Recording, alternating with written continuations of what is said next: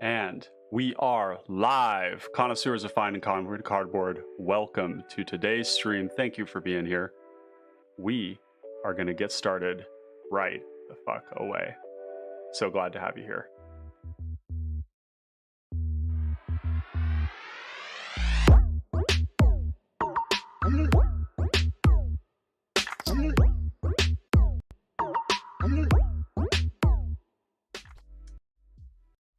And here we are, folks. We are live today on this fine day. Thank you, everyone, for coming to hang out with us today. Clay, how you doing today, bud? I'm doing damn good. Excellent. Damn good. Oh man, we got so much fun stuff. Thank you, everybody, for showing up. We got a mega stream today to share about all the different things, our gratitude for all the great things that have happened, but also some of the ways that we've all voted on the cPDH, the first year of the cPDH Battlerager Awards. So give a thumbs up in chat if you are a fan of the Forgotten Realms and Thimbledorf Gwent, the iconic character from the Forgotten Realms book on which Vicious Battlerager was designed. You know who I'm talking about. Anthony Canese, welcome. Thanks for joining us today. So yeah, we've got quite the schedule today. We're going to be covering all the things that have happened over the last year, whether it be sets, cards, the things you all have voted on. We're going to be looking forward into the future to talk about the future of this channel and some of the changes that you may anticipate, or maybe ones that you didn't anticipate. Maybe we can surprise you. And then we're going to go into the cPDH Battlerager Awards, and then afterwards, if folks are still around, maybe I'll run a few games and we'll see where it goes from there. So, yeah, fun stuff. So, all right, Clay, you want to lead us off here? We did a survey of the. Actually, I guess if we'll leave the Battlerager stuff to the end. Let's just talk about this year. In the video title, I alluded to a couple of different areas where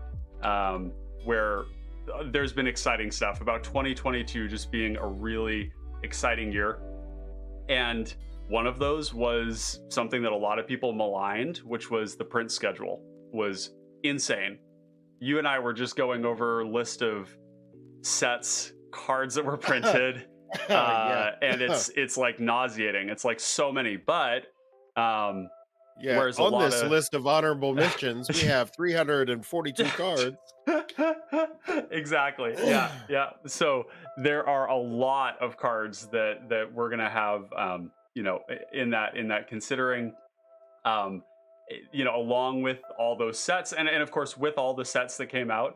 A lot of other people were affected negatively by that. I think cPDH had a little bit of that too, just exhaustion with the number of cards being printed. But the flip side of it is that we are fed endless new material to build our decks with. And if you can keep your head screwed on straight with 15 new cards entering the format every season that are like widely playable, it was pretty crazy in that regard. So starting from the beginning of like when those sets were, you were pointing out that the first set of 2022 was Neon Dynasty.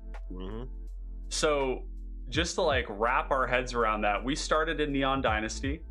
We went to Streets of New Capenna. We went to Battle for Baldur's Gate, Double Masters, Dominaria United. We had the 40K set, which had a lot of downshifts and a lot of interesting stuff going on there. A lot of interesting commanders in particular. We had Brothers War, and what was after that? After Brothers War, we had. It's like being on the metro, like going through, like from the north of the city to the south of the city. You see all the neighborhoods. Oh yeah, like all the boroughs. Oh yeah, well, even absolutely. Then, like before, like okay, so there was a daunting. By design, there was a daunting number of sets and product. So it's hard to really wrap your head around.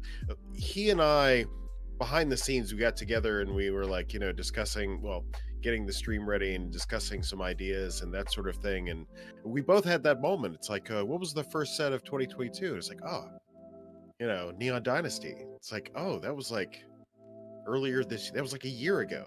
Yeah, right? I couldn't even track back to like what cards have been printed. It took like a fair amount of work to like go through and say, okay, not only where did we start at the beginning of the year, but like what cards were in there. And the first one I looked at was Neon Dynasty, and I was just like, holy shit, whether it was like cards like Careful Cultivation or whether it was just generally playable cards like Tamio's Safekeeping, it was just replete with stuff. And that was only one of the sets. So without giving away too much of what we're going to be talking about in terms of like these honorable mentions that we've got and some other ones, it was nuts. Yeah. I mean, like this 2022 single-handedly changed this format forever. Well, that was just the sets. That was just the sets. Cards. Yeah, just the commons. Like we didn't even look at the the uncommon part. So when you say you're in review in the title, ironically, my brain doesn't go to the Magic sets. My brain goes to the server. My brain goes to the database. My brain goes to the website. My god! Like, okay, my brain. So starting from there, let's rewind a little bit. There's been a little bit more too that I didn't even put in the description that you just pointed out. That wasn't even on my mind when we were talking about this. Like, we built cPDH.guide this year. There is a home base for competitive Pauper Commander because of the work of you, because of the work of Nero. I believe Chev was involved in this too. Like, huge conglomeration of people who all poured their heart and soul into making that amazing resource. I'm gonna actually pull this up right now so that folks of you who have not seen it before can see this really cool site. We're not going to be able to see all of it here just based on the way that I've got the screen all adjusted. Maybe I can kind of tune this so that folks can see it. But this website here is kind of the home base for everything cPDH. We have the deck database in here, which is another topic. A place where you can submit at the very top. Damn right you can. You click that link, it goes, your submission goes directly to the Budget Brews Discord server. Yep. We've got the metagame stats. Another thing this year. Another thing we did this year was started the metagame project. Look at this shit. I mean, this was like, it's kind of crazy because now that I'm thinking about this even more, and welcome Gator, glad to have you, friend. It's just nuts, right? Like, we've got the database, we have all these resources that have accumulated, we have all these new content creators. Like, we have Islane from the Possibility Storm, who's been producing a ton of cPDH content. We have Puzzlebox, who's been leading the charge. We had the CBB 100 Budget Brews tournament that was won by a cPDH, basically a cPDH legal deck, in the sense that he never even drew his Ristic and his Mystic. So that was massive, huge attention there. We've had, just recently we had Sheldon Menery write something on Twitter about PDH. He's catching wind of it. It's kind of blowing the fuck up, and it's really fucking cool. It's like, whether it's the resources that we're building, this community, we're really close to 500 people in this server. Our channel has almost 1,000 subscribers on it, so we're relatively small still. And I was listening to Thraben University today in his kind of end of the year review, and he was saying, we've got this burgeoning Discord server of 150 people, and I was like, whoa, like, we don't have 17,000 subscribers, but we have almost three times as many people on our server, and we have an average of like 1.5 pods a day being played in our server with people all over the fucking world. I think it is so cool what we have done in this space. So, boy, I'm just getting myself all juiced talking about it, man. Oh, so cool. I mean, the future of this community, this server, this format is just insane. We got Gatorbait saying, personal opinion, best two. Overall love for the format is Commander Legends, Abdel, Amber, Birdhorse, and so on this year with Baldur's Gate. Absolutely, yeah. No, we're going to go over all that stuff here after we kind of do our end of the year review. We got Kunk saying push for subs to monetize it. I'm also here for Dargo Amber. Hey, Dargo had a great year. Amber, is going to have a great 2023. It's just, we got a bunch of stuff.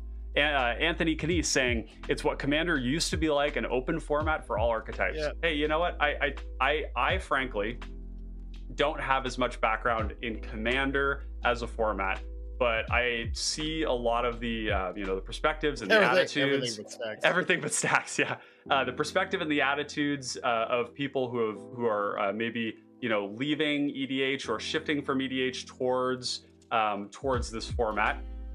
Maybe who are like waylaid along the way, and the attitudes there is that like they feel like they have ultimate ability to brew and to play around within this format. So it's just a really exciting time, whether it's the cards that were printed, the communities that are building, the content creators, the attention on the format, all of it. So yeah, Dave, we've got Alcadron here from the Rules Committee saying everything but stacks. Hey, there hasn't been a whole lot of control, but look, Tor Wauki is basically stacks and cPDH. So we can run with that. So man, like where do we even start on this? On what we did this year? Yeah. Okay, so number one, first and foremost, we also quadrupled the size of the selection committee for the DDB. Yep. So none of this would not be possible without the Tryhard server. None of it. None of the content, the gameplay content, none of the subject matter expertise that we pretend to have because of our experiences dealing, with playing with games and brewing and all that stuff. None of that would be anywhere close to what it is without that particular server. So if you out there in the world are part of that server, hey, thank you from the bottom of my damn heart. Thank you. We couldn't do it without you. Yep, no kidding. Yeah, I mean it's there's a whole bunch of other really cool stuff happening too that is independent of our server. We've got the PDH pod. If you haven't checked them out, their podcast is top notch, top tier stuff. With great takes, and they about, PDH is. They only have the top quality, the top tier guests, right? Oh yes, of course. Only the finest connoisseurs of fine common cardboard. And they're great, place to go. Islane's content's great. We've just got so many people doing amazing stuff in that PDH space. The PDH pod is just a great place to go. So, but yeah, in terms of this server and the cPDH community, it's really just burgeoning right now. So yeah, Dave's saying the PDH pod is all right. Yeah, it's all right. For those of you who don't know, of the three. He's one of the three. Yeah. We've also got the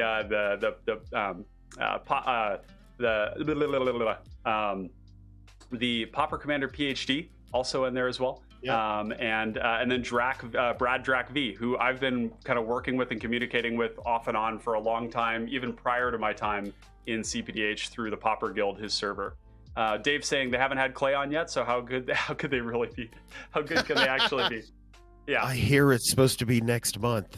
Yeah, something along those lines. So yeah, there's that. And then, in terms of the deck database, it has grown so much. We've had so many submissions. We had a whole bunch of turnover, not only in primarily in that selection committee, and we weathered that storm. We, adapted, we grew the team. At one point it was Clay and myself, and I think it was just Alora and Alora. Yep. And then eventually, we grew beyond that, and now we have a number of different active members who are helping to review your submissions and add them to this database of knowledge that we can use to continue to push the format in a good direction.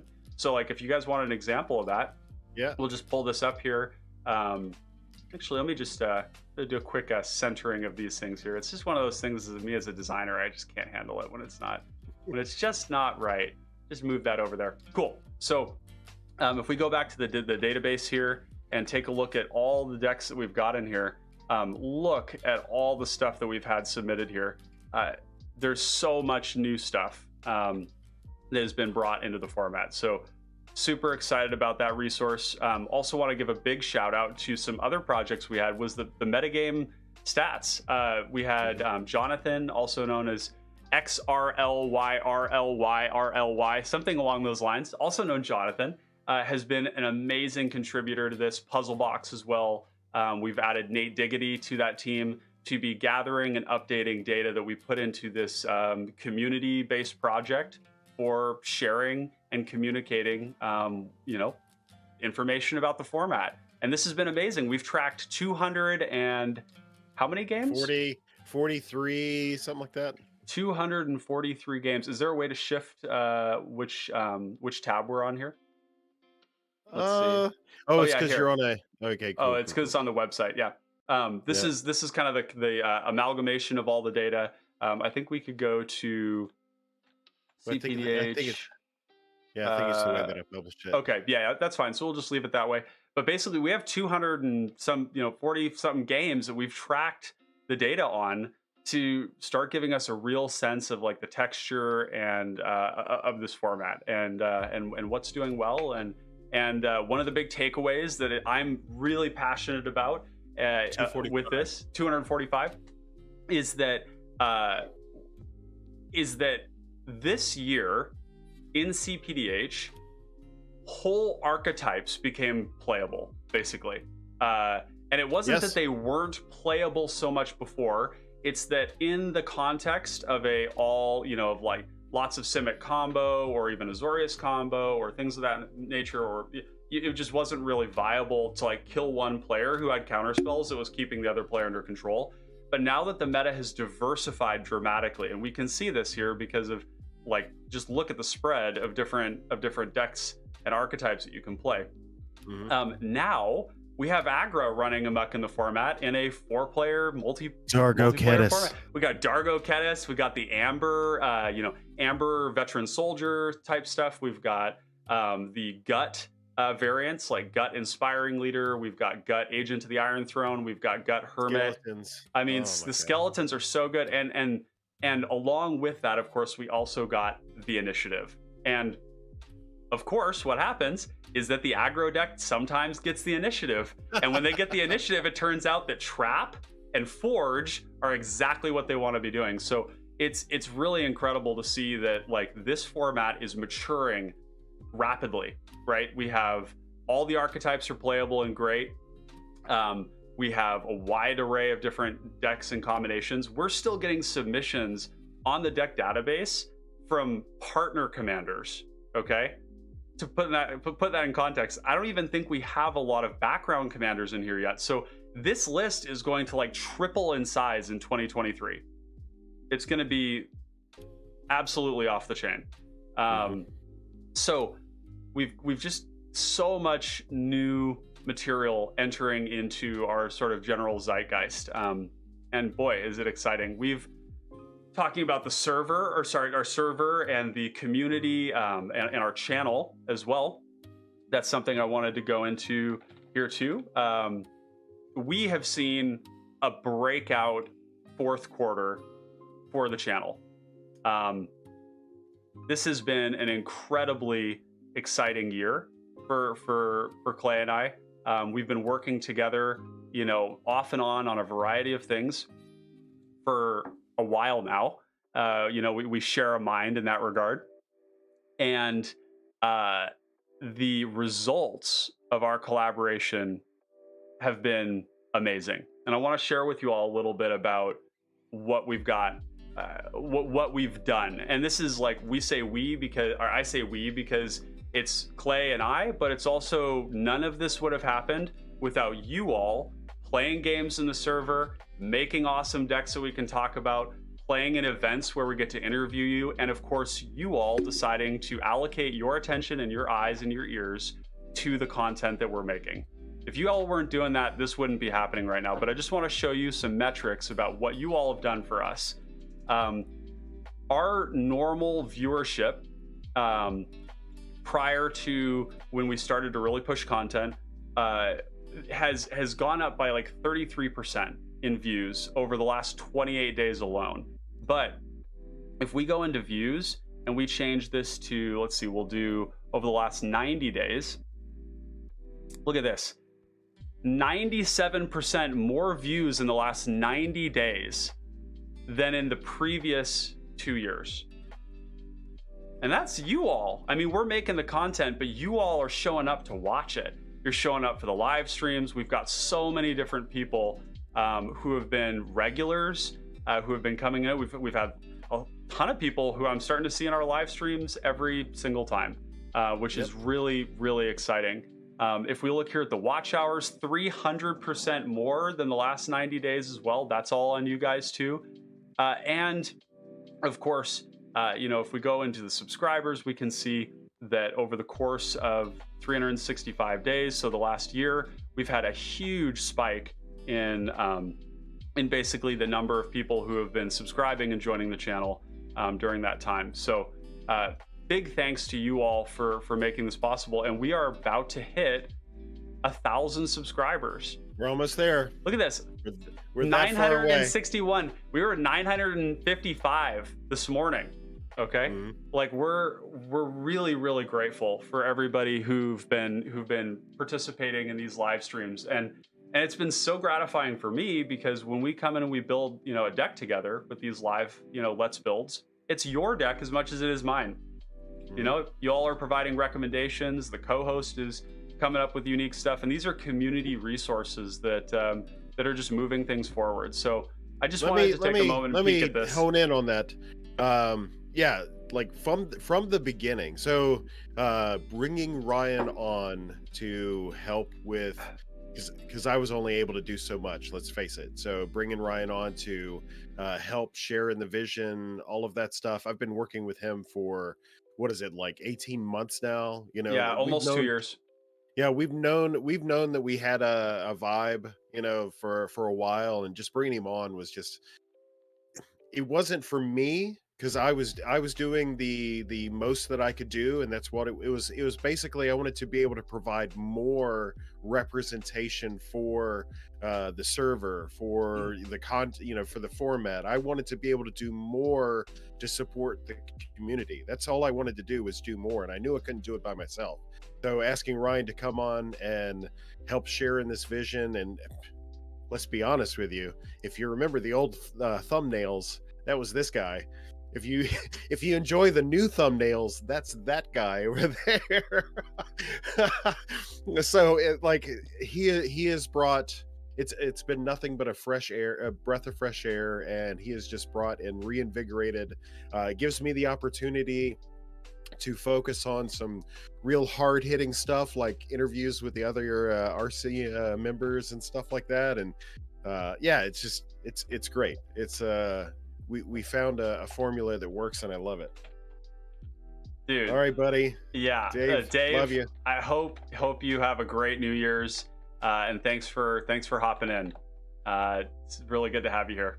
And Clay, thank you. I mean, this is one of the funny things, is that like behind the scenes, we were kind of, one of the big, I think, victories this year for us, and ultimately this has impacts on the format because it's early. We're early in on this thing, and we're early on a couple of things. The YouTube live streaming is also kind of like subtly a big deal. Not a lot of people are doing it, and it has been such a huge success for us. Like, just looking at these metrics, it speaks for itself.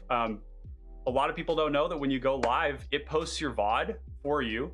You can do all the editing in there to make your clips, and it sticks around forever. So people can just keep watching it. Does not happen on Twitch. So we're building a bit of an ecosystem around that, not only in the Discord, but here. And a small it is small too. There's a lot of more room out there for more stuff. So if you have aspirations for making content, you really should reach out to us, and we can give you a hand and prop you up. That's really a vision that you and I have talked about a number of times. Is we want to be an incubator for other content producers who are producing PDH content right now. We're not the end all be all in cPDH. No. We're not the end all be all in gameplay servers. We're not the end all be all in content creation.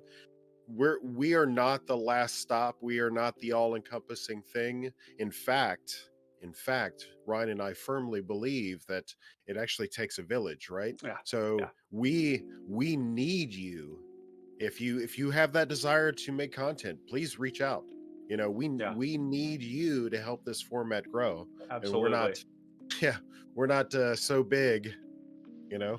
No, absolutely. We have Kunks990. He says, TBH, to be honest, I like streaming more on YouTube because I rarely go out seeking the live streaming. Uploading straight to what YouTube is so nice. Absolutely. Yeah, you just start. I mean, right now this is being recorded, and once I'm done, it just goes up. If I want it to go up, it goes up, and if I don't, then it doesn't. And it's really, really intuitive. Seb the Gray saying starts making content before even playing a single game of PDH. I believe in you. Yes, I believe in you. Absolutely. Yeah. I mean, we're here to help with that. So this is another place where we've been really excited, and Clay and I have so much exciting stuff coming in the future. I have been hustling like a motherfucker to set up really fun collaborations, channel partnerships with different people. I actually got on Twitter for the first time this year. Talk about another weird thing.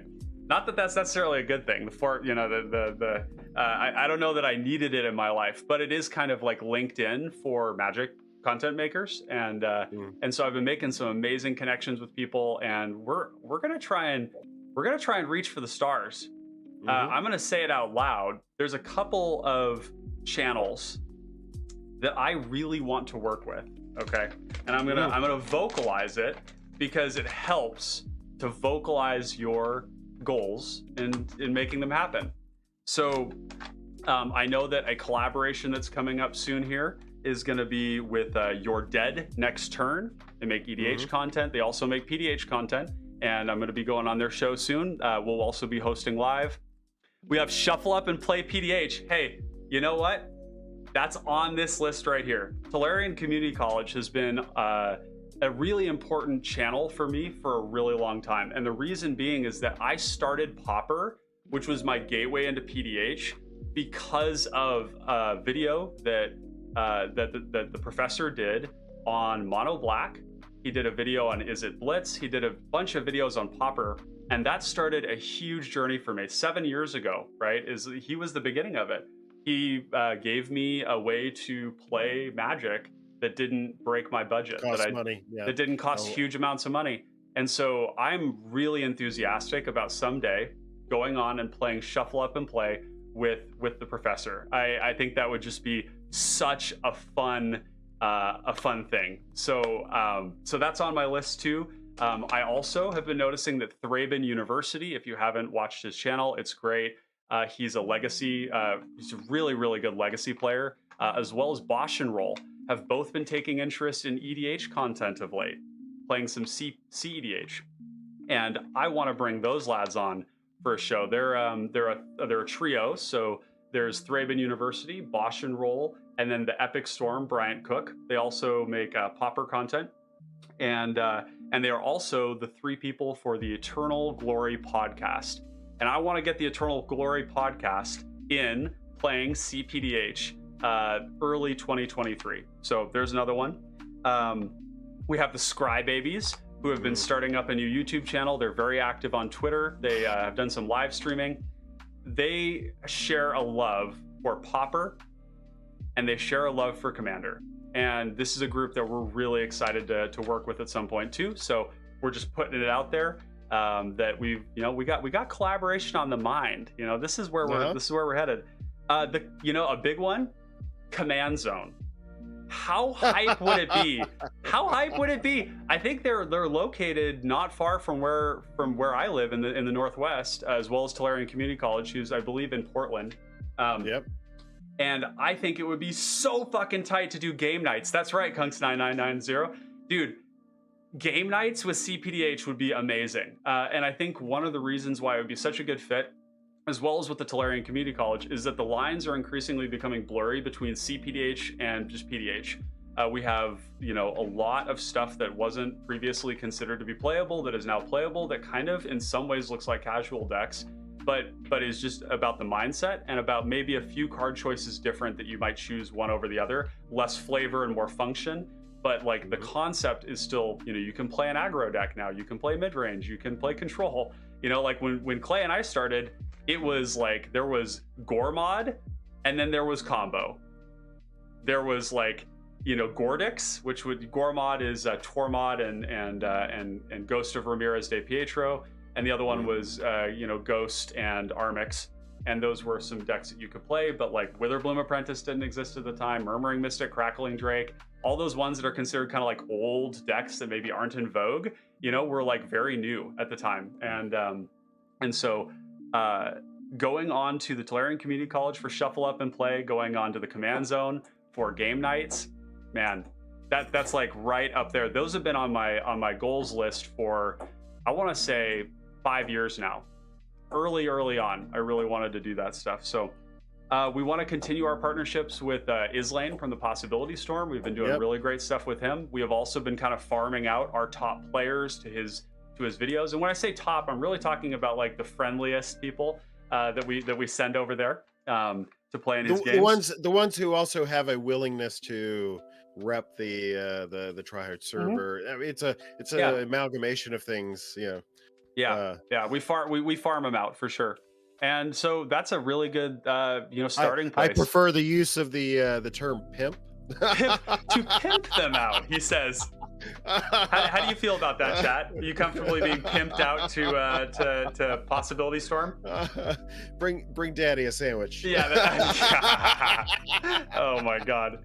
So this has just been a huge year for us, and we're looking forward to all these things. The other thing is I'm going to be exploring some whole new software platforms for playing games. For those of you that don't know, Tabletop Simulator is another way that you can play Magic for free online just by entering in your link for Moxfield into one of their simulators. And 2023, first month of 2023, I'm going to be actively pursuing doing some patron-only games. And these patron-only games are going to be really special. They're going to be exclusive, and this is something that we're really pumped about.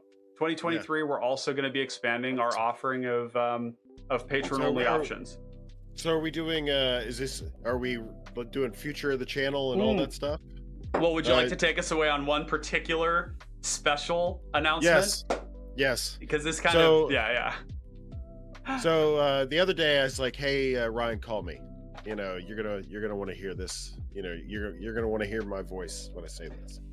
So something that I've been thinking about for a while is trying to look at the things that I'm doing and the things that I help create and all that stuff, how that's contributing to the world, and then how the merriment of what Ryan's trying to do and the collaboration between us two, and how all that's mirroring together and how that looks. And originally we were trying to come up with another name for what it both was that we're doing, because we're both people working on the same things but working in somewhat different directions. So there was talk of like creating another IP, but we had our own individual IPs, me the Tryhards, him the Common Connoisseurs, and then we just said screw it, we're just going to blend them in a, the YouTube channel became the Tryhards featuring the Common Connoisseurs. Well, thinking over the last month, especially with all the stuff that Ryan had been putting in and all of that, and then taking a real hard look at what the Tryhard server is doing and its role, because in my mind's eye, the Tryhards YouTube channel was always an expression, and still is, always an expression of the Tryhards gaming community. I never got on there from a Tryhards perspective anyway. I never got onto the YouTube channel and said, hey, look at me, this is what I'm doing, blah, blah, blah. It was always, and will remain so, always from the perspective of, look at this amazing community, look at these brewers, these deck builders, look at what they're doing for this format, look at these people. So from that perspective, it made sense to maybe do a little rearranging, especially with all of the ideas. Hey, look, I'm a Discord channel now. Oh, look at that. It's just basically looking at where the inputs were, what made sense, all of that stuff. So today, actually, when the stream was waiting, we started off as the Tryhards featuring the Common Connoisseurs. During that streaming, that channel waiting stream portion at the very beginning, I changed it. It's now the Common Connoisseurs featuring the Tryhards. And the reason why is because all of the product that we're putting out it no longer just solely encompasses the Tryhards Gaming Discord, the gameplay Discord. It's so much more. We've got interviews with rules committee members that you can see in, by and large, nowhere else. You know, we've got a super whole of, exclusive. The let's builds, the metagame stats, you know, all of this stuff which may tangentially be related to the gaming server, but not truly representative of it.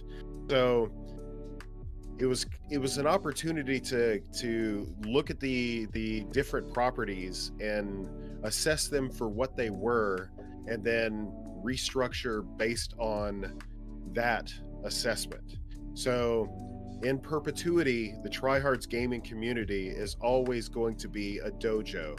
It's a dojo where the sharpest steel is forged in the fire of a dumpster, and we are kicking ass. We're you know, that's the thing. We're not a theoretical server. No. We're a practical server. Yeah. We'll talk about it, but then it's like, hey, bring your ass to the mat. Yeah. I taught martial arts for 15 years. I'm not going to sit here and theorize about it all day. We're going to make it happen. Yeah. So it's like, you know, you can tell me how you're going to put me in a chokehold, or you can put me in a chokehold, right? And you know, to a large degree, like there's, you know, this was some of the things that we were kind of, you know, challenged with at the beginning of our time in cPDH, was like, you and I looked at Crackling Drake, and this was kind of the first deck that we kind of vibed over, and we were like, this seems really fucking good. You know, deal with the problems with your efficient removal. There's not a lot of stuff on the ground, so we're not really dying to anything. The Crackling Drake passively gets bigger. It has combo outlets as well as turbo outlets. It eventually will kill you with Voltron. Mm-hmm. And we can selectively sandbag our answers until we, you know, need to actually win. And that was not, I think at the time, considered to be something that was gonna be successful. And we just proved it, right? We played the deck. You and I had two different versions. Yours was a turbo, mine was more control. And that's what we're all about. That is like the foundation of the Tryhards, is like, prove what you're doing, bring it to the table. And that is such a healthy environment, because instead of just talking about it, we just do it. Shut up. Yeah, put up or shut up. Yeah, exactly. And moving forward from that original mantra, like every single thing that we're doing, like the metagame stats, the me playing, I can't tell you. I challenge someone to go through all the gameplay videos and tell me how many I actually won. I'm probably as a player like at 2%. I'm not doing you know, I don't post these things because I'm good or I'm doing it well or this, that, and the other, but I'm doing the damn thing, you know. So, and you're also and you're playing stuff that that like needed to be played for the meta, you know, in a sense, because like there were times when like we didn't have any like Tatiova players playing, and it was not because Tatiova wasn't a good deck, it was simply because there wasn't a person who was playing it. And if you were playing decks and you were never running into a Tatiova deck, then you never really got a sense of like, you know, this is a thing that you may encounter, and you don't necessarily need to be ace against it, but you should know how it plays against it, right? And so, you know, you've been playing things like that where, you know, Tatiova is a known punching bag. And so, you know, yeah, of course, you're gonna take some L's in the process of doing stuff like that. So I think that's normal. So kind of to wrap up, that Ryan and I have a lot of big ideas, and he shared that earlier. Like, Ryan's vision is outward, Clay's vision is inward. Yeah. And what we're doing is we're basically standing back to back or front to front, however the logo is, right? We're standing next to each other. We're cooperatively looking at this thing and trying to figure out a way to expand. I'm interested in doing more to like hone the specifics of the format, you know, defining archetypes. I've had conversations the last couple of weeks with folks, creating tutorials, you know, getting in like beginner level stuff, advanced level stuff, like really jumping in and defining the minutia. But see, that's the thing that I like to do. You know, Ryan is doing something, you know, in another direction, but highly synergistic is what it is. And this was Yes. one of the things that like we basically decided, even though we had our own IPs, that that it was better instead of trying to make perfect the enemy of good and trying to quibble over names and stuff, that we just smush it together and do our best with what we could, give it a shot. And with a month of time under our belts, I mean, we'll just take a quick look and see. These are just the videos that we have. Let's see. Actually, we got to go to recently Live. Oh yeah, because so the videos section only shows the videos that we've uploaded that were edited or something like that. So we have basically all of this right here. So all of this right here was posted just since I've gotten on, but this is where the money has been. Look at all the content we've been able to crank out for you guys. Just a vast array of stuff, and this is what we're going to continue to do. We're going to continue to put forward this material, and we decided that it was better to just go for it than hold on to those particular things. And so as our relationship is evolved based on just like the work that we're doing and what we're focusing on, it became kind of intuitive to say, well, what is this eventually sort of like end up on? So the tryhards remains the dojo, but the you all, the connoisseurs of fine common cardboard, are the community, and this is what we're focused on. So this is a very exciting time for us in terms of making stuff, and expect to see a lot more in this little section right here where it says upcoming live streams. We're gonna really start to populate this. I have stuff scheduled all the way out 2 weeks right now. I'm gonna be a month scheduled out here, not in pretty short order. So let me look at my calendar. You've got some more conversations with the RC coming up, right? We're gonna have a recorded session happening on the 11th. We're meeting. It's going to be myself. It's going to be Derek. It's going to be Alk, and it's going to be Paul. That's Scarecrow. So hype. Hey, actually, 4 of us. I want to call this out too. Another really big shift in 2022, and I want to offer some gratitude for this. For you all, the viewers, but I think right now a lot of people are feeling, broadly speaking, highly disenfranchised from decision making. There's a lot of stuff that's happened that hasn't been in our control. And so there was a lot of discussions that came up around the backgrounds. That was a really active discussion that came up. We're going to say active because it in times heated. And I think part of the heat around that was because people feel so disenfranchised broadly. And they said, I don't even know who the rules committee members are. I don't get to meet them. I don't get to talk with them. It felt like, maybe they were like, above or, not connected to people. And this year, so much of the RC has become more of a forward-facing public interaction. And that has been so cool to see. I mean, I've done, let's go back here and look at live and see how many times. So we've got, I worked with Derek on a Great Prospector here.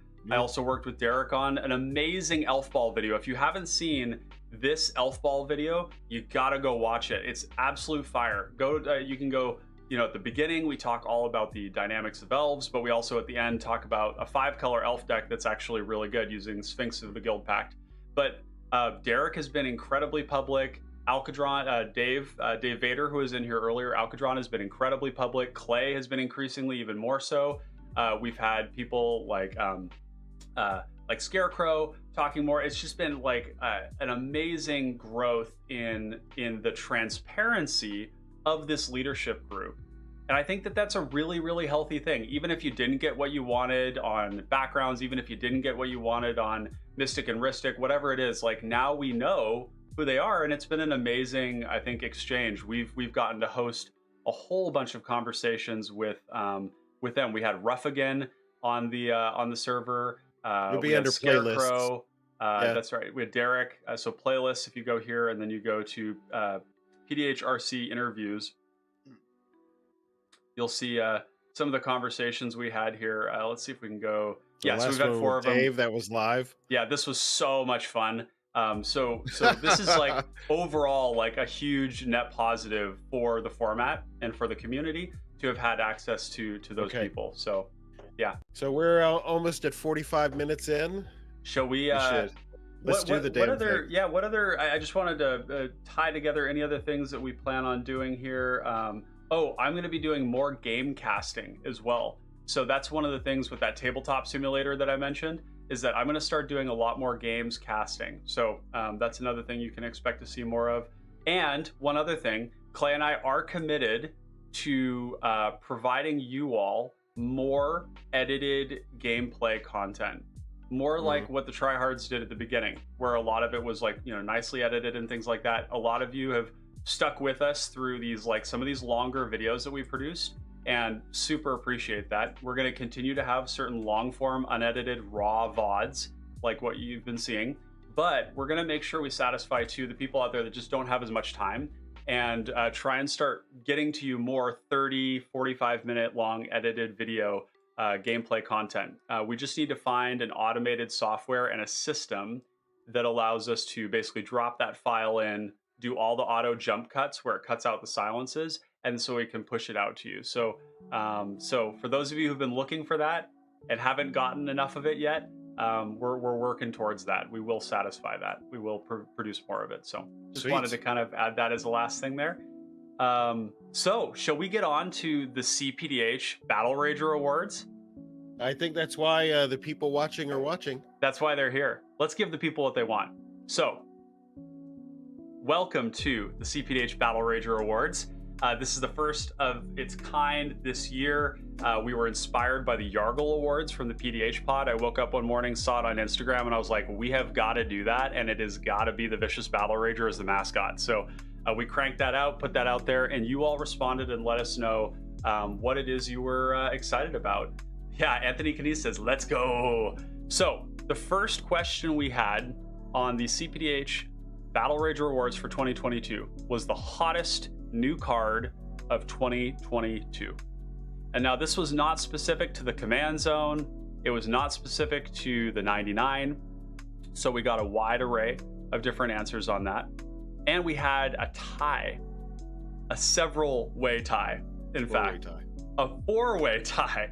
So the first card that came up on there, and I think you may not be surprised, folks, Battlerager. Abdel was a card that kind of it's a card. It's a card. It's a card. And Battlerager was kind of like stole the show when Baldur's Gate came out.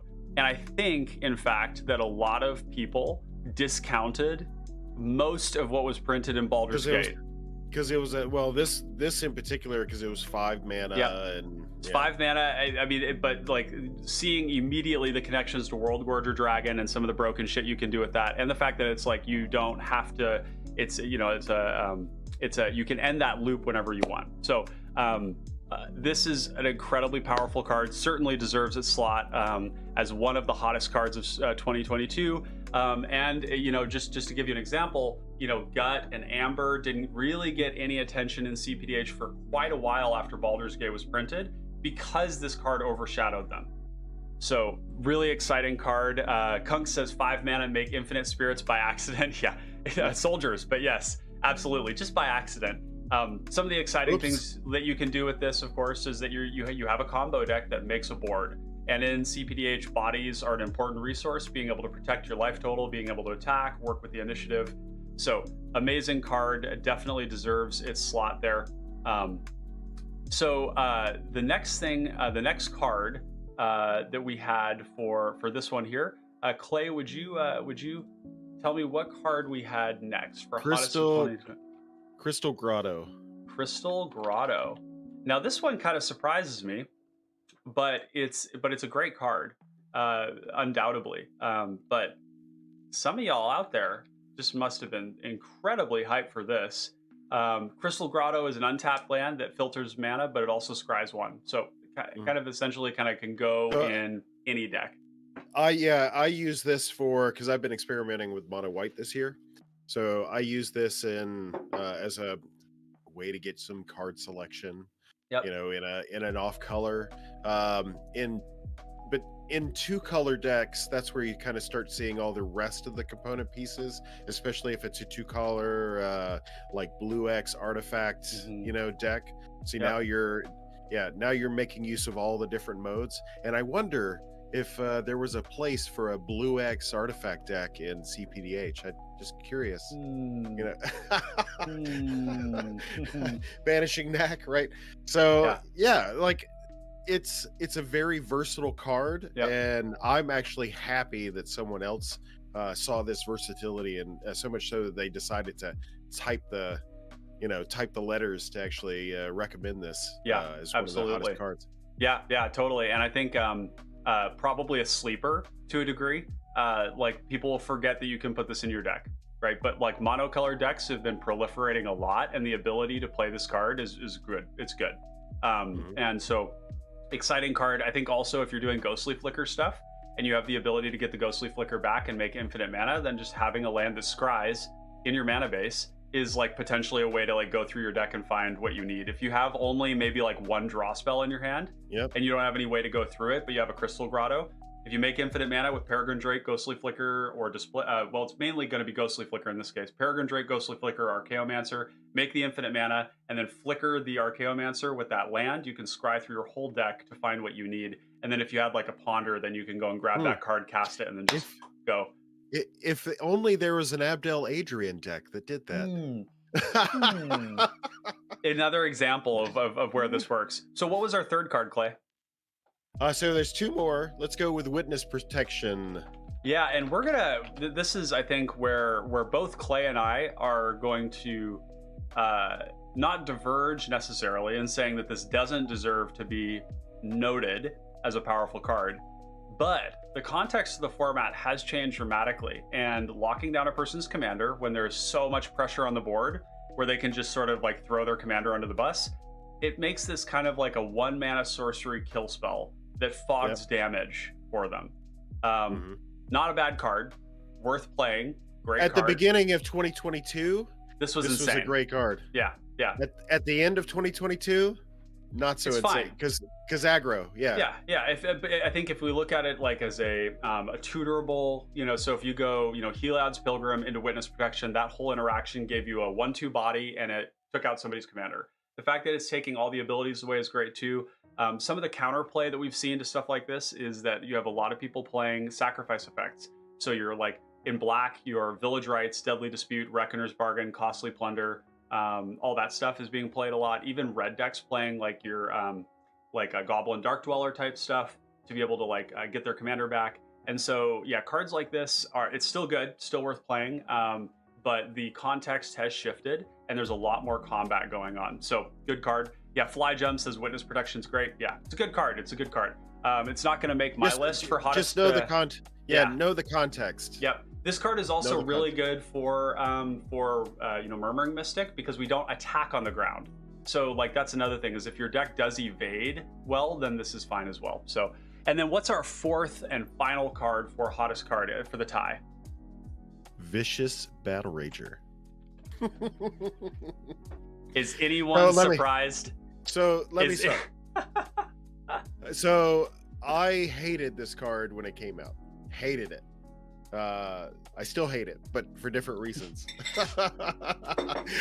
So like I am not a huge fan of Monarch. So I immediately did not give the initiative, like I was like, initiative? Yeah, I don't even care. I don't want to read it. I don't even care. And then people started playing it and I'm like, okay, what does this thing do? So I still hate the Monarch, but I like the initiative. In fact, I've even recently started to look at initiative cards for decks. So it turns out an unblockable, 1/5 is pretty good. The funny thing about this card, so Fly Jump pointed out it's so good that it's gotten banned in Pauper, because people were going turn one Swamp, Lotus Petal, Dark Ritual, Vicious Battlerager, get a land. Turn 2, they're like Chainer's Edict, your 1 creature, and then and then they forge, and then they've got like a 3/7, right? So obviously in a 1v1 format, initiative has been in fucking insane. In fact, if you watch Thraben U, if you watch Bosch and Roll, if you watch these other channels, Initiative has completely throttled Legacy. Legacy is Initiative the format in right white now. And white, particularly in white. And specifically, it's like cards that we don't have access to, and they're insane. Like, you think Vicious Battlerager is good? It's like so rarity. So we actually it's Adventurer, right? Is what the White Plume. Yep, White Plume. We'll just go on a brief tangent here. White Plume Adventurer, 3 mana Initiative. Okay, so you go Lotus Petal, Ancient Tomb, turn 1 Initiative. Okay. And then the other one is Seasoned Dungeoneer, I think is what it's called. Seasoned Dungeoneer. This card isn't fucking crazy, okay? Like 4 mana, 3/4. Every time you attack with a party card, you get protection from creatures until end of turn, and they explore. Mm-hmm. What the fuck? It's also a human, okay? So so that's this is insane. So anyways, these cards have completely throttled Legacy. It's not bad for Legacy. Legacy is doing fine with it. It's an incredibly powerful format. So it's basically just making fair decks good. But anyways, the reason we mention that is because Vicious Battlerager is seeing play in Legacy right now. You've got decks that are going like Shieldred, you know, Vicious Battlerager, even Passageway Seer, my babe, are, you know, thrown together in a deck where you can just go, Urborg, Dark Rit, Thought Sees You, or you may Dark Rit, Hymn to Turok, and then Initiative card, right? Or you can't, you can play Sinkhole, but I don't think that people are doing that. So this is a really powerful thing. It's no surprise that it was on this list. I think that it's probably the best card that has been printed into Pauper ever. These are basically Planeswalkers. And you have to defend it just like a Planeswalker. Somebody can attack your Planeswalker. Yes. Somebody can attack the Initiative. Yes. So this is why I hate the Monarch, because the Monarch he ended up being, as a competitive player who came from cEDH and Modern before that and what have you, to offer your opponent the opportunity to gain some sort of advantage like freely is just ridiculous to me. You really do have to build around protecting it, right? So that's why these Initiative decks, they look a certain way. Rissa Rail, like there's very few commanders. Like, I wouldn't go shoving this in every black deck, even though most people do. But I mean, it still kind of belongs in every black deck. The reason for that is just because of the cards that black has access to. So like, black is unique. I would not go shoving Aarakocra Sneak into every black deck. I would not put Avenging Hunter necessarily in every green deck, though probably most of them. The red ones, it depends on whether you need an attacker or not. But I'll tell you what, black, you got all the Mass Edicts, you got all the good sweepers, you've got all the ways to reuse your creature, so God forbid somebody kills it and you're just like, Tortured Existence, get it back, reuse it. And you also have the discard to pressure their hand. Black is just uniquely suited for it, and it has 2 of them too. So the other one that sometimes, nobody forgets it, but Underdark Explorer is the other one here. This is the other black one. So black is special because it gets more than 1. That kind of tips the scales. But you don't put Initiative in every deck. This is not necessarily the case. So what is your choice for it? Because I didn't put my choices in for this. I wrote mine separately. What is your choice for hottest new card of 2022?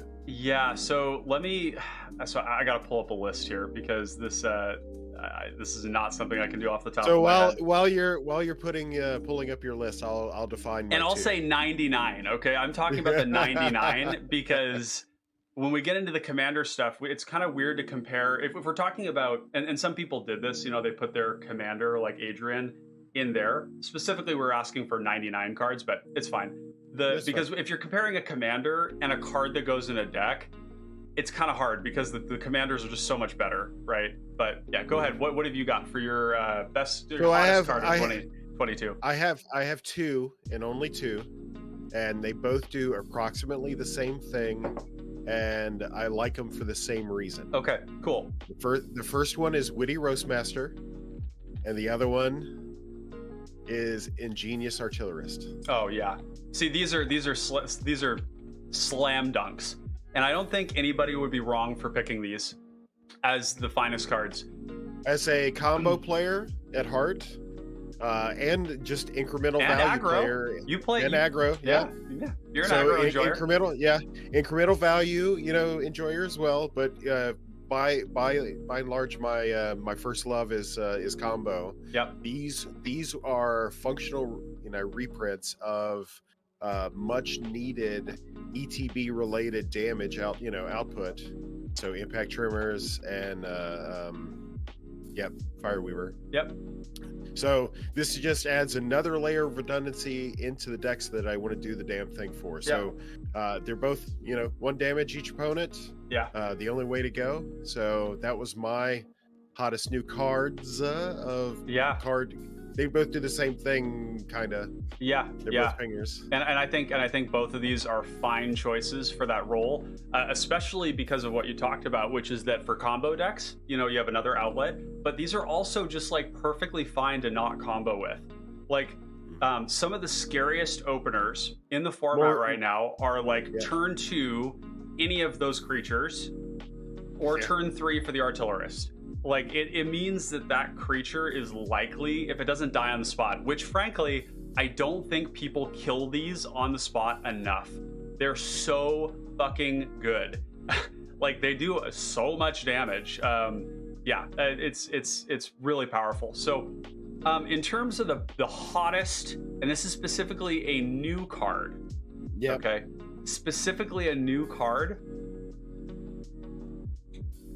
I'm making this up on the fly right here because we were just so busy getting this stream together. I think I'm just gonna have to go with the Vicious Battlerager. You've been like, if I was to pick a card for you, it would have been you like the Battlerager so much you named the award after it. Look at who I am. Like I love mid-range and control decks, and mid-range and control decks love initiative. They love it. They just like so much value. It's repeat. You're already killing stuff on the board. You're playing sweepers. You're playing edicts. You're reusing them. This card just was like, and here's the thing. The reason why this is on my list is not because of PDH. I was playing initiative. I'm going to make a bold claim. Mm-hmm. Outside of the people that designed the initiative at WotC, I might be the person who has played the most initiative of any person. And this is gonna sound crazy to you all. I was proxying and playing with initiative before they were ever released. I had printed out a deck in Pauper, and we had a rule locally that we could play with cards that weren't released yet. I was playing this card a day or two after they spoiled it. And I was playing it in a Wildfire Initiative shell. So I was playing 4-color Wildfire in Pauper, a deck that ultimately didn't really work that well online because there's a lot of affinity, and so you ended up being like collateral damage to a card called Dust to Dust, which is basically people are running this because people are playing the bridges. And so with affinity, you needed a way to blow up the bridges, and you needed a way to exile them because they're using Blood Fountain. So if you were like just destroying their Mirror Enforcer, it wasn't good enough. So Dust to Dust was important. So my deck ended up being a little collateral to that, but I was playing initiative in that Wildfire shell, and it was fucking broken, dude. I was playing 12 initiative cards in a Wildfire deck that could play these cards on turn 3. So I had 4 Vicious Battleragers, 4 Eric Crocker and Sneaks, and then 4 Stirring Bards. And it was like top end was like Boarding Party and Altasaur. So you'd go like, Wildfire into Initiative. I had Brainstorm in there to tie the room together with Wildfire, because if you go Brainstorm and then Wildfire, not only do you draw a card, but you also shuffle away the bad cards. Brainstorm also allows you to set up your cascades. So basically, like, I've just been playing the shit out of Initiative ever since it was first spoiled. And people were confused at first. They were like, what does this mechanic even do? And it's like, the answer is absolutely everything. It does absolutely everything. You wanted to play Planeswalkers in Pauper? Can you look up the initiative? I think you can. The initiative. Yeah, okay, cool. So, like, this... I think what people don't pick up on all the time is that secretly the very best thing about initiative is the first stage. The first stage guarantees you your land drop. That is so huge. And I learned that by playing it in the command zone. You know, playing Passageway Seer, which is like the functional improvement over that card in a lot of ways, you're always going to hit your land drop. So and that was what people were getting out of it in Pauper, is that they found, well, it didn't matter if I played Lotus Petal in my deck and Dark Ritual, it doesn't matter if they're card disadvantage because I'm going to get the cards back. You're going to get the land. The second time you're going to scry 2. If you need action, you find it. If you need lands, you find it. If you have both, then you just make your, in Passageway Seer, for example, you make your Passageway Seer into a 5/5 on turn 4, and by the end of turn 4, it's a 6/6. So, like, that's insane. And then, of course, like, everything below that's crazy. Goad helps you preserve it. You almost never go Stash. Stash in cPDH just doesn't seem like it's been good. But Trap is crazy. I mean, Trap for the aggro decks is insane. I can't tell you how many times I've died in 60 card to somebody eventually getting the initiative and then trapping me to death. Or in cPDH because somebody went Forge, Trap, and then, they were able to push that damage. Archives refilling your hand, Catacombs making the 4/1 skeleton body that Gut produces. It's just crazy. And then Throne of the Dead 3 is fucking broken. So there we go. So, Vicious Battlerager. So this is a good boner. segue. This is a good segue into the hottest new keyword mechanic in 2022. Oh, I wonder what that was. So 93.8% of you voted for the initiative. Yeah. So the other vote was for Prototype, which was off of Neon Dynasty. Yeah. So you had one representing the beginning of the year, and then one like the last 2/3. Yeah. So because we've already talked about initiative, let's give some honorable mentions to some other keywords that were impactful and good in 2022. Yep. Goad. It's right on the screen right there. Goad. Yep. Is still underplayed. Let me put it that way. It's good, but it is what's the dragon? Well, in fairness, this was the first year that we saw any meaningful number of cards that were printed with Goad in the text somewhere. Yep. So, not that Goad is necessarily an evergreen or anything like that, but yeah, it's an ability that's like that right there. Goad it at the very end. Bring up the Martial. Was it Martial Impetus? The white one? The white one. Yeah, look at this. Oh. So look at that. So you can put that on another creature, an opponent's creature. They're big, beefy, they're crackling drake, what have you. It can't attack you until you're the last one, or you can use it as an anthem for your own creatures. Yep. Yeah, this is insane. These impetus cards, I think, are going to occupy a different slot, and we'll talk about that cycle of cards as well.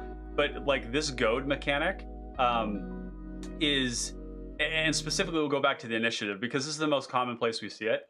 The Goad is not only pressuring other people, but it's also preserving the Undercity for you.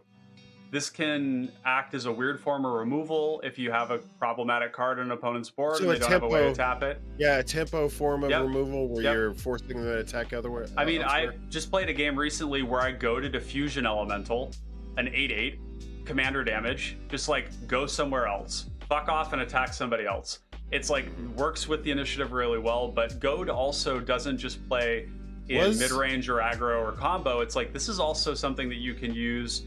You can use it to pressure people's life totals. You can use it to minimize damage to yourself.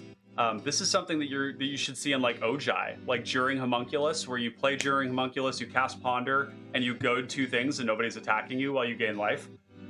Like really, really powerful mechanic. I see somebody in chat here brought up exactly another thing that Clay and I had talked about before this, which is Myriad.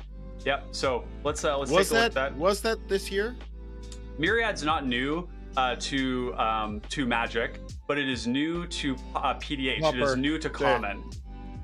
Yeah. So Myriad came to Common. Same thing with Goad. Yeah. Same thing with Goad. Yep. Same thing with Goad. I think Goad had During Homunculus, and I think there are maybe some other examples, but yeah, like Myriad is relatively new to cPDH, and so we have Tiamat's Fanatics. We have the Toucaneers. This card is seeing play in the Amber decks because Myriad enables all of the stupid shit that all these commanders that say for every opponent that you attack, it's like makes them really good. You also have the Gensai Enforcers, and then of course in these ones that care about like creatures ETBs or tokens, then these become fodder, right? So Liara. Yep, Liara Portier is a great example. Also, Gensai Enforcers plays incredibly in Garna Bloodfist of Keld, because what we can do with these is we can sacrifice them. So they're available, they're there, they can die, they get pumped up. It also plays really well in the, if we look at the way that this is structured, it's whenever this creature attacks. So we can stack our triggers with Gut. Whenever you attack, right? So you go to attack, you've declared your attackers, the Gensai Enforcers, right? So this is like a powerful new tool, and this deserves some attention, is the Myriad. So we've got Myriad. What other mechanics did we get this year that were printed? We got Casualty. Oh yeah. That really hasn't made it into my sphere at the moment. Yeah, this one, Casualty is mainly through. I don't play a lot of sacrifice decks. That's why. But you do play this one. Yes. This one. That's because it's 3 mana, potentially 7 damage per opponent. 21. And this is for Sir Conrad, but it also like there's other uses for it as well that are like outside of like the combo. It's just like the fact is you mill the cards and then you choose a card, so there's no chance for a person to take it out of your graveyard unless they want to like do it on the first one before you've chosen something. So it's really good. Instant speed, you can sack something that's already dying, get it back, and then get back another thing. So great card. The Casualty mechanic hasn't made a big splash, but this is one of them. Casualty also found several homes in Murmuring Mystic. So we got the Rooftop Nuisance, which was really good. This effect actually is kind of low-key insane. Like the Derek and I were talking about how good tapping down creatures is for multiple turns, because the format is so creature heavy right now that it's massive. And the turns have been reducing. Yes, absolutely. Which we're going to talk about more next Wednesday. Oh yeah, we're gonna do our metadata stuff. So yeah, Casualty is there.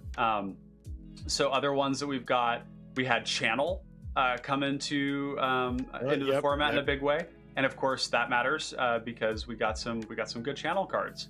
I think Pili Pala got another combo piece. It did. That was off of Careful Cultivation.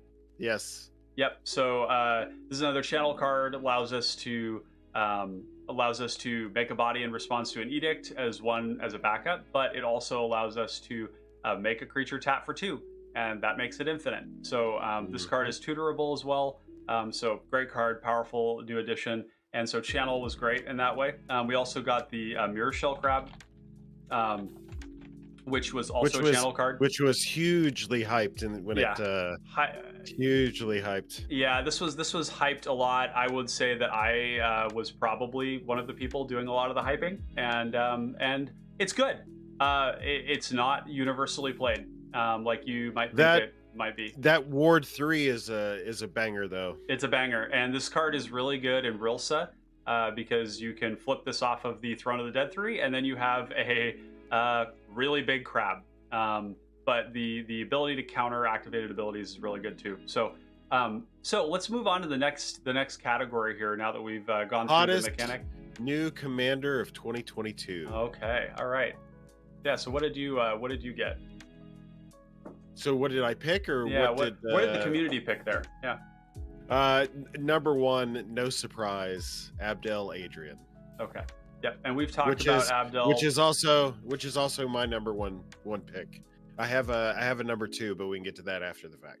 Yeah, and let me look at the data there, because we had for this one Third Path, and Real Surreal came in a second, and then there were others that all tied for third.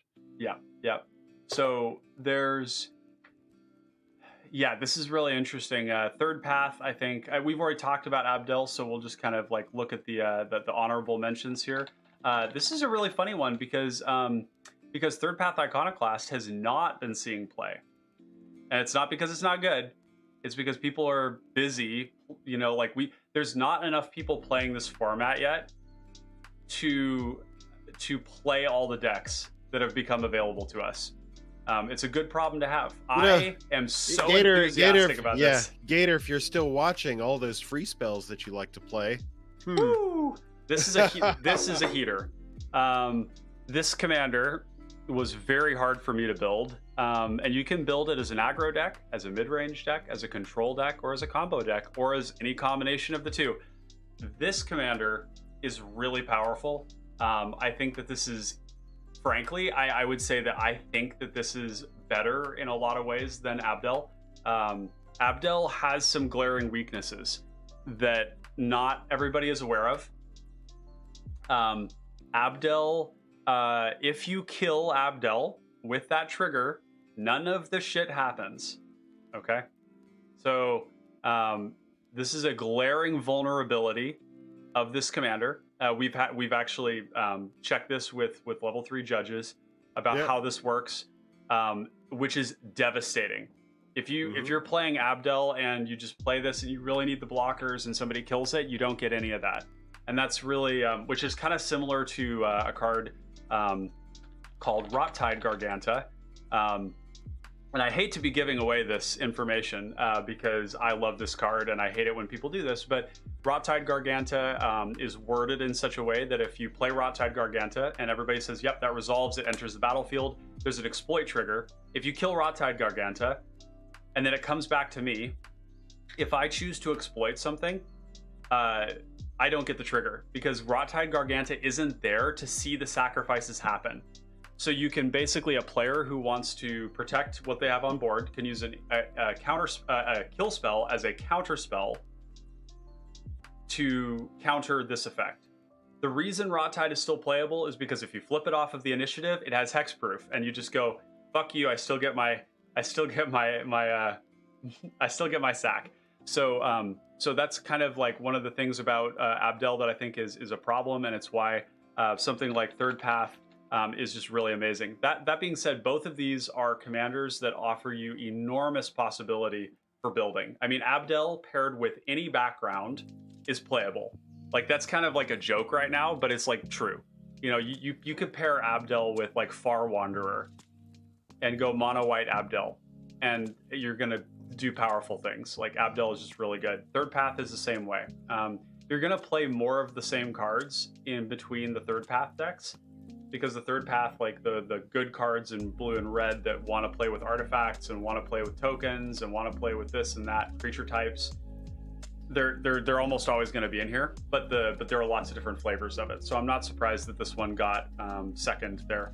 And then it was only a matter of which one they were going to choose. But Rilsa got the pick. Now I was building with Rilsa early on. And I've been continuing to iterate. I was actually streaming live last night, and we went and looked at Rilsa a little bit and did some tuning there. Another initiative card, no surprise. Rilsa is 1 mana more than the Passageway Seer, but boy, she thick. She dummy thick. Rilsa dies to very, very little in the format. Dies to Swirling Sandstorm, a really big Crypt Rats, a really big Pestilence, dies to Obnixilus's Cruelty, it dodges Grasp of Darkness, it dodges Snuff Out, it dodges Spinning Darkness, it dodges so many things. It might even dodge Defile in certain cases, and granting a form of unblockability to your team is really powerful. Later on in the game, she turns potatoes into nuclear weapons. This is actually what one of the changes that I was making with this deck was that Rilsa doesn't need powerful creatures in the deck. She just wants lots of them, and she wants them to have good ETBs, because you can take a Virus Beetle and turn it into a 6/1 Death Touch First Strike menace. And it doesn't need to be a Rottide Garganta. It doesn't need to be anything. It just needs to be a body. So Rilsa Rail, great card. First time I played this commander, I cast it for 21 in a game. And the fact that your opponent's killing your commander, which is very threatening, allows you to replay it for the ETB initiative, is what makes this so disgusting. So very, very reasonable card to have been put here. This was my pick. This was my pick. So, yeah. So the honorable mentions from the voting was Vohar, Rona, Luminous, Virtuoso, Illuminator, Illuminate, Guts, Conductor of Cacophony, and Balmor. Oh, and Liara. Yeah. Now I want to point out one of those, and I think that there's another one that deserves an honorable mention there. But we got to start with Gut. This should have been more votes. I wouldn't choose this because it's not the commander I'm playing that I'm like most excited about. But I have a rock hard boner for this card and what it has done for this format. Gut has so many good pairings, but this came out the same time as the initiative. And how convenient that they printed initiative while simultaneously printing a card that gives you a hasty, evasive 4/1. It'd be a shame if you got hit with a 4/1 when you gained the initiative. If you think about it, the Passageway Seer deck plays initiative on turn 3. What can Gut do? It can go in and take that like on the same turn. So Gut is amazing. This card is like a banner bearer for aggro in the format. Paired with Iron Throne, paired with like Gator Bait, you can see just going off in chat right now. He's really into playing the Inspiring Leader, where you make 6/3 Menace skeleton tokens. And you just ask people whether your Gut resolves and whether you can go to combat over and over and over again until people die. So this is also powerful. But the one that wasn't on that list is Amber Gristleomald. And this I have one too. Yeah, this is the other card that is leading the charge for aggro right now. Amber kind of fixes the problem that aggro decks have where they gas out. And paired in Boros, where you're just emptying your hand full of cards that can be cast from the graveyard or can be recurred into the graveyard to draw 3. This card kind of reads draw 3 every turn. On an aggressive body, haste is super relevant right now because of the initiative. Amber Gristleomald's great. This should be, on that list of some of the top commanders in the format, but it's also, top aggro commanders. So conveniently, yours was a go wide, mine is a go tall. So mine is Wilson Refined Grizzly. Oh, hell yeah, baby. Now, this is also a card that hasn't seen as much play as it should, which is funny because... Can't be countered turn 2. Cannot be countered. Evasion. It has reach to block a Crackling Drake. It has vigilance, so you can always do it. It has ward 2, so it's hard to be targeted. This card is keyword soup on like the spiciest flavor ever. I mean, it's a 2/2, it's a bear, but it also has so many keywords. The only shame about Wilson is that we don't have Flaming Fists as a legal playable background. Flaming Fists is we do have Sword Coast Sailor, and Sword Coast Sailor is probably like the second best option. Unblockable is what that does. Flaming Fists here though is granting double strike to the Wilson. In Pauper, a very powerful deck is just Boggles. One of the things that common rarity we have is we have almost all of the best Boggle cards. We have Ethereal Armor, we have, Armadillo Cloak, we have, Ancestral Mask, which isn't even legal in Modern. They have what's it called? Dawn, let's see. It's called... It's the Daybreak Coronet. Daybreak, Coronet. They have this, so they don't necessarily need Ancestral Mask, but Ancestral Mask is crazy. And so you can still play Ancestral Mask in Wilson because it's just base green. But what you do lose, you lose the white. And the white is what gives you so much of the protection, the unblockability. It's giving you bodies to eat edicts, because of course Wilson, if you build it without any bodies, is going to suffer from the mass edicts and stuff. But Wilson is incredible, and not enough people are playing this commander right now. It's probably, the single reason why Voltron is like underrepresented right now is because people aren't playing enough Wilson. This card, like, you've played with it, Clay. Like, what's been your experience with it? I mean, you put it down, and you're right. Yeah, the challenges you laid out. Blue does give you evasion, though. In the fact that blue gives you evasion. So not only it doesn't take very much to put flying on this bad boy and have him soar over the top like an eagle. So yeah, adding the extra bodies is a little bit of a challenge. I really enjoyed the go tall strategy of it, because I mean, suit them up, and I mean, as soon as turn 3. Yep. You were making big noise. Absolutely. So. And Sorko Sailor is huge, because what you lose by not having white, you gain with having built-in evasion in the command zone, unblockability, and you get counter spells. So this is, in a lot of ways, Wilson is kind of like Sailor's Bane, like in what you do, right? And what you can do.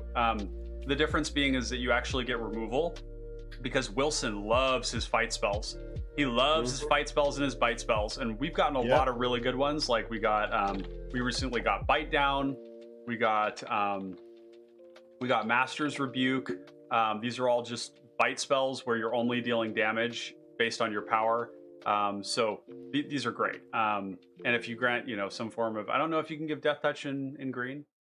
I don't think you can. No, but basically this is like, it's a powerful deck. Great choice for a commander for honor. Was this your pick overall for this category, or was this your honorable mention? It was Abdel. So I tried to pick like 2. So Abdel was my first one because it just dominated. Yeah, it dominated everything. And then Wilson is one of those ones that I felt like should have been on the radar. But of course, out of 250,000 cards, how do you pick just 1 or 2? It's very hard. Yeah. The other thing I wanted to mention about Abdel before moving on was that Abdel is a deck that does not perform, or the Abdel decks don't perform as well, particularly the Sorko Serpent, the Sailor, Sorko Sailor, does not perform as well, not because the deck is not good. We've seen this in the data, that it's underperforming. It underperforms because it's very scary and people kill you. Yeah. Okay. And so my challenge to you out there is to take Abdel and build it in ways that are resilient, where you still have a combo. And this is what every combo deck has had to do in this format. And it's just, there's a bit of a need to catch up to it. Like the Tatiova decks need to play Tangle. They need to play Moment's Peace. If you're in Simic combo, you need to play ways to fog combat, or even big bodies that disincentivize people attacking you, so that you don't just die to your gut decks, to a big Passageway Seer or Rilsa, things of that nature. So yeah, that's just a little side note there. Is it's not because Abdel is bad. It's just because people are scared of it. It's that good. Yeah. So. To the downshifts. What do we got for downshifts? So overwhelmingly at 40%, Go for the Throat was ranked as number 1. Yeah. There's a tie for second place. Yeah. Now let's talk about Go for the Throat before we go on to second here. Go for the Throat. It's not that Black needed more removal. No. But it got it. This became like the probably most efficient kill spell. It's right up there with Snuff Out. I mean, because Snuff Out, you have to remember, like, some decks can't afford the life loss. Some decks aren't base black. And so it is actually hard to have a swamp in play. So Snuff Out is more conditional. You don't always play Snuff Out. If you're in black, there are going to be very few examples of a deck where you don't play Go for the Throat. If you're a deck that doesn't play any interaction at all, like in terms of no removal, then okay, I understand why you're not playing it. But like, even in a deck where you're like a Quasar deck that is mostly built around comboing, you should have Go for the Throat in the deck as like one of the ways you can use to kill stuff. Non-artifact creature means it's killing most things in the format. Most important things. At instant speed, it's splashable, it's not double black. So this kind of took the place of, like, not taking the place because it's played alongside it, but like Doomblade, Cast Down, Victim of Night, and Grasp of Darkness, which are all 2 mana instant speed, kill something. This is kind of the real king. It's the king, the goat. And so yeah, we got this downshifted. This isn't the version it was downshifted, but it was downshifted and then reprinted. I think its first printing was where it was a common was in it was downshifted in the 40k set, which by the way, I fucking loved this set. Seeing an Ultramarine getting disassembled by a scarab. Settle down, kiss. Settle down, nerd. Can you see the strength of my? Yeah. I get excited about this 40k shit. For those of you who don't know, I'm a big 40k nerd. So, okay, so go for the throat. What was the next one? So you have a two-way tie between Unstable Obelisk and Dark Dweller. Yeah, and this I have nothing to add to this list. These are just like the best downshifts. I only had one item on this list for me, and that was go for the throat. Yeah, I think that Unstable Obelisk was great. This giving any deck a way to destroy an oubliette is probably one of the most important elements of Obelisk. That being said, it's not a reason that we should keep the oubliette in the format, because there's a lot of decks that don't want to play Obelisk. If you're really pip heavy, you can't really play Obelisk. If you're not into 3 mana rocks because you're trying to play something on 3, you might not play it. So lots of different. If you're not making 7 mana, you might not play it. So that's worth mentioning. Dark Dweller Oracle. This card was an amazing downshift. Went all the way from rare to common. You can see that its last printings here were all rare from Core 19. This card, so good. Instant speed, saving your commander from pesky things like Witness Protection, Deep Freeze, Reprobation, Lignify, Oubliette. Takes the strength of red and turns it into card advantage. Yeah, absolutely.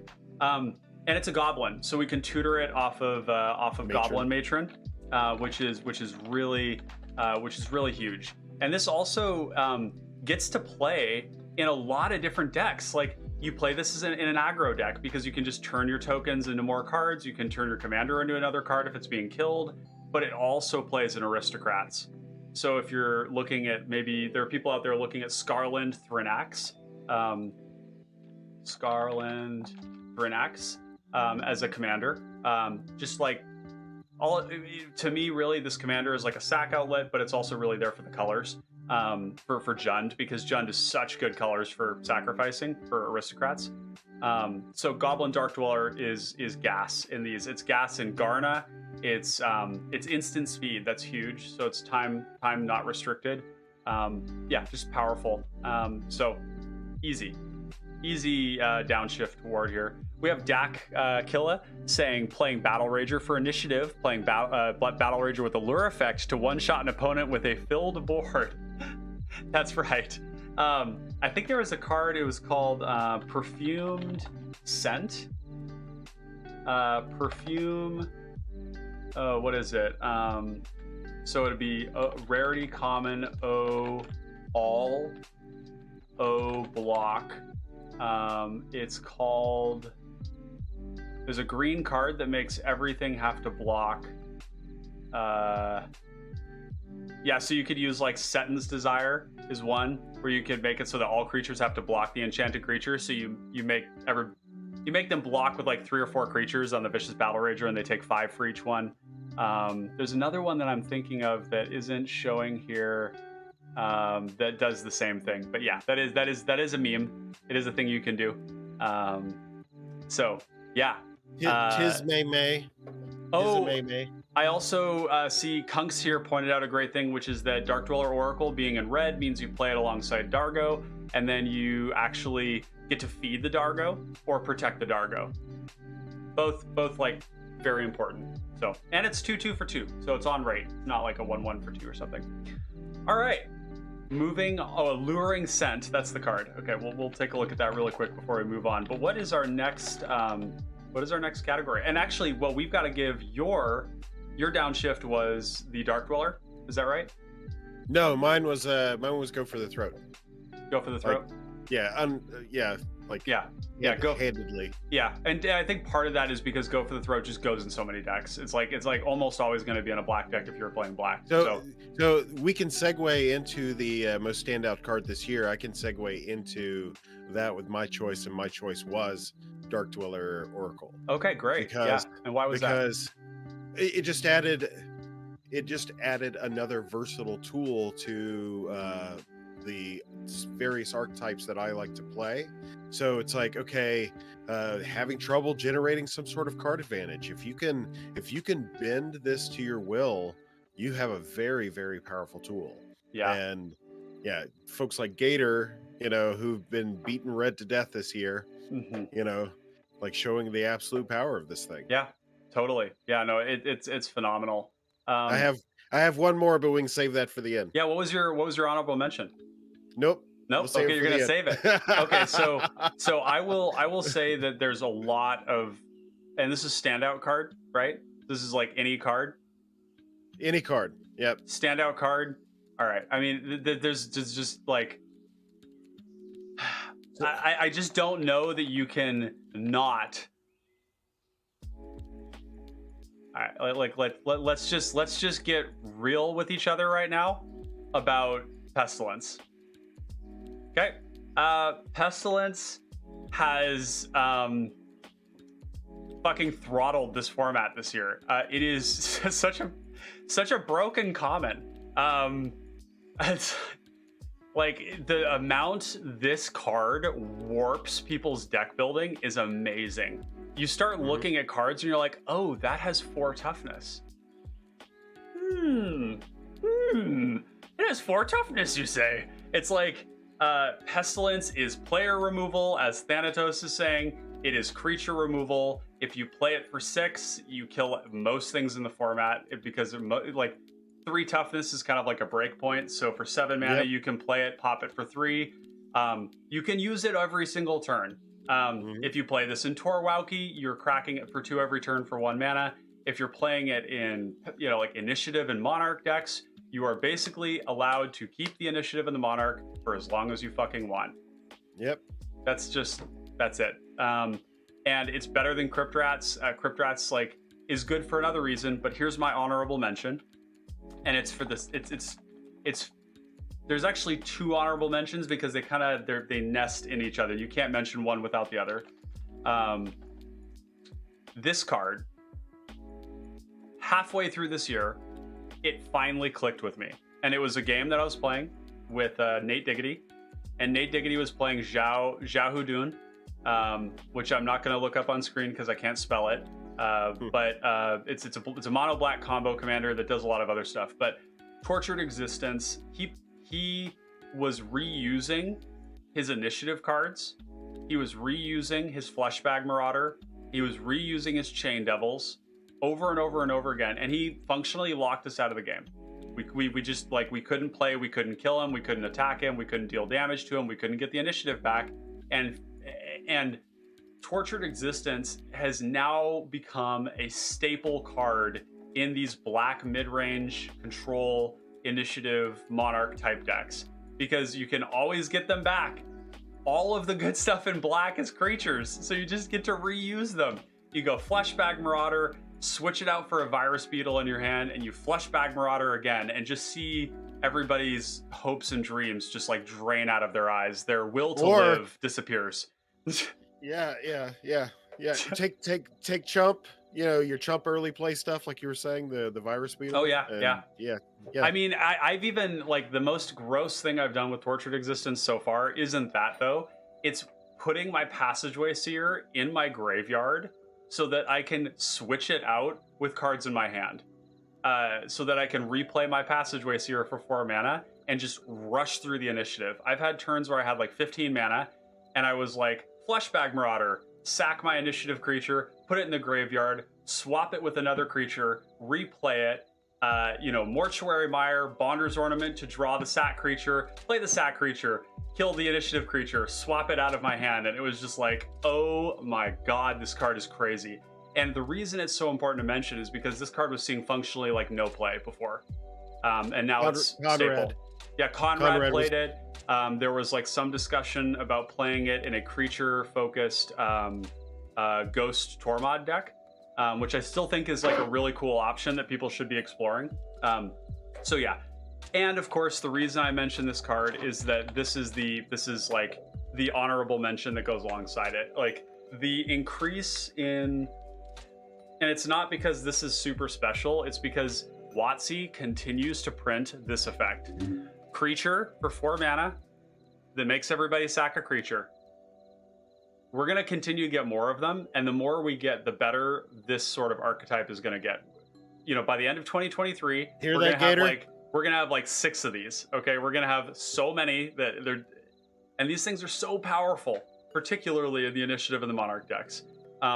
This one is kind of tied for Fleshbag Marauder. Fleshbag is cheaper, a little bit smaller. Chain Devil says each non-token, so that's really hoses certain decks. So. Powerful card, has to be mentioned alongside Tortured Existence. So yeah, and they play well with Pestilence. So on this list, so Honored Heirloom and Network Terminal were voted as the first place, both getting 12%. Yeah, absolutely.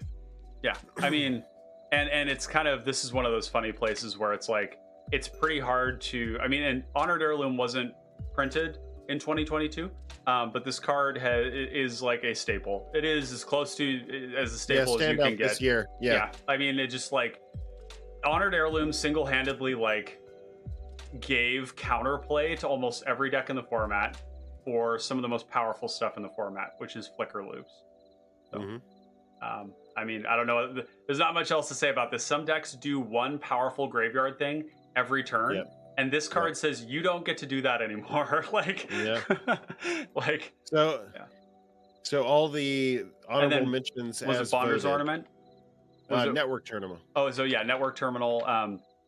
This one is also huge. It's just really cheap. I think that's what I've really liked about this, is that it fills in your curve really nicely. You just like, I like it. So you mentioned Bonder's Ornament. I like this better than Bonder's Ornament. I do too. I agree. Yeah, no, fully. It's not, so Bonder's Ornament's technically 5 mana to activate, because you have to activate you have to tap the Bonder's Ornament. So 5 mana to draw a card. Network Terminal is kind of like 3 a little bit. It's itself and another artifact. Now, if that artifact is a treasure, that's great, but a lot of times it's going to be a mana rock. So it's 3 mana to activate, kind of. You might have a creature. Virus Beetle is a great example of that, like one of those cards that you can just tap. So Network Terminal is also good because of the initiative too. Because when you hit somebody with the initiative, everything comes back to the initiative. It comes back to the initiative. You hit somebody, gain the initiative. You don't need the land drop. You loot it away with the Network Terminal. The fact that it's also looting and not rummaging is really huge. It's just great. It also makes mana of any color, which is important because there's been an uptick of decks playing Protective Sphere. And Protective Sphere is a onboard Righteous Aura. It's a little bit different. The wording of it's different. All you have to do is pay the mana of the damage, or the source of damage that you want to stop. So a card like Network Terminal says tap it for black, prevent black. Tap it for red, prevent red. And so that's also like a relevant element of it, that it's producing any mana of any color. So that one's really good. I would say too, and nobody's mentioned this one, Infernal Idol, I think is what it's called. This one probably didn't deserve a spot on any of those lists, but this is one that you all should have on your radar as well. Is just attaching what would be, it's called, be 3 mana, so it'd be Succumb to Temptation, attached onto an Infernal Idol is what it is. So yeah, just something to mention there. A mana rock that does things. Yeah, mana rock draws you cards. Pretty good.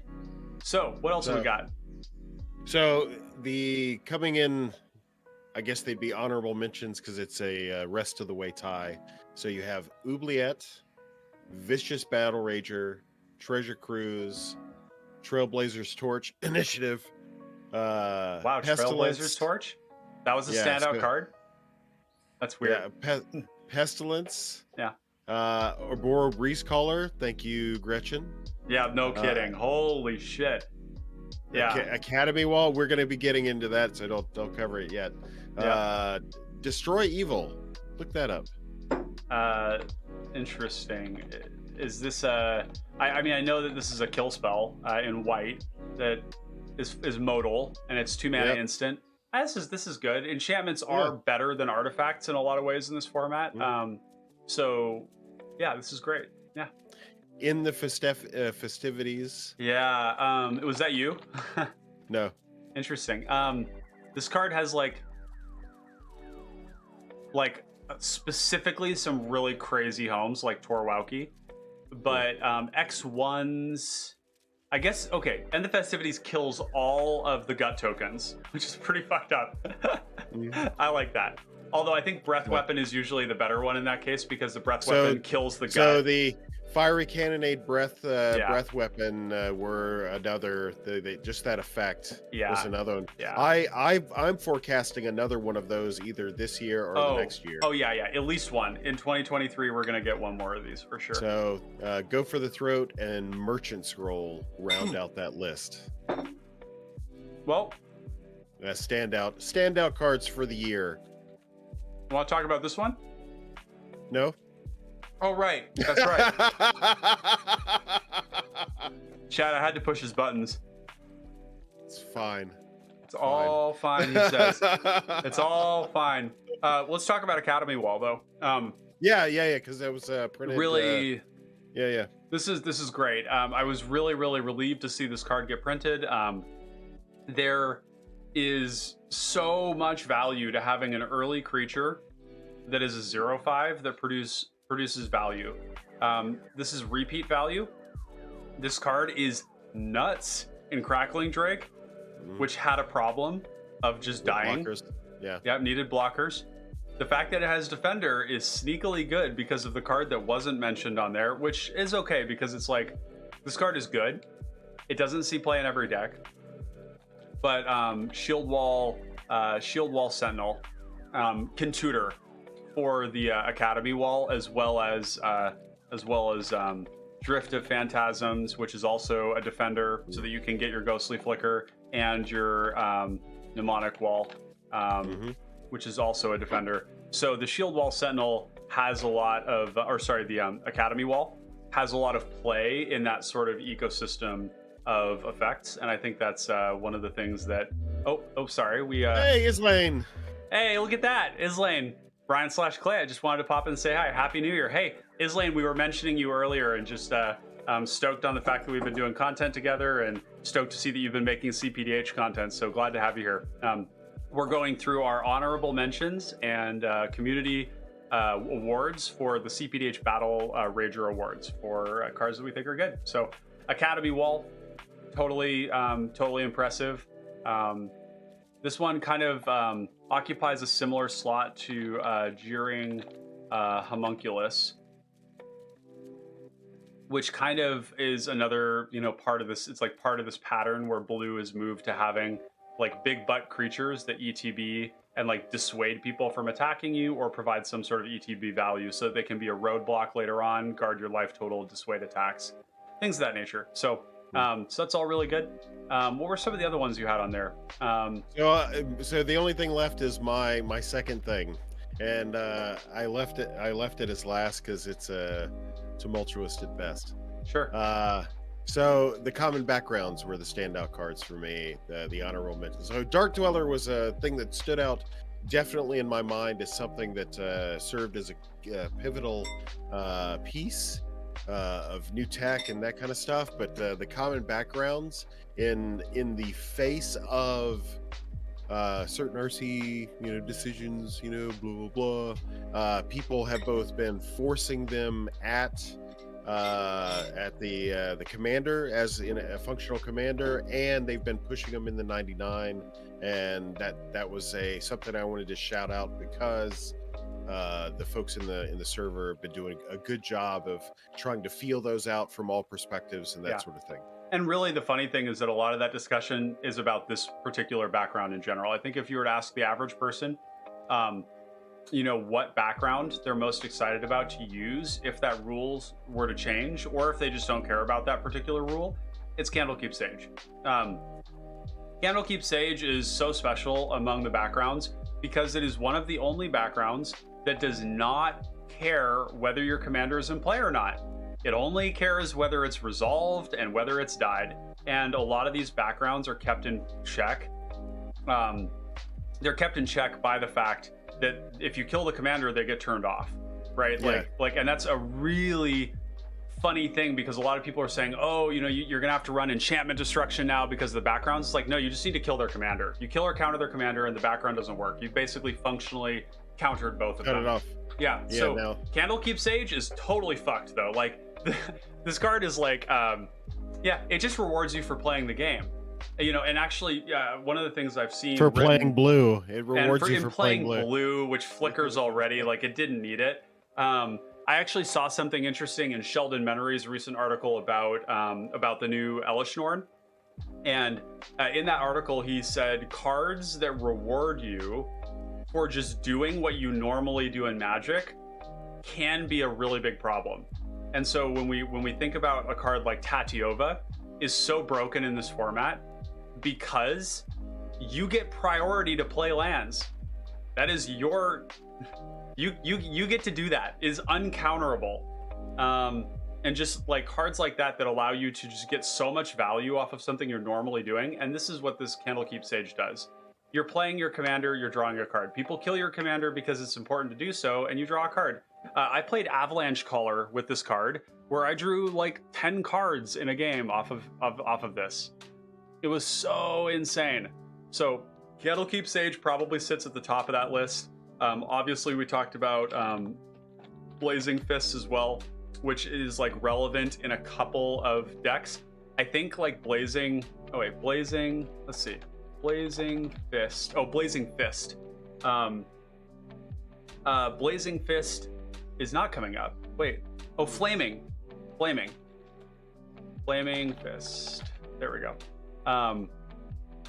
So Flaming Fist also probably relevant in like an Amber deck maybe, or where you actually need to be able to attack with your Amber. And a lot of the Amber decks have trouble with the fact that they need to pick a player to attack that can't kill their Amber. Because they don't really have a great way to recast it over and over. So Blazing Fist is also one that would be very good. There's not enough evasion available to Amber. Yeah. Nobody's cracked that nut yet. No, I think people are doing it with like auras, where you put auras that make her hard to block. So you could be playing like Benevolent Blessing type stuff to give her unblockability, and then you just choose a player that you're going to attack every turn with that card, which is smart because Amber kind of wants to deal commander damage too. So you just go like pro black on Amber with Benevolent Blessing, and then you go like Ethereal Armor, and you can get to work. So we got Jin Shooting Star saying Abdel and Candlekeep is busted. Ephemerite to draw 4. Cough cough. Corvold. Cough cough. Yeah. Tulane. Yeah. I mean, I think that like the funny thing is that even if you were to even if this were legal, I don't think it would necessarily change like the current build of Abdel's win rate that much, because the current build of Abdel needs to, well, a lot of the games that they've played are with this, right? What it would do is it would be a lot more powerful. To your point, there is a lot of rule zeroing going. Yeah, a lot of people in our server, like that's one of the things we're championing is people rule zeroing in these backgrounds. We don't really do it with anything else other than Planeswalkers. Occasionally, we haven't really had a lot of interest in that, but people are okay with it. I think Candlekeep Sage makes Abdel better, but I also think that the current builds of Abdel aren't winning more because they have Candlekeep Sage in the deck. They're still suffering from the same problems. They need to be built in a way that can survive until they combo off, and they're not currently doing that. So, but yeah, this is kind of what people think about when they think about the backgrounds. But what do you think about the other ones, like Tavern Brawler? Oh, Tavern Brawler immediately went into my Dargo Malcolm deck. because that just gave me another way to get card advantage, gave me another way to turn on the axis and do commander damage. It just gave me, you know, another way to make the deck functionally better. Absolutely. Yeah. So Tavern Brawler, pumping things up, helping you get through. I think this alongside Ketis too is pretty cool. You're pumping up your commander. If you do like a Ketis Malcolm type thing, pump up the Malcolm, flip a card. I want to point out Tavern Brawler is also very good in a commander that has not seen enough innovation and development, and that is Levon. I played a great game against Dallas Walker from the Philadelphia crew, where he played Levon, Cultist of Tiamat, alongside Sword Coast Sailor, which is the one that grants the unblockable.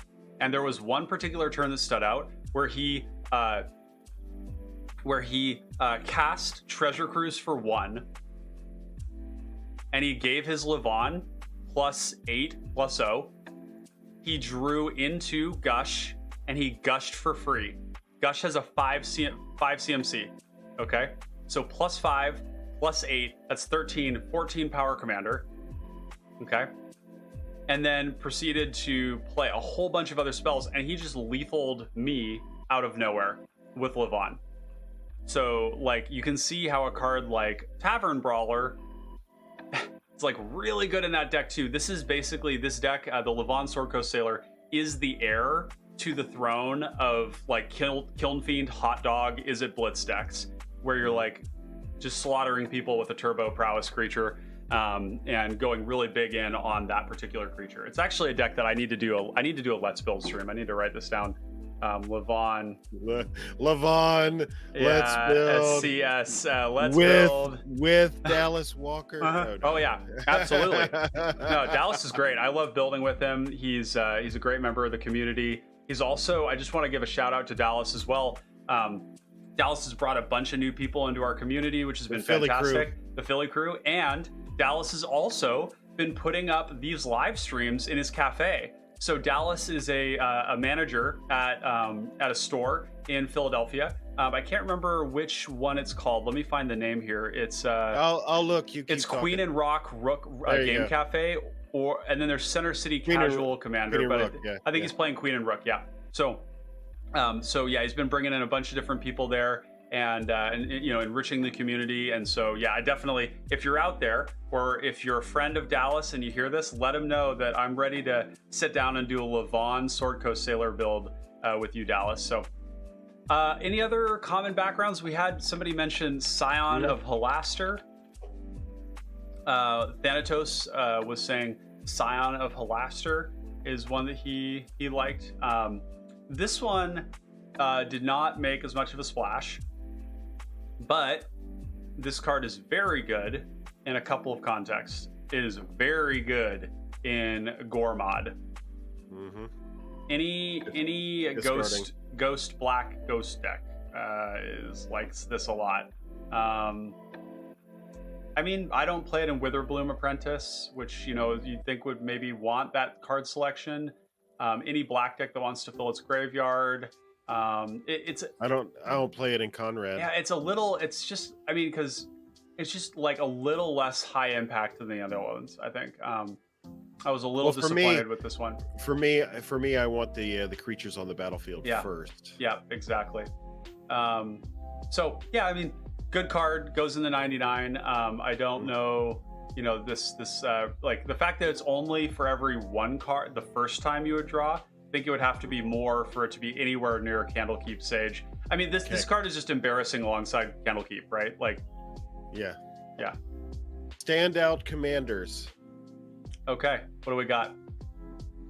So looking over the list real quick. Boom, boom, boom. Okay, we have no surprise. We have one. Yeah, we have one that is the standout, and then we have a bunch that I'll read the honorable mentions as voted by the crew. So we have Liara Portier, Torwaki. Let me look these up one by one so we can pull them up on screen. So especially Liara. Yeah, I haven't seen a lot of Liara. I know that Puzzle and a couple of other people, Gatorbait and some of his crew in South Florida are playing working this on as a well. build. Yeah, this is great. I haven't gotten a chance to play this yet, but it's pretty sweet. I built something too about the same time. I was actually collaborating with Puzzle when he was building his for the first time. Torwalkie. Oh yeah. Oh my God. Be still, my beating heart. You and I, Clay, have a shared love for young Wheezy, young Tizzle here. Torwalkie don't give a fuck. This commander is fucking hype. When this first got spoiled, there were two cards that got spoiled. It was this and Rona, Shieldred's Faithful. And both of them have a lot of text, a lot of things going on. Like, Tor is a beast. This is like, in some ways, it's like hard to pull out my Witherbloom deck when I know that I can just play Tor. Tor is a Rakdos deck that gains life. Cool. So like all that card draw that usually is like a problem when it hurts you, it's just neutral. Yep. Like Sign in Blood becomes, or it's removal. It's removal. It turns any spell into removal. And I say any because these decks are mostly instants and sorceries. Like approximately 50, I think, is the number, or maybe a little bit less because you have rocks and stuff involved too, and a relatively high land count. It's a 5 mana commander though, so I think that's like the one thing that like curtails this card and makes it so that it's not broken. If it were like 4 mana and a 2/4, this would be the only commander I'd ever play ever again, because it's just does everything that I love. It's a spell slinger deck. You're gaining life, turns like normal shit into removal. Like, and one of the innovations you had around this that really sent this deck into the stratosphere was playing tokens. So you play, your Krenko's Command, you play Dragon's Fodder, you play Molten Rebirth. So basically, anything that makes tokens. Which we're destined to get something. We will get more of these. Guaranteed. 100% guaranteed. Like as soon as they go back to a plane that has goblins. Yeah. Forbidden Friendship was another one. Like this was a recent one for Mycoria. Recent. I mean, like whatever. 2022 is a flat circle. But like Forbidden Friendship, all these cards like are amazing in Tor because you're getting a trigger off of them while they give you bodies. Initiative and Monarch is everywhere, so you like kill their creatures and you swing in with your 1/1s. Just crazy. So yeah, Torwalkie, standout commander. There was another one though on that list that I saw for honorable mentions. Yep.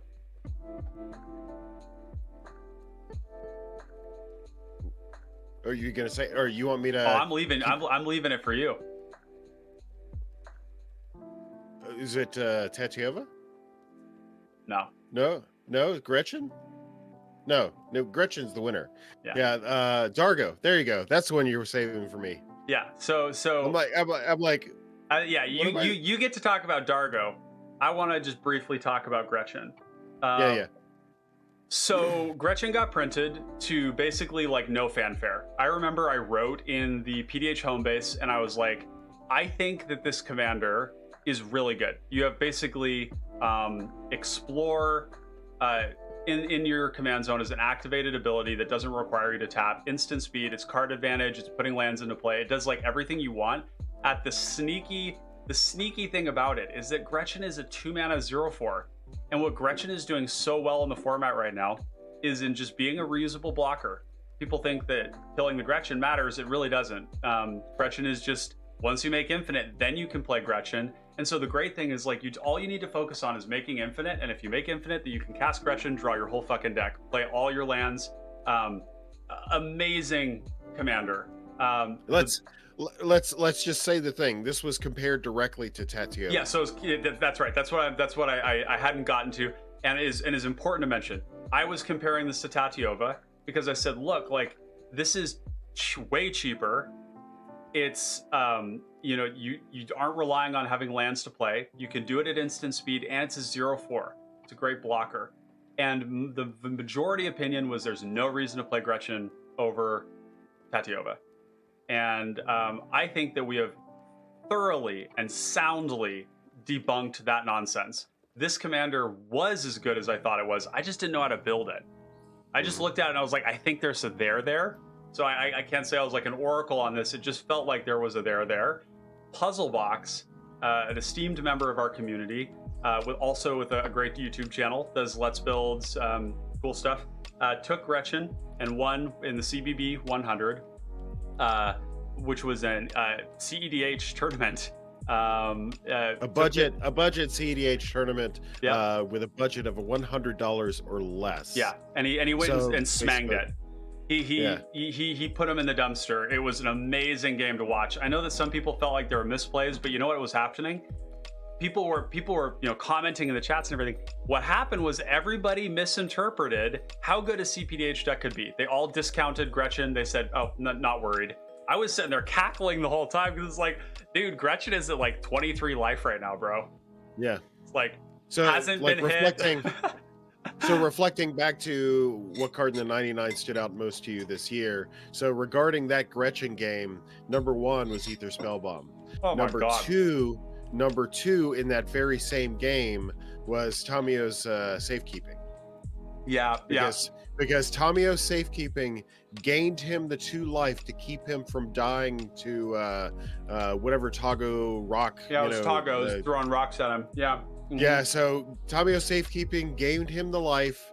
Ether Spellbomb prevented people from attacking into him because they were afraid of where the Spellbomb could go. Yep. This and this card too is illustrating something important about the format right now, which is that when you have all these creatures in play and people are attacking and they're active on the board and everything, onboard tricks like this are psychologically a very powerful game theory tool to minimizing the amount of pressure you get. If you play a turn 1 Aether Spellbomb, everybody for the rest of the game thinks in their head, I'm not going to be the one that pays the price to pop this Spellbomb. And then everybody else thinks the same thing. It's like a lemming effect. Everybody's like, oh, I'm not going to be the one to crack the Spellbomb because I don't want to have to pay the price, the tax of replaying my creature. It also means that you can't counter it once it's down. So that means you can only protect with Hexproof or Shroud or Protection. But Protection, there's only, I think there's only 2 effects in the whole format that allow you to protect from artifacts. One of them is Razor Barrier, and the other one is the white Apostle's Blessing. Yeah, Apostle's Blessing. So there's only 2 ways in white to protect against artifact stuff. This doesn't have a color. So yeah, this card has been so good this year. The other one that is really similar to it, but has fallen off because of the prevalence of black decks, is Executioner's Capsule. This card used to see a lot of play, especially with all the Simic decks. Very powerful card, definitely worth playing. Non-black is surprisingly shitty. Not surprising. Yeah, maybe not surprising if you play the format. Yeah. Absolutely. It's a very important element of this card that you have to keep in mind. So, okay. So, let's talk about Big Daddy D. Okay, so Dargo. Yeah. So, Dargo has been a favorite of mine since I came on. In fact, confirmed. My first deck was not a Dargo deck. It was a 5-color deck that I was trying to shove a couple of combos in and ramp to, and basically using my cDH, my then cDH experience to try to figure out a way to give myself flexibility and all that stuff. Dargo Ketis was actually the first deck that I built, and I was told it was trash. Now, admittingly, I was still new to the format, so I had a little bit of that new person belief, like, okay, I'm gonna trust the things that are being told to me.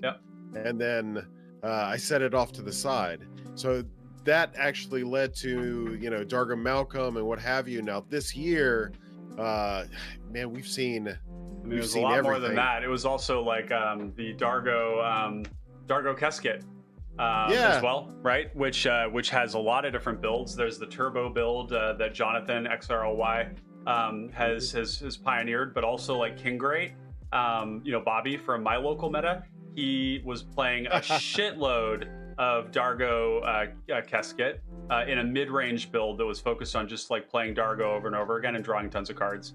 Yep. Datkilla is saying it doesn't kill the Howling Golem marching Duodrone. They will remain the pillars of the format. Yes.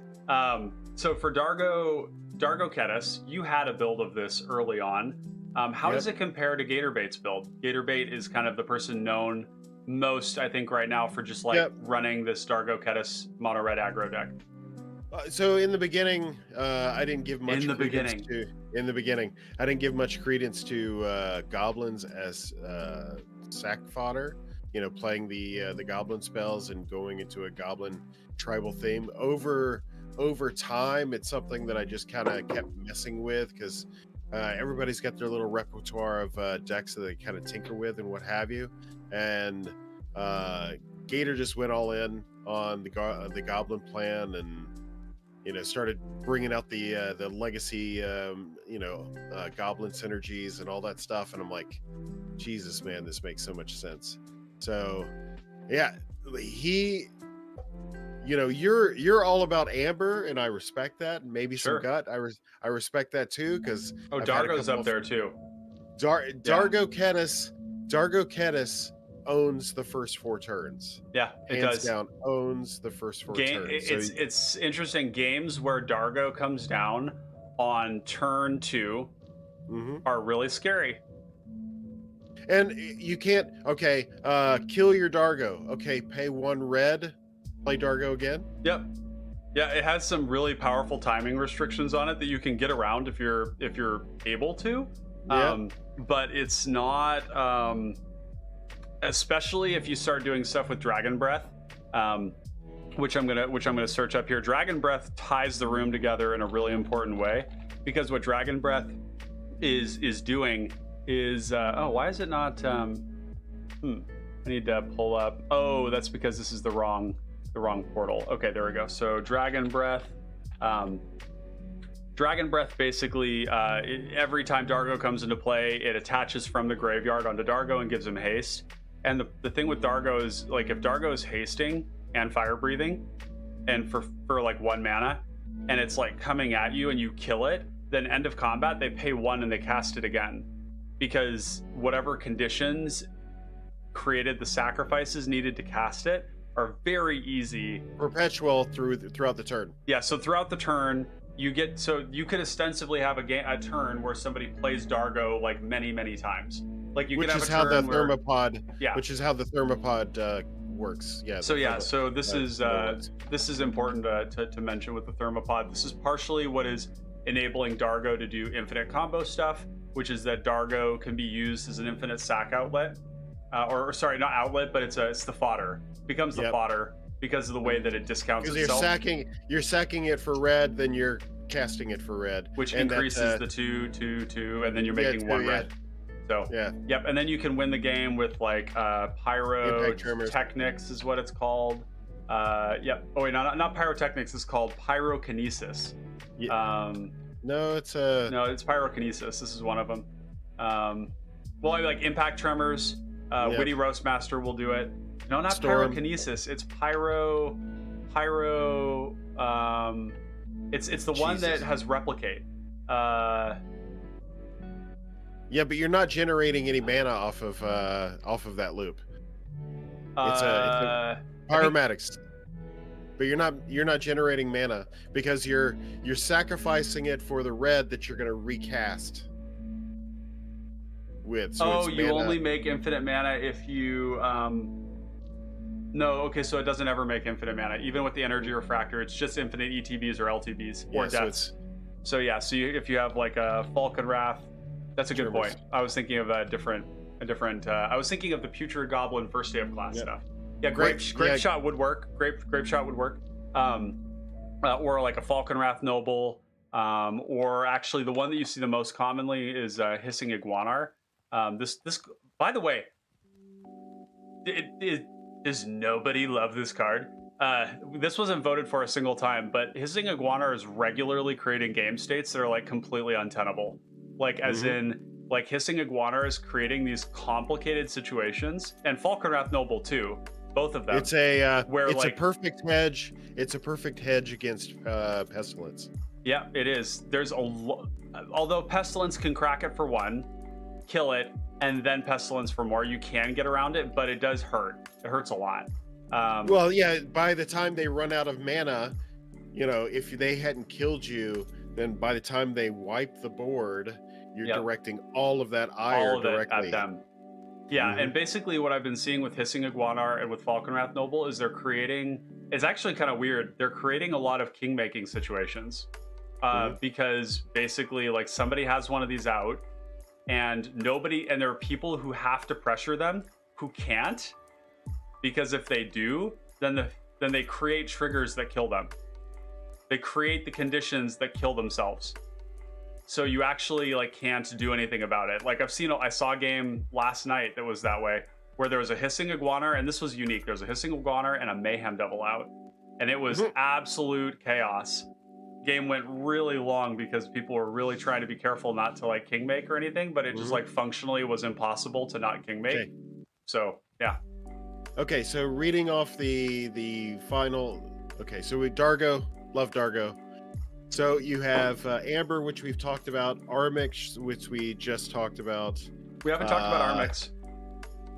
Somebody said Armix on there? Earlier we did. Well, we talked about it in as one of the early days. Yeah. Yep. So Armix is basically a meta killer. Yeah. So gunning down commanders or combo creatures or what have you. The problem that Armix has in the current meta is that there are too many creatures. So there's too many blockers, and Armix is just that threatening. I think that Armix suffers in this format because it's too good. Like in context, killing creatures every single turn, everybody looks at it and they're like, fuck that shit. They look at it and they're like, my one kill spell is going to save me 3 creatures over the course of the game. You kill it, they have to rebuild, they have to play it out. It's very efficient to kill the Armix and not lose your stuff. So the Armix players have to be very clear politically, what am I doing with this Armix? Or you just say, fuck it. And you play Essior and you say, try me. All right, we got a lot of cards to get through. What do you got? So one that I found that was interesting off of this list of honorable mentions was Rasad in Bashir. Yep. So Rasad, have you played against it? Played with it? Nope. Okay. So I have played a game where somebody, and it was actually Dallas, had Dallas Peterson or Dallas Walker had the Rasad out, and they did actually complete the initiative, so they did double their toughness. The Rasad deck was actually really cool. I liked it, and I liked that it was that Rasad opened up options in lots of different color pairs to do the Dora and the Siege Tower thing. I also like that this brings more aggro into the format, because these decks tend to be very scary.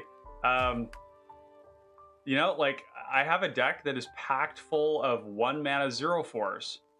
And if you go turn 1, Ornithopter, Phyrexian Walker into like Tassel Duodrome, it's a 1 mana 0/4, I think is what it's called. It's a type camel, I think is what it is. Let me see.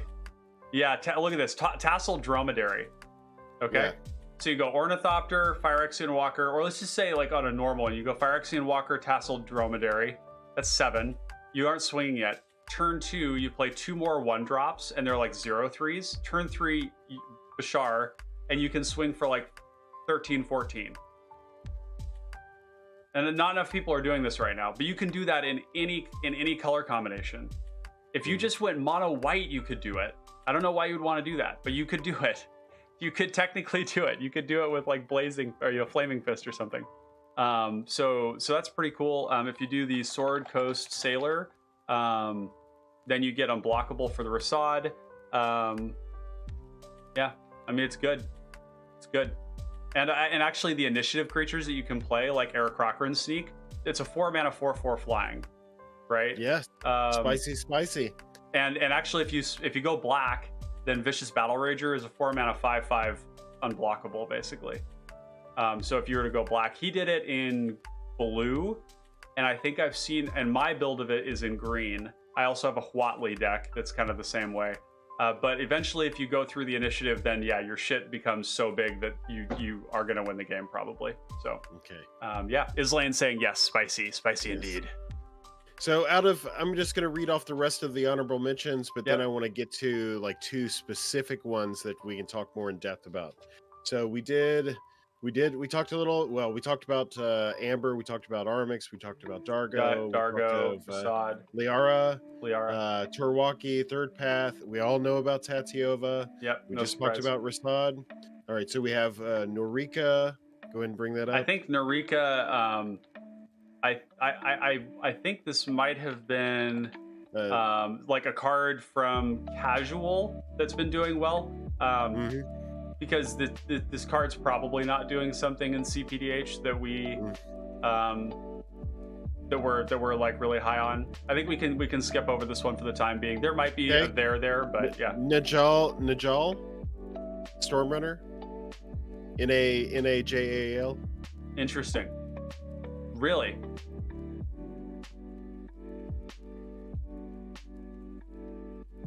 Copies. Spell slinging. Copies. Turns Treasure Cruise into Flash. Turns. You could play Rush of Knowledge. For Dragon's Approach. Oh, for Dragon's Approach too. Oh, and they get to cast them at instant speed. Oh, okay. Whenever it attacks, you may copy. So you copy the Dragon's Approach. Okay. All right, I can see it.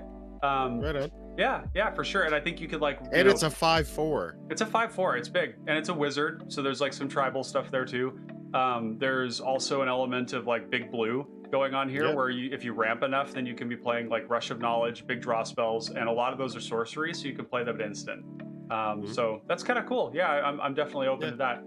I would not be surprised if that overperformed, I guess. And then the last one real quick is Minartha. Oh God.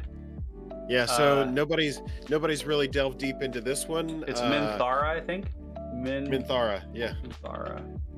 Yeah, this one, this is going to be on a live. We're going to do a Let's Build on this. It's on my list. This card makes me sick. Rats. Well, you have rats, but like also I think it's a kind of a similar thing to it's similar to Rilsa. You don't need to play creatures that are big to make this work.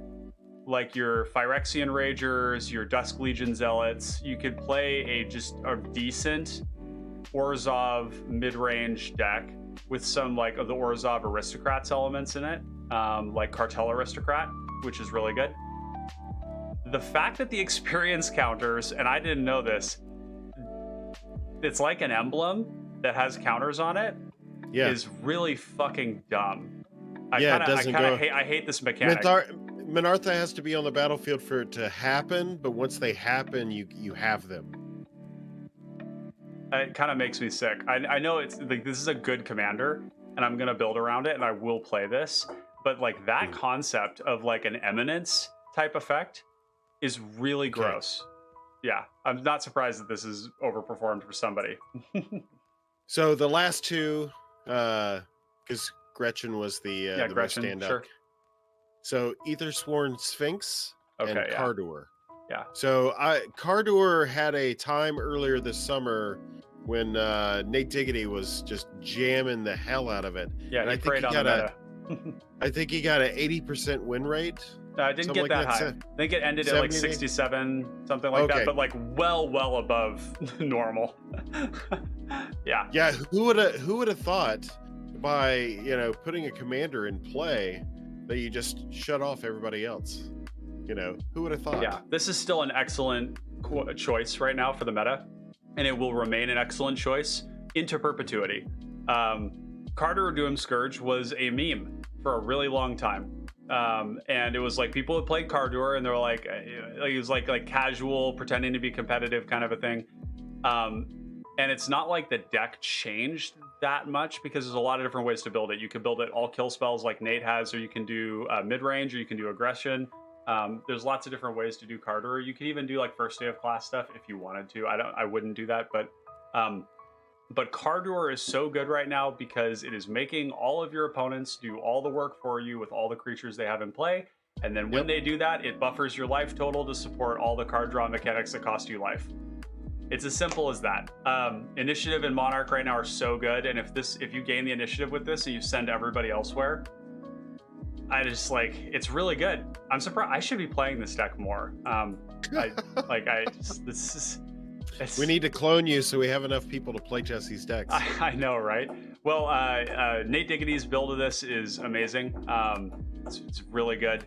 It's a heavy control deck. I think this is like, these two cards that we just mentioned are two of the biggest standout victors of this change in the format that I can think of, because Cardoor is matched only in its win percentage by Sphinx. So Sphinx was also a meme, yeah. Also a meme. And the meme was partially because when people would win, it was like with the Sphinx and not with the combos. So they were doing banishing Nat combos. We got to give a shout out to Noyark, our patron member Noyark, who built a really, really fucked up build of Aethersworn Sphinx. And I will call you out, Noyark, and saying, just know that he doesn't play this deck because he wants the heat off of his back. This deck is fucking stupid. Mm-hmm. This deck is as good, if not more dangerous, than a Tatiova deck.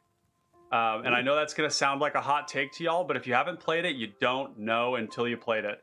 This deck I've never played against it, so I don't know anything about it. There's no counterplay. The counterplay is to hate this thing off of the table.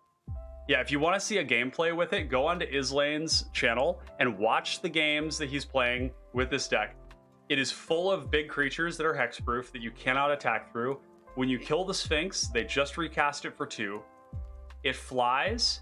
It basically has vigilance because they attack in, they use an Aether Trade Winds basically to bounce it and something else. They replay it, comes back, gets more value.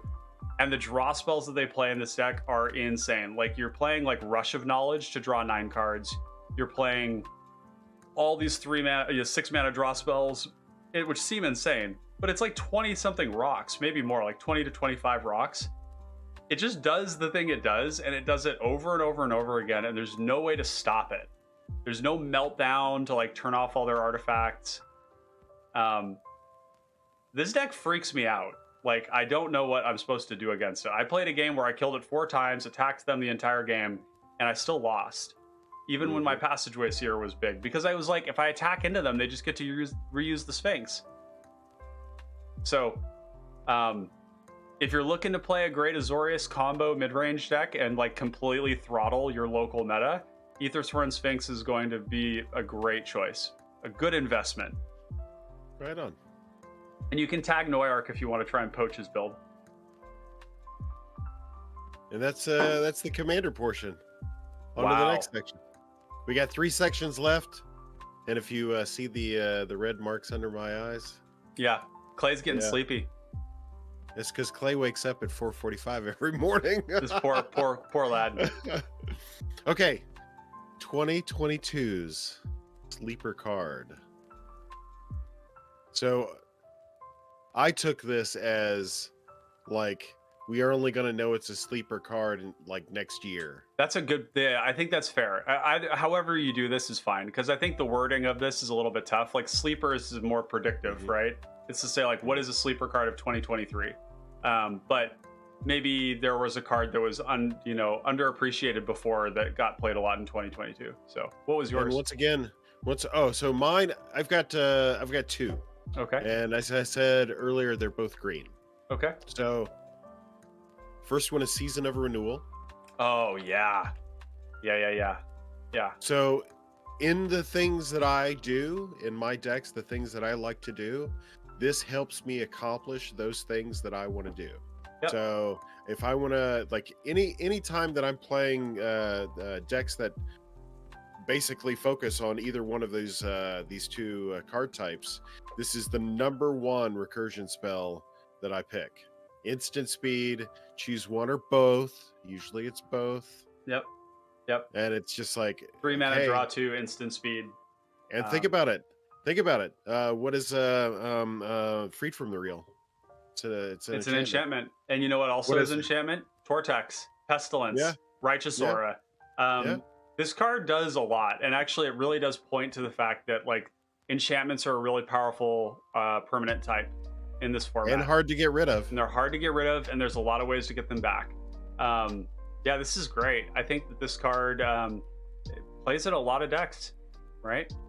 I mean, like the decks it's one green pip. Yeah. It's one. I think what's super important about this too is that a lot of Tortex decks have the problem of being self-mill decks while they also don't want to mill their Tortex.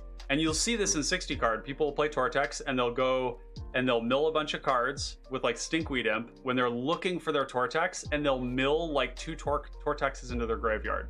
And you kind of you're like, oh, I'm so sorry. Like, but Season of Renewal says that's okay. You can go and get it back later on.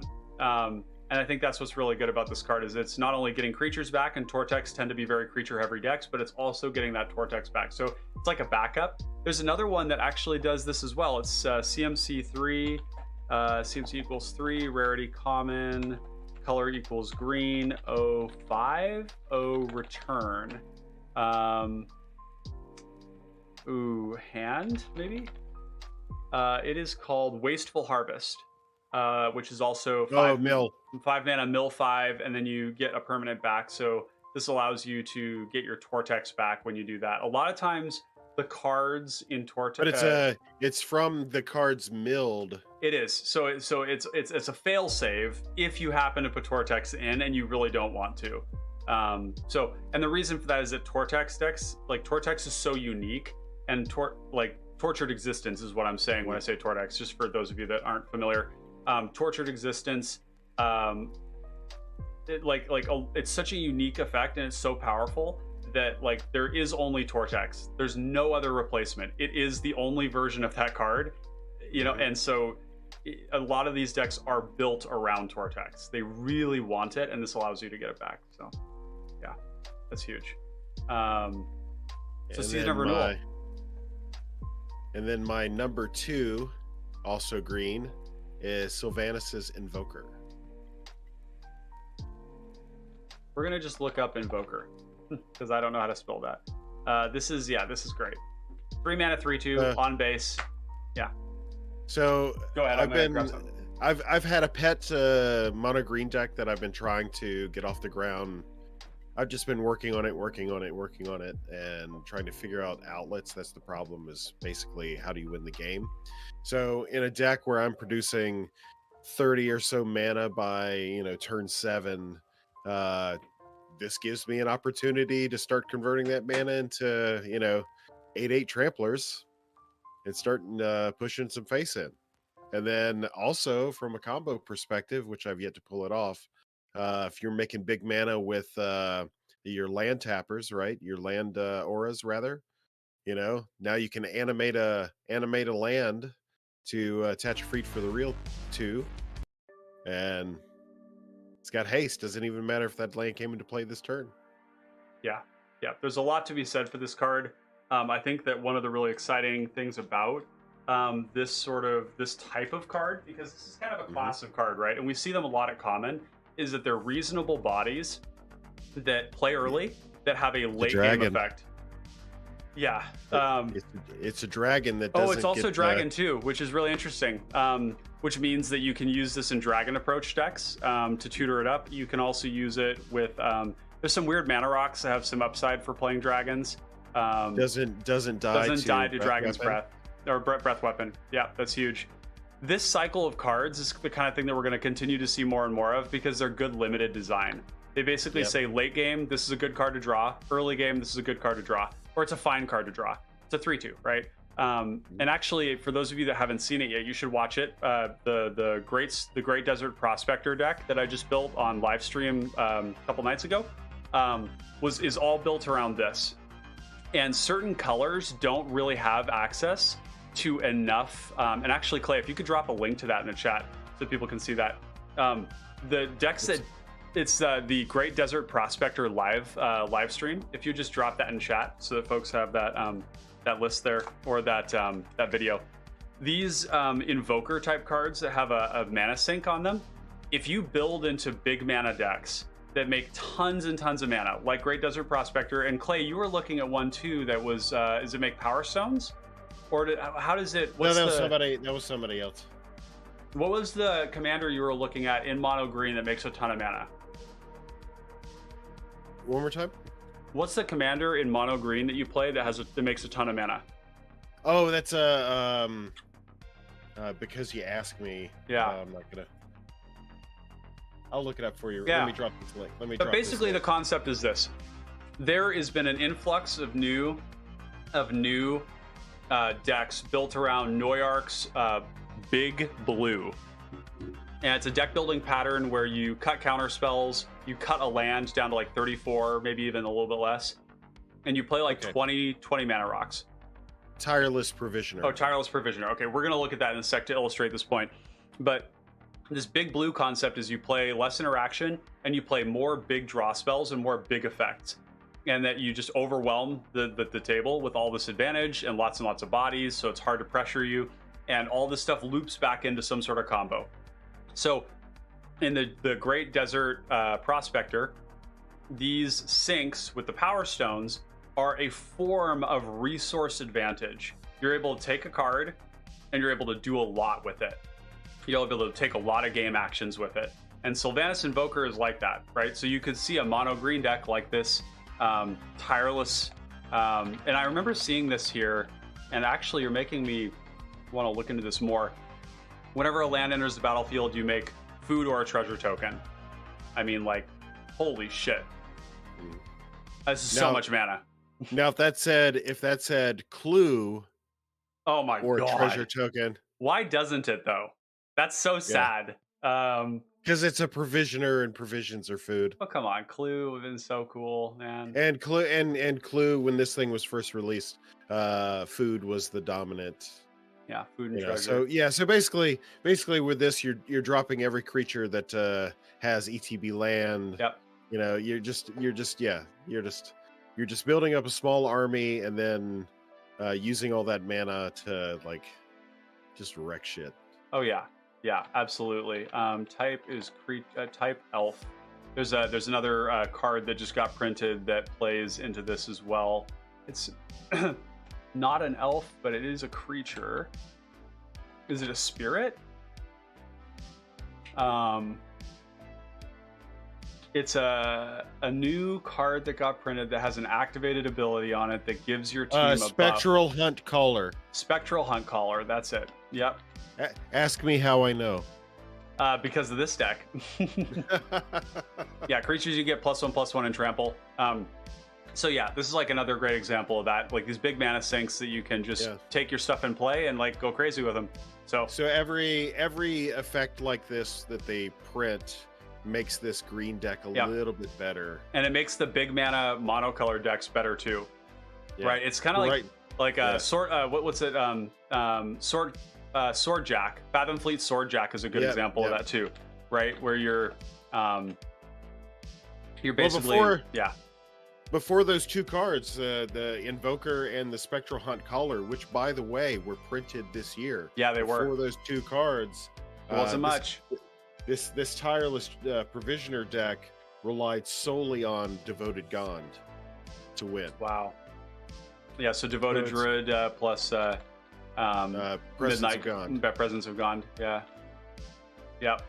God, I played Devoted Druid deck in an elf deck recently where I got the Huntmaster that makes the elves every time you cast elves alongside Ivy Lane Denizen and Devoted Druid, and that's like almost functionally infinite in a way, and it was really gross. And I learned a fun trick with Devoted Druid. If you go Might of the Masses on Devoted Druid and you make it into a 14/14, you can put as many counters on it as you want.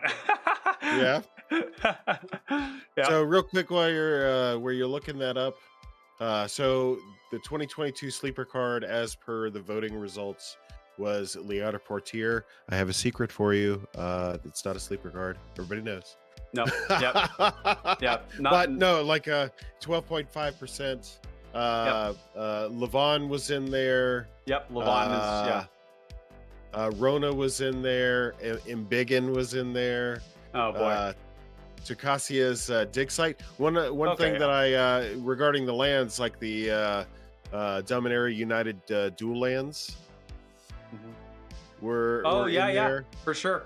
I mean, Takasha's dig site isn't really a sleeper because this is like this is like going in a lot of decks, but it has been very good, right? Like this is a great for any ghost deck. It's great for any monocolored, like most monocolored decks. It's coming into play untapped. Yeah. This was a significant improvement over the campuses. Yeah. Tordex was in 22 that sleeper card. Yeah. I mean, I just like, and so much of Tortex was because I didn't play it in my mid-range decks, which just like afterwards I felt stupid. I was like, wow, I can't believe I wasn't doing that. So Yavimaya Steel Crusher, isn't that the white Unearth? Really? No, okay. Yeah, somebody listed this one. Okay. Maybe we got memed. I think this is a bit of a meme. Yeah. And then look up finishing move. Oh yeah. Oh yes. Okay. Yeah, the damn tickets. The fucking stickers. Yeah, you'll note that we haven't done any sticker shit, and the reason is because I went through the sets and I skipped right over the meme set, and I looked at it and I said, I know that stickers are in there. I know that there's a couple of good ones, and I just don't care right now. That's okay. There are two good sticker cards, really, in my opinion. I think there's more, but like this one and Command Performance are worth a mention. Oh, and Mind Goblin, yeah. I mean, yeah, to a degree, but Mind Goblin Mind Goblin's fine. It's a fine card. I think like what Command Performance is special for, and this other one too, is that there are certain stickers that break the color pie, and that's and you just like have to take that into account. Because if you go, and by the way, Urkchar, glad to see you here. I think I recall you from the PDH home base. I'm super stoked you showed up.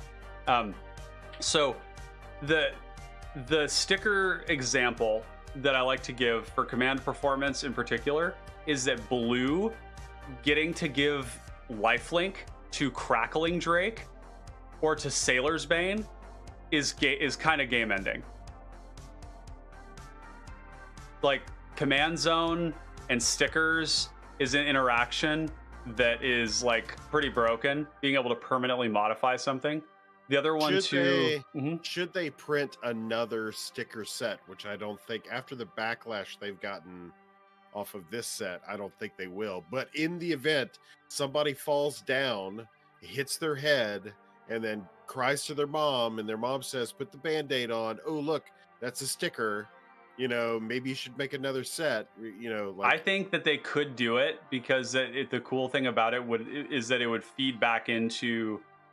So like it's a common mechanic that they can revisit over and over again, and plus the narrative device of this last unset is something that you could continue. It's kind of like space, retro, theme park. So you could totally have another one of them where it was like going to other planets and like having more theme parks and having stickers and tickets. And frankly, it would be nice to fill out that mechanic a little bit more so that you can do it so that it's like feels complete, because it doesn't feel complete in any format, basically.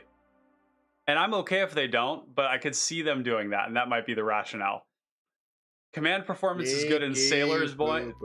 Yeah, Command Performance is good in Sailor's Bane, Crackling Drake, Rilsa. There's another deck where I think it's Pure Sight Marrow. Pure Sight Marrow likes this as well. Thanatos says giving Sailor's Bane Ward 6 is funny as hell. Yeah, you know, I think there's a lot of other things you want to do with Sailor's Bane that don't involve the ward. So actually, I don't play the ward one in my sticker sheet because like giving it fire breathing is so much more important. Giving it haste, giving it lifelink, giving it vigilance. But it is funny. Ward 6 is huge. It's just that we don't really care if the Sailor Bane die. It's like you just cast it for 2. Mark Rosewater said it doesn't matter. The community hated it. The community outwardly said that they hated it. Less than 20% of the... Yeah, I think that there was a loud minority of people who hated it for bad reasons. There were people who were like, oh, well, it's like functionally... It's functionally wrong now for me to play any deck that doesn't have a sticker sheet in it. It's like, shut the fuck up. You're not actually going to do that. You're not actually going to go and make... And if you do, like, you're trolling yourself. If you go and you make a sticker sheet and you bring the sticker sheet with you to a tournament game and you present the sticker sheet to gotcha your opponent to make them think that you have stickers, God bless you. Yes. That's all I'm going to say about that. This is actually a great segue into the next section. So we're talking about the least impactful set. Oh, okay. What's the most impactful set of 2022? Well, I think this one is not hard. Baldur's Gate. Yeah. Yeah, Baldur's Gate, just like... I have a different answer, but I'll save that for last. So there was basically Baldur's Gate unanimously was voted as the most impactful set of 2022 by everybody who voted. We had some voting for Brothers War. Brothers War was good, was okay. But like, Baldur's Gate had 2 things. It was full of staple cards while also giving us approximately 200 new commander combinations. That's that's it. very, like that's very fair. So my pick was Neon Dynasty. Totally fair too. So Tamio Safekeeping, Reckoner's Bargain, Planar Incision, Moonsnare Prototype, Experimental Synthesizer, Shrine Steward, Season of Renewal, Mirsha Crab, Careful Cultivation, Tamio's Completion, etc., etc., etc.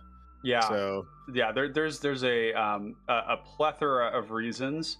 I think like Shrine Steward, bring up Shrine Steward. I think a certain portion of the community stood up and cheered. Oh when yeah, Shrine Steward was revealed.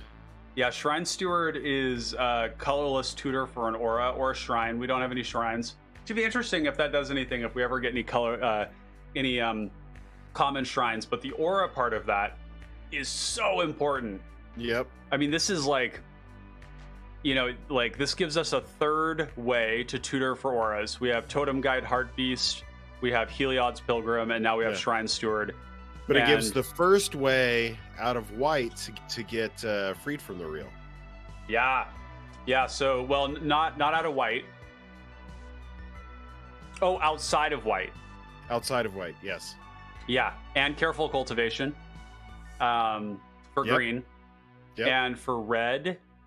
I mean, sure, you have the transmute spells, but I kind of wonder about this too. These impetus cards that goad are proving to be pretty good. So like one of them that that people have been looking at, and because it has a very obvious home, is playing Shiny Impetus and Mayhem Devil. But there's another aura that is actually pretty good that that I think is not played enough, and this is called Bloodfire Infusion. As a board wipe? Yeah, as a board wipe, yeah. And it's also protection for your commander, basically. Like protection as in you won't get it locked down because you can always sack it at instant speed. So it's like Oubliette protection in red. Yep. So this is quite a nice like reset button because there's a lot of decks where if you're ahead and you put this on your commander, like nobody cares because you're not going to pop it because you're ahead and you don't want to lose your board, right? But if you do this when you're behind, like a Fathom Fleet Sword Jack could play this and sack it and blow up the board. So this is a good aura. So maybe even Shrine Steward goes in that sort of a build. A tech tutor, like recently Gatorbait and I have been working on Abdel, of course. Yep. His build is different than mine. I've actually been digging deep into trinket mage lines that are basically, tutorable via flickering, shrine stewards and ETB. So if you have value that you want to get off of that in the same way, it's could be trinket mage light or like. Yeah, absolutely. I think it does a similar thing. And there's also in the very fair uses of it, there's ancestral mask, right? Yes. Which is a gross thing to tutor. Or there's it's a game winning gross thing to tutor. It is. Oh yeah, an armadillo cloak, also pretty game ending in a lot of cases. But then there's all the auras, like this one.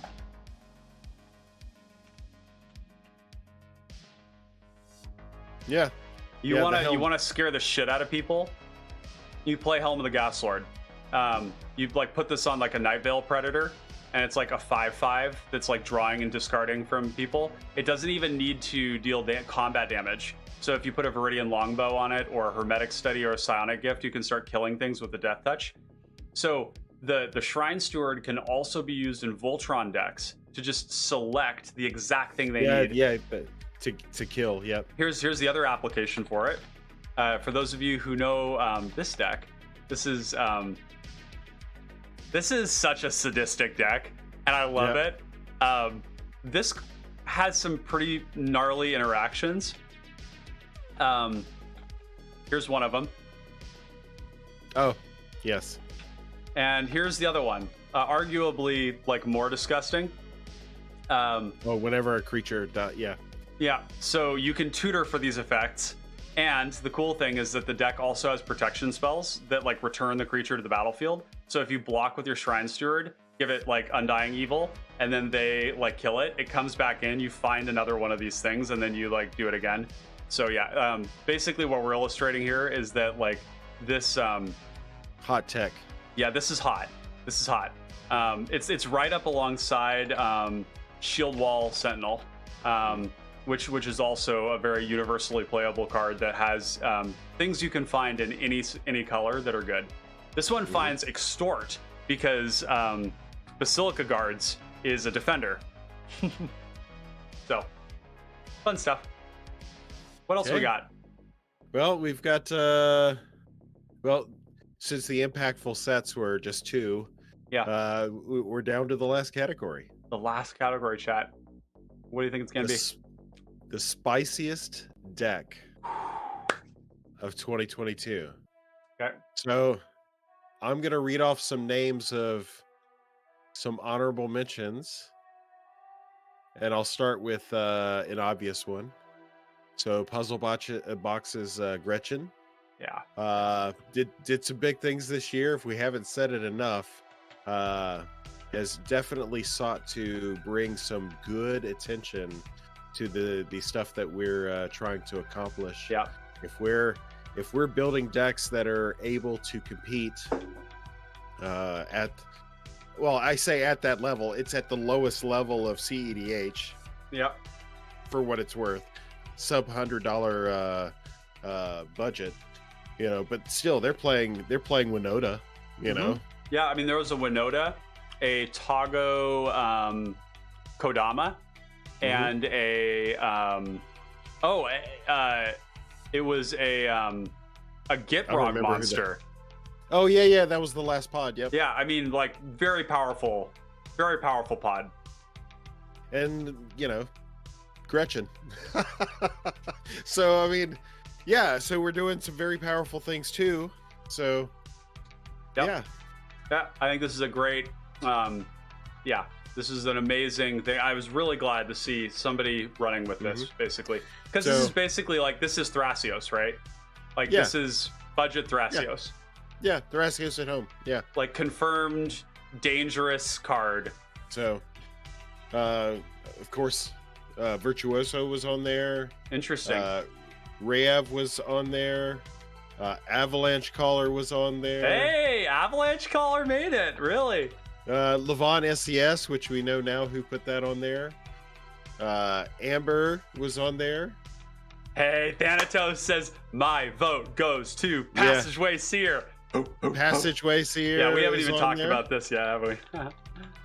So, Squad Commander was on there. I didn't look at. Oh yeah, Passageway Seer. Yeah. Oh, Thanatos is. I think that's Praxia. That's Praxia Mogamesh from our server. Which yeah, there we go. Yeah, Praxia and I are. I wanted to share a really funny conversation I had with Praxia. So I sent him this list, and I can't remember the context in which we were talking about it.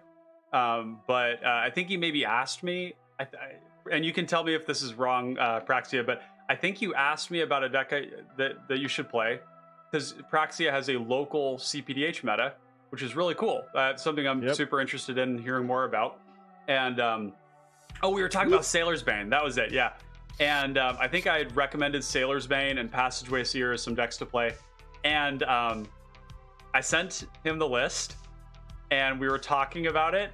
And he goes, he takes a look at the list, and I said, I think this is a really powerful deck that I think you can expect to win a lot of games with. And he responds back with, I think you could reasonably presume to win 60 to 70% of your games with this. And then he says, it was like followed up with, I think that I'm going to take this to my local meta and spike with it. And did exactly that. I think you took it to a 4-round tournament with Passageway Seer and just clapped everybody. Like, sent me a picture recently of like his board with like 20 power on it. So yeah, Passageway Seer, disgusting deck. It's Rilsa rail, but cheaper. Nate Diggity deserves a lot of credit for this too. He sent me this, and I was just so rock hard for Rilsa at the time that I didn't like. I just like all I could think about was Rilsa. It was honed in. Yeah, just like it just didn't. Nothing else entered my brainwaves at all. There was like people talking about stuff, and I was like, I just want to play Rilsa. Well, speaking of Rilsa, that was the voted spiciest deck. Rilsa was the spiciest deck? My babe? Rilsa? Oh my god. What's up, girl? Oh, fuck yeah. That tickles my dark mono black heart. Yep. For those of you that don't know, Rilsa is mostly a black deck. It doesn't even have counter spells in it. So there was one entry on the list that I didn't understand. Baby Urza artifacts. Oh, it's the Power Stone Engineer. I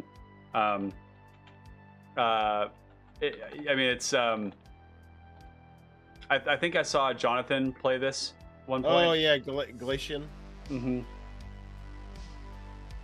Yeah, Urza, Power Zone Prodigy. So it makes big mana. It's a big mana blue deck, combo deck. Folks, for those of you interested, I'm gonna put a link in chat for my Rilsa Rail deck. This is a good one to follow right now because it is going to change over time.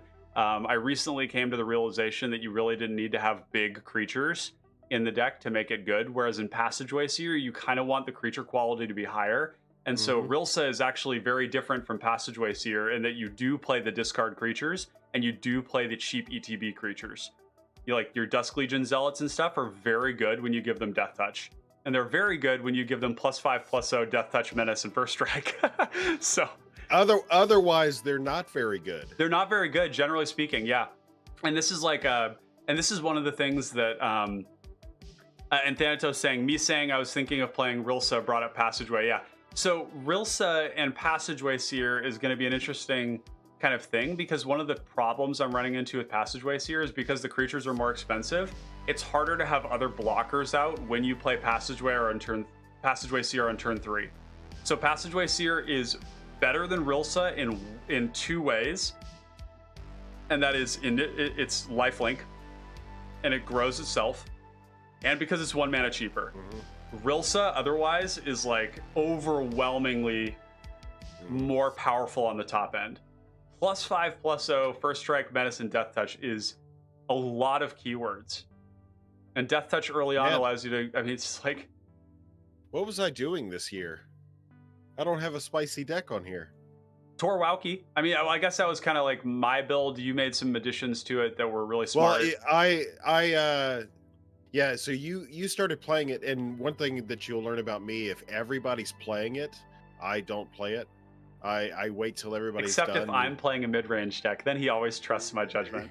but he had built Torwalky first, and then the CBB 100 tournament came out, and I was like, you know what? Let me start looking at these creatures, because all the cEDH creatures, they're efficient ones, have really small butts. So it's like, I'm gonna play in the festivities and like just wipe your board. So okay, I'll do that. So that jump started my my interest in Torwalky, but no, I think Torwalky should be on that list. I forgot about Torwalky when I made my vote. Well, my one of my picks. So Gretchen was my first, because just the notoriety that it brought to the format, but also I'm with Clay. It's why I won't build Gut or Tatty. There's enough in my meta. Build stuff that kills those decks. So like Nate Diggity's Cardor was also like one of those decks that it held a place in the meta. Like that's what caught my attention, is like it held on to a spot, and only really relinquished that spot after he just stopped playing it. Yeah, he stopped playing it. Yeah, and it's not because, I mean, like that deck would still have an over 50% win rate right now. Mm-hmm. The thing about Cardor is that Nate took advantage of the fact that a lot of people have like reduced the number of counter spells they're playing, and so like that was the thing that completely destroyed Cardor before, is that somebody just counters it. Yeah, it's done. But now people are like focusing on removal, and Cardor loves removal. It's like, sure, kill me. I want to die. Mm-hmm. Yep. So yeah. All right. So Clay's goal for next year is to have a deck on this list. Oh yeah. Well, like I said, I think if I had remembered it, I would have put Torwalky on there too. Torwalky is a really addicting deck to play. It's just something about it. I haven't picked it back up since the tournament, and the reason why is it's at my last recollection, it runs like 8 or 9 sweepers, and the problem, ironically, is that the sweepers that are good in cEDH context are not good in cPDH context, because the butts are bigger in cPDH. So cEDH is playing all those rare creatures that have those outstanding ETB or other static abilities, but they're like 2/1s. Yep. There's very few being played that are sizable. Yep. You'll get the occasional 4/4, but that's rare. So, but in cPDH, like, I mean, the passageway, like Rissa, like all these creatures are like big ass creatures. So it's like, yeah. And increasingly in the format right now, there are more big creatures, which doesn't make Torwalky worse, because all you need to do then is like Torwalky exists on this, and let me bring it up here just to remind people. Well, right. You cast the end of festivity, so you have 2 damage there, so you assign it to whatever, and then you do the 2 from the trigger. The 2 from the trigger, so you have a widespread 2 damage across the board, and then you have a specified 4 damage total. Yeah, so it's fine. Not totally crazy. No, the other thing too is, if you did get into a meta situation where things really did get like out of control with like with really big stuff that you couldn't kill with Tor, it's very easy to tech Tor into a place where you can. Because what Tor exists on this spectrum, the card choices exist on a spectrum of like Forked Bolt, which is 1 mana, 2 damage, split any way you want. Well, when you've got Tor, you get a trigger, and then you get 2 things that take 2 because it amplifies them. So each one, it's 1 mana, 6 damage across 3 targets. You have that all the way over to like Go for the Throat, where Go for the Throat just says kill something, Soren's Thirst, another thing. 2 damage, gain 2. So if you have that problem of like big things that are still targetable, then you just play more generically good kill spells like Victim of Night, Go for the Throat, that kind of stuff. actual kill spells. Or if the problem is that they have hexproof, then you just play Chainer's Edict, which is great in the deck anyways, right? You play Chainer's Edict, Miracle's Edict, you could even play Innocent Blood because you've got the tokens. And you play spell-based edict effects where you get a trigger because you're casting the spell, you kill the thing that's going to eat the edict, and then you edict them. So, and you can even play Chain Devil, Fleshback Marauder, stuff like that too. It just doesn't give you a trigger. I think the only one I'm not playing is Chain Devil, and that's because I'm playing so many tokens. Yeah, exactly. Oh, yeah, for sure. Chain Devil, maybe not so much. Yeah. Chain Devil, you got to be careful. There's a reason I don't play any of the Edict creatures in my Night Veil Predator deck, and that's because if they kill your Edict creature with the Edict on the stack, well, then the only creature you have to sack is your commander. So, got to be careful. Well, are we at the end? That's it. Wow. Well, it's only been 3 hours. Yeah, I know, right? It's amazing that people stick around with us. People like it. I mean, hey, we got 11 of you still in chat here. This has been super fun, and I think this is a time where we can let Daddy Clay go get some sleep. Well, let's venture back. Yeah, do you have so go ahead and put us back in double screen. So thank you everyone who voted for these cards. We loved experiencing these cards with some of you. We loved revisiting these cards because you mentioned them. There were so many good cards that came out this year. It's really hard to narrow it down to just like a handful, but I think we were able to kind of cover the ones that had the biggest impact, but also like talk about some ones that were interesting and or special as we saw them too. So we had to do a little bit of both, but I wanted to take the opportunity after the Battlerager awards to kind of revisit what we were talking about, the future of this venture. So it's like in some way the changes are new and exciting and all that stuff, but in my mind's eye it's like it's just getting back to basics. Right? Yep. So absolutely. it's like truly honing in to what each part is doing and how it's contributing, and then like allowing that to be like super honed and super focused on providing that value for the other parts and pieces. And I think this restructuring, now the common connoisseurs featuring the tryhards, so that just makes sense. Both Ryan and I, he had no issue whatsoever with me coming on and being a connoisseur with him, just like I had no issue whatsoever and letting him being a tryhard ascendant just like me. Like it's just the way the natural world works, and it's like why fix it? It ain't broke, right? Like, and we're and I think for those of you who have gotten to witness it, but Clay and I have been a great team. And one of the things that I excel at is that I do have perfectionist tendencies.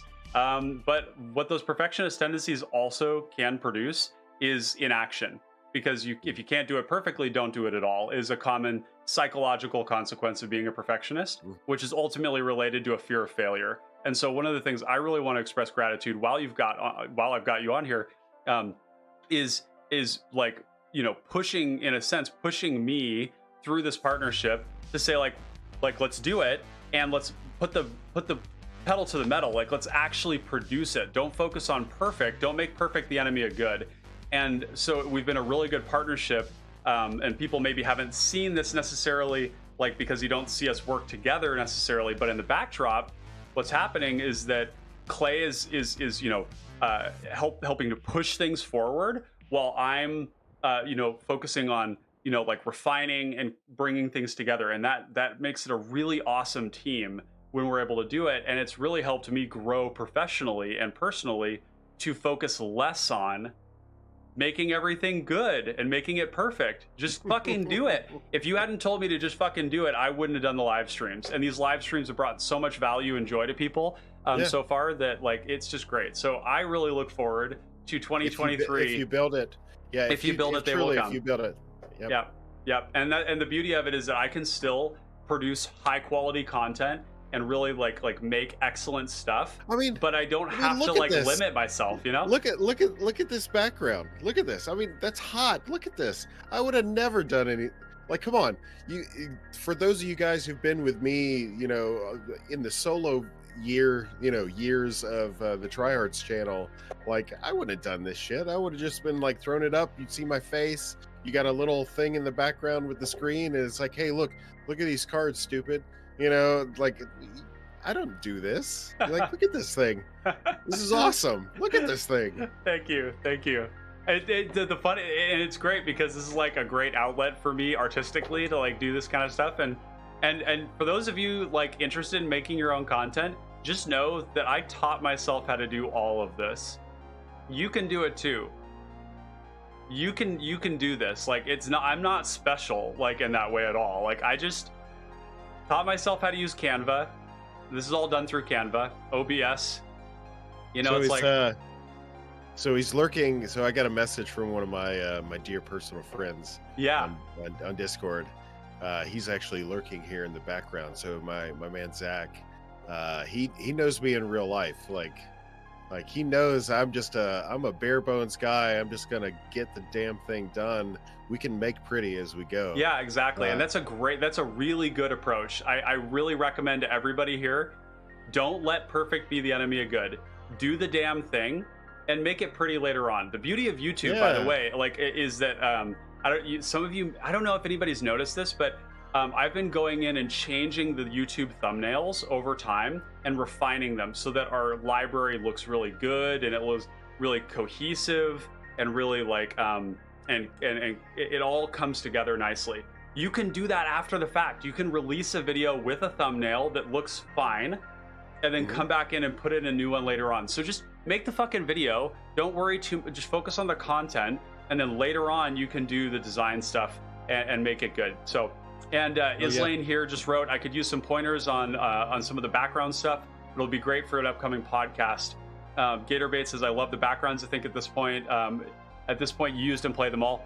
So the something I will do too, and I just want to mention this, I'm going to be starting a new content series, and it's going to be very low key. A lot of you won't find it interesting, and that's okay. But I'm going to be doing live streams where I show people my design process for the YouTube thumbnails. We'll have music. I'll be available for questions and answers. I'll be just there working away quietly. People can hang out if they want, and it won't be like super high energy or anything. But if you want to see how I do this, if you want to see how I do the OBS and everything, that's how I'm going to make myself available.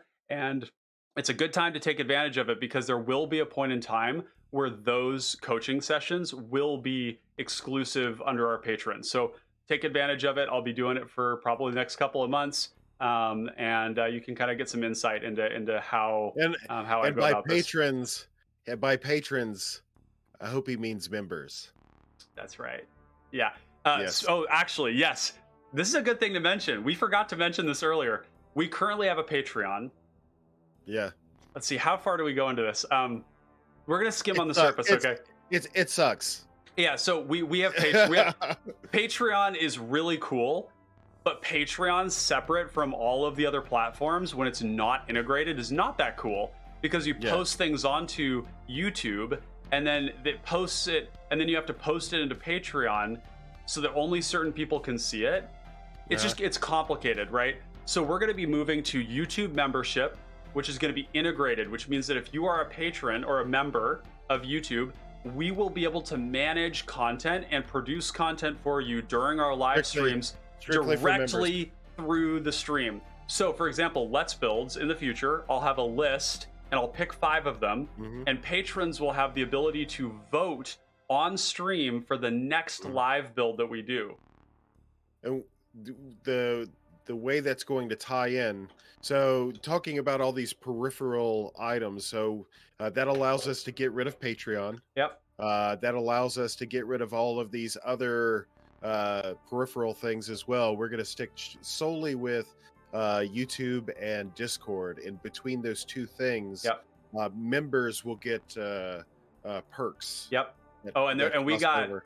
we got stuff. Like, I'm serious. Like, there's going to be donation fees where if somebody wants me to do a deck tech, or if you want, or if somebody wants me to coach them, where I'm in a Zoom call while you play, and then I'm basically, nobody can hear me, but I can essentially backseat you where you want and answer questions or provide feedback during the game. Those things will be charged at a normal hourly rate, but the Patreon memberships, which will become YouTube memberships and Discord memberships, those include an on-rate amount of value, but way more. So it's $50 an hour for me to do an hour of work with you on something, but it's $50 to get an hour every month, along with all the other benefits, which is voting on decks. It's going to be emojis in Discord. It's going to be emojis in YouTube. It's going to be other perks that we have lined out that involve like the early content, seeing content early, things like that. Tons of exclusive content. And the way we're going to invest, like on the server side, is we're going to pump up the server side. Oh yeah, where, that's right. Members, we're going to have exclusive like stickers, because members can have their own like little badge. We're going to have exclusive badges or stickers or whatever they're called. Designed by yours truly. Yep. So yeah, so it's going to be this it's going to be this really small ecosystem that gets you the most value. Yep. Yeah, it's going to be a huge amount of value. I mean, we're even looking at like ways where like some of the finer points of my primers that I've gotten written up, but I'm holding on to them.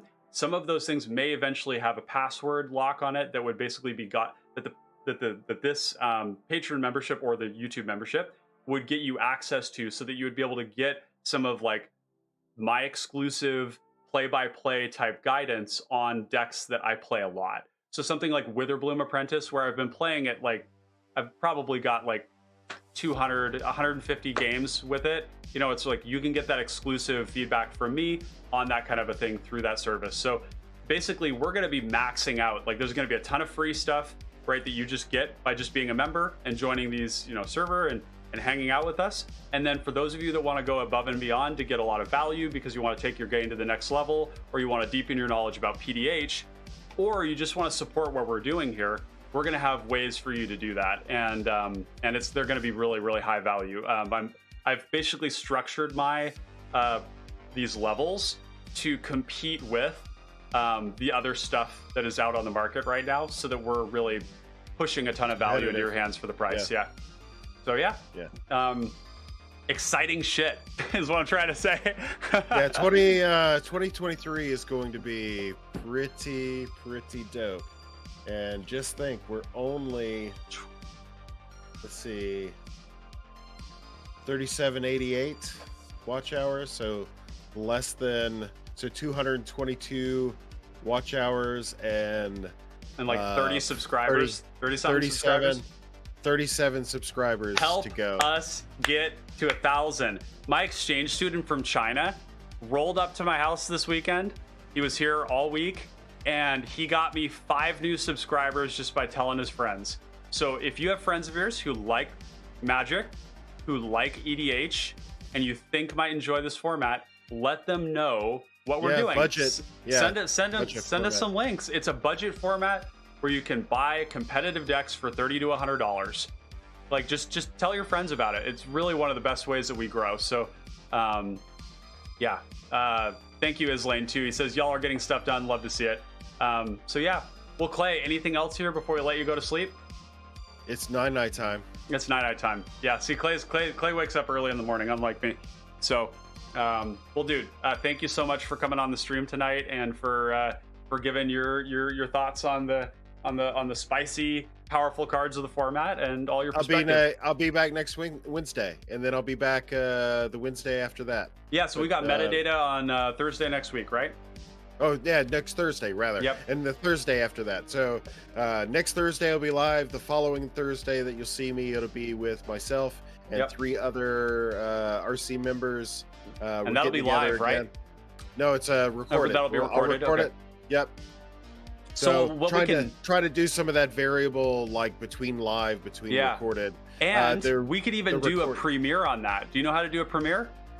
This I is think so. something to talk about later, but you can basically release a thing, and then it plays live, and then you can be there with live chat. So we should do that. We record it, edit it, and everything, and then we'll put it through Premiere. So that means what is that? That's not this next Thursday. That's the following Thursday. So that would be Thursday the let's see, that would be Thursday the 13th. No, Thursday the 12th. So Thursday the 12th, we're gonna have another exclusive production with the PDHRC, the Rules Committee. And then about 40%. Yeah, that's right. And then Monday next week we've got Monday next week is Ravenous Squirrel or Sultai. Sorry, no. Monday next week is Sultai Soothsayer, which is going to be awesome. I'm going to have Puzzle Box on for that one. Puzzle Box is such a good deck builder, so I'm really really grateful to have him on anytime I can.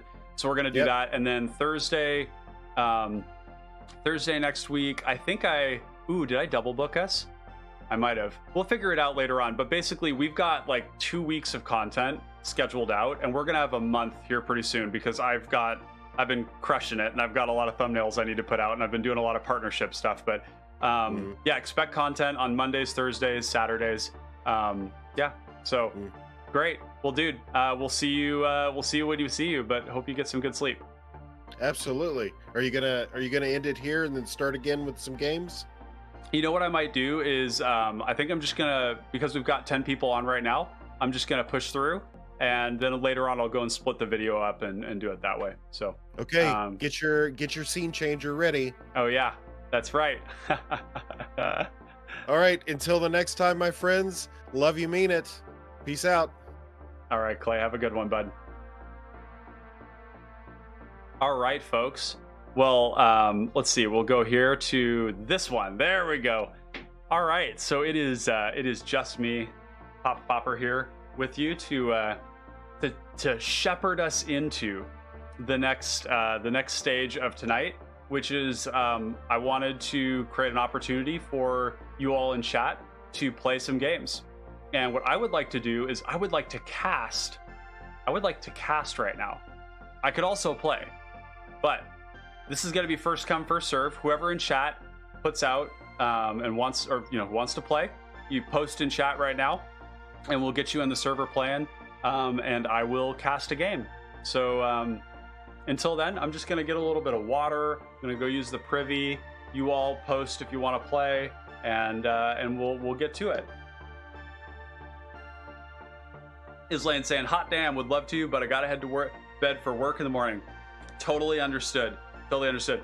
For those of you who it is actually Friday of the week, maybe you'll be down.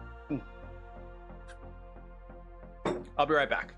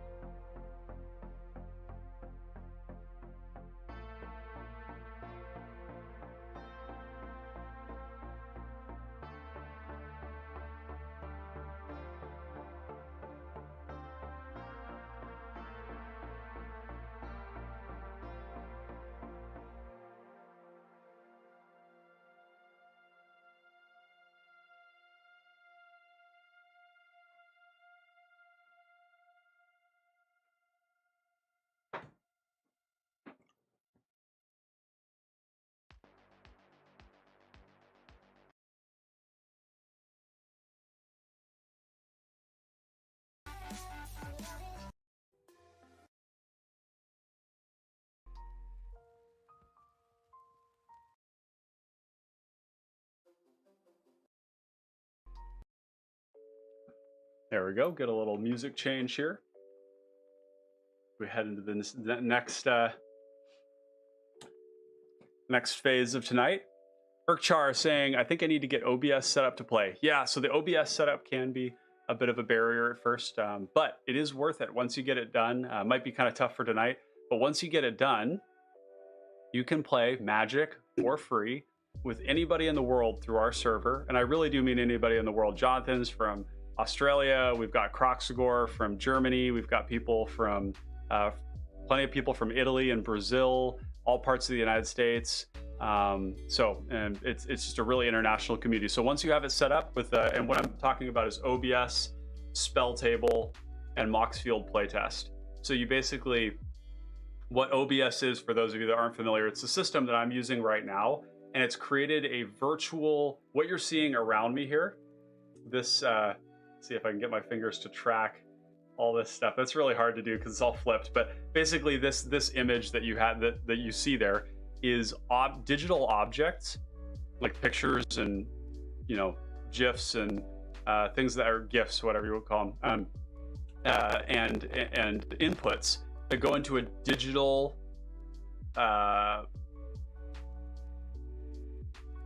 canvas. So it's basically a place where you can put objects and you can orient them. You can take inputs like your webcam and put them in. And so, for example, what you're seeing here is you're seeing a background that I designed with webcam kind of nestled in it. And so basically what you use is you take Moxfield playtest, which is the deck builder that like most people seem to be using right now, function where you play the game. You open that up, and then you open OBS on another screen, and OBS will invite you to create like a window capture, and you window capture your Moxfield playtest so that you can see your board, but that nobody can see your hand. So at first it's going to take the whole screen of that application, and then you trim down the edges so that you only see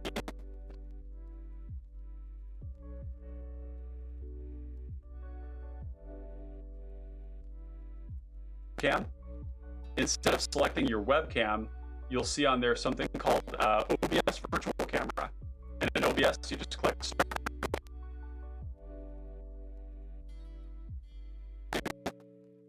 check. Thanks for the heads up there, Urkchar. Basically, it ports that check. So am I cutting out?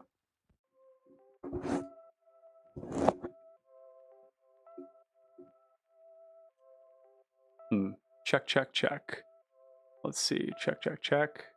I'll check my audio here and make sure. Okay, yeah, seems to be working fine. Okay, cool. So so basically you use the OBS to port in that input into spell table. And so what that effect is that it produces, and I'll just like pull it up for you guys right now. So you open a spell table up, and you log in with the same code you use to log into your MTGO and MTGA, which is just your Wizards account. And this is going to be and I'm going to do a spectate on this one too, Commander. And there's actually a code you can use too, which is called, let's see, it's lounge. There's a code you can use, which I just pinned recently.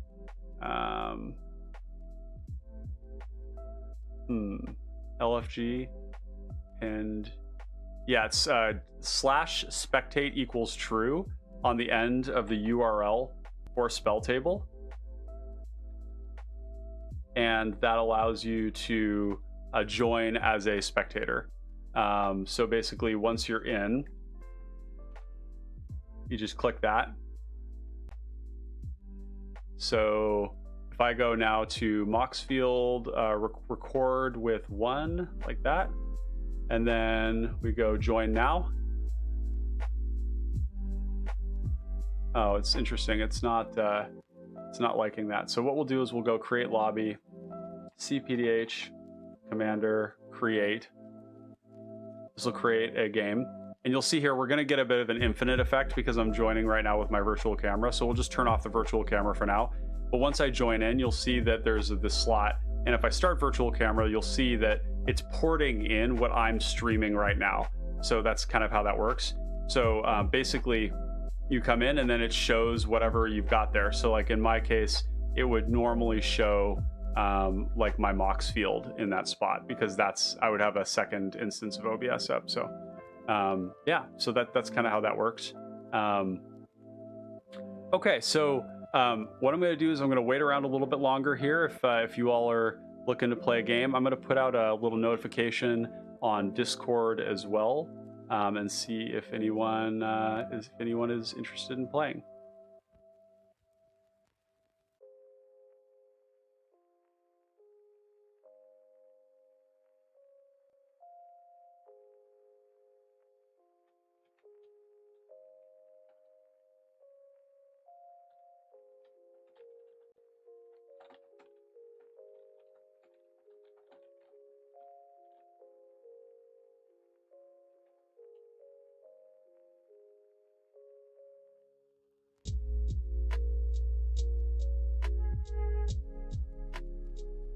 And until that happens, I'm just going to go back to this scene for the moment.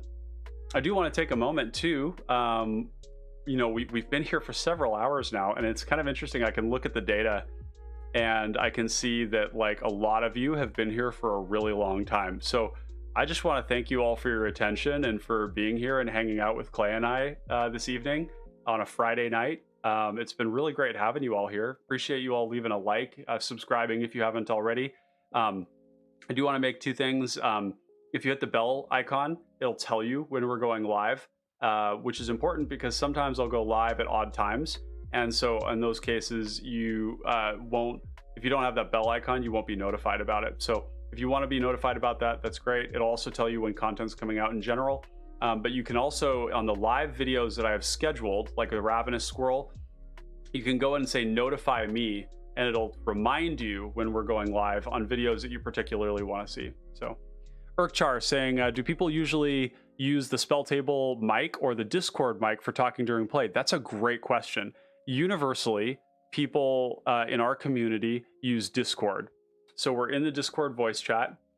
And the reason for that is you have a lot more control in Discord over your audio, about like audio levels and like what inputs you're using. It's a little bit harder through spell table. So what people do, and this is always kind of annoying when people don't do this, but it's okay. Like we understand why.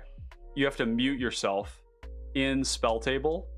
Otherwise people will hear both your voice. They'll hear it through spell table and through Discord at first. So a lot of times when somebody hasn't done this before, they'll log on and they'll be like, da da da da da da, because there's like both their voice being played back twice.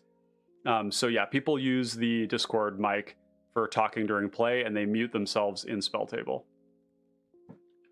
All right, just putting that out there too. If you all want to play a game right now, it is chat has first priority on this. So I'm putting it out there.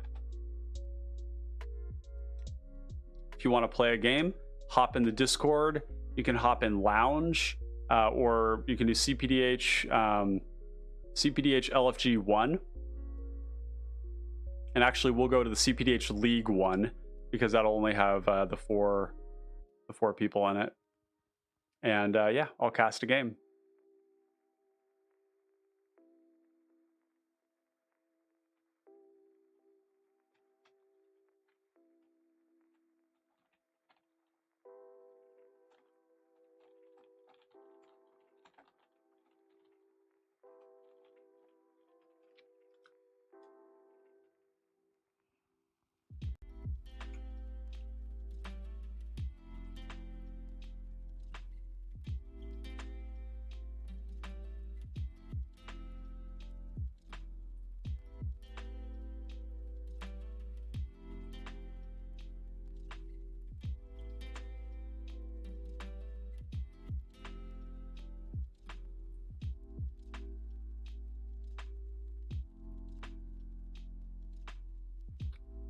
I've put out a little bat signal on the tryhard server. See if anyone else is interested. I'll probably try for a couple more minutes here, and if nobody shows up, then maybe we'll wrap it up for tonight and just call it quits there. But if any of you are interested in chat and having a game casted, tonight, let me know, and you can join in through the Discord, and I'll post a spell table link for that. And if not, that is totally fine as well. Totally fine.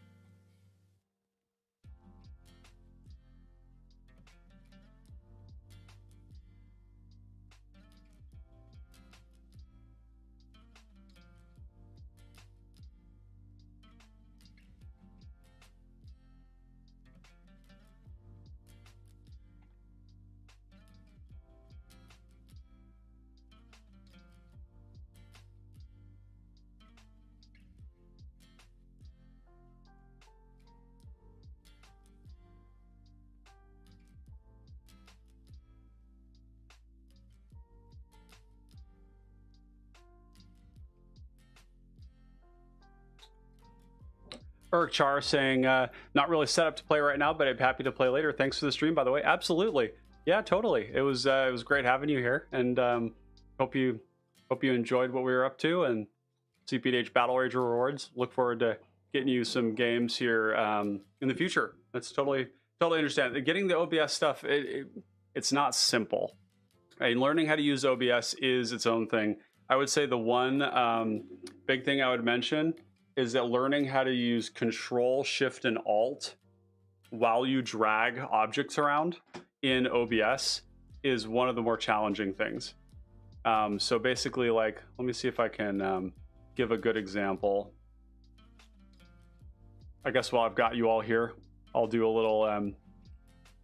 little stuff. So let's just take this for example. Okay. So I'm dragging this around right now. This object is unlocked. So you'll see on the side, there's a sources when you do this, and there's like a lock thing. So this is unlocked. If I drag from the corners, you can see the aspect ratio is maintained, which means that it scales up and down, maintaining that aspect ratio. And that's if I pull from the corner in that little spot. If I drag from a side while I hold Alt, you can see the effect there, which is that I'm basically cropping. I'm determining like the edges and the boundaries of the object from that corner. So that's that's holding Alt. If you hold Shift, it's going to change the aspect ratio like that. And then I think if you hold and then control, yeah, control from a side just changes the scale, scales it up and down. Yeah, Thanatos is saying, I'm trying to figure out how to only capture the battlefield for Moxfield. Okay, you know what we're gonna do? We're gonna do this together. We're gonna do this together. So let me kind of just figure out how I'm gonna do this for you all. But we're gonna make, what I'm gonna do is what you're gonna see is my scene. Let me see how I can, because maybe what I could do is create a scene of what I'm doing.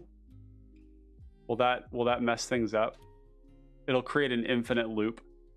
But what we'll do is you'll just see what I'm doing on screen right now. Or maybe I could...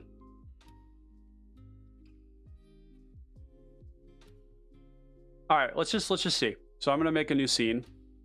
And this is going to be an instructional scene like this. Check, check, check. Okay, and then what we're going to do is go and we're going to capture this and bring it over.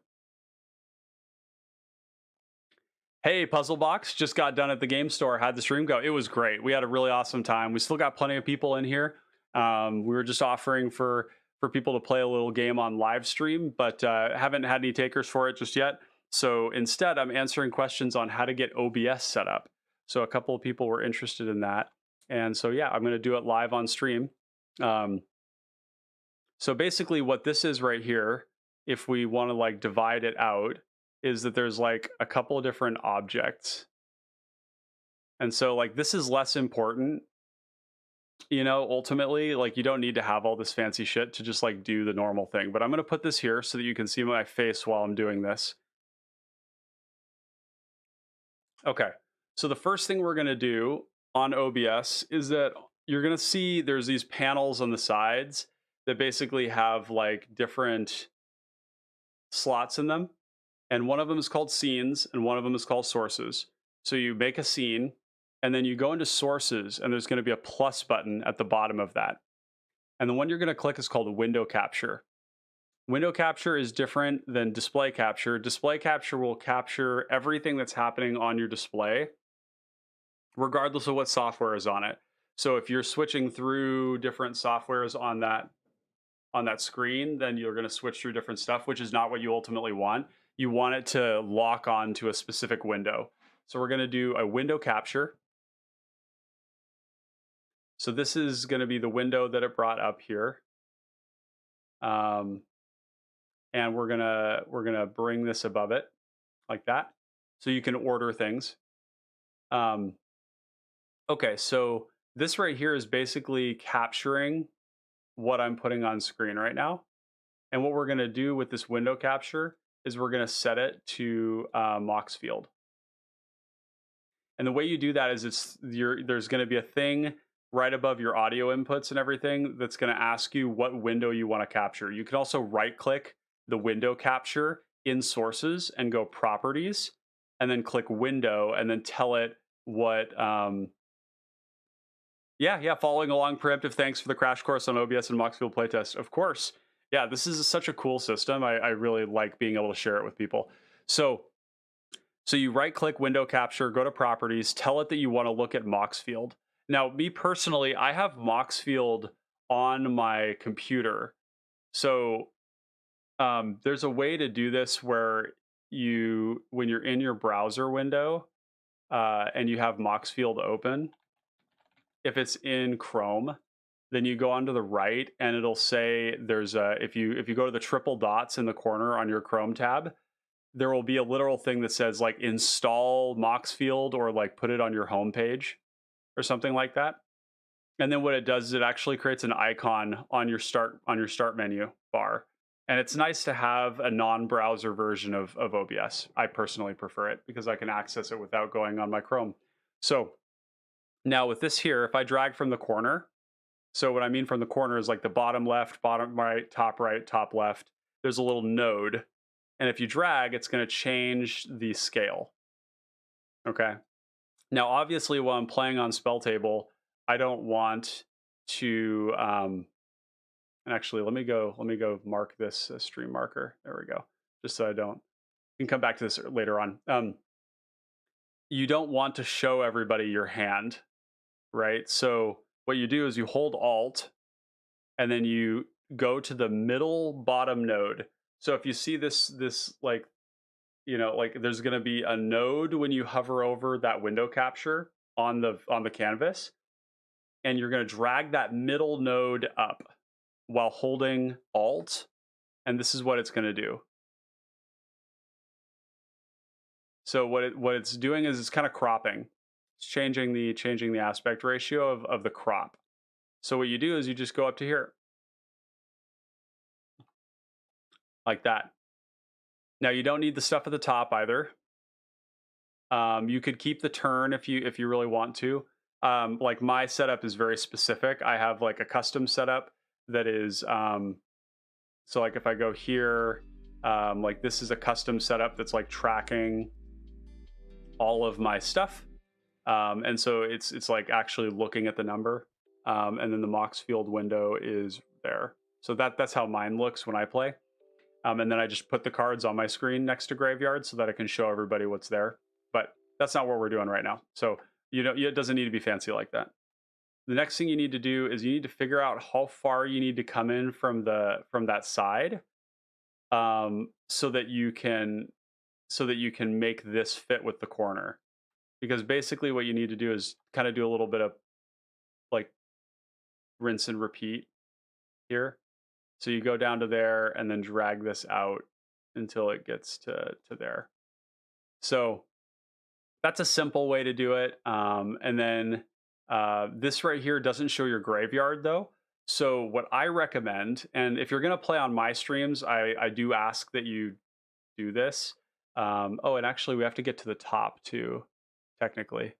So, oh, that's why it wasn't working earlier. That's why it wasn't fitting earlier. So it'll go like that.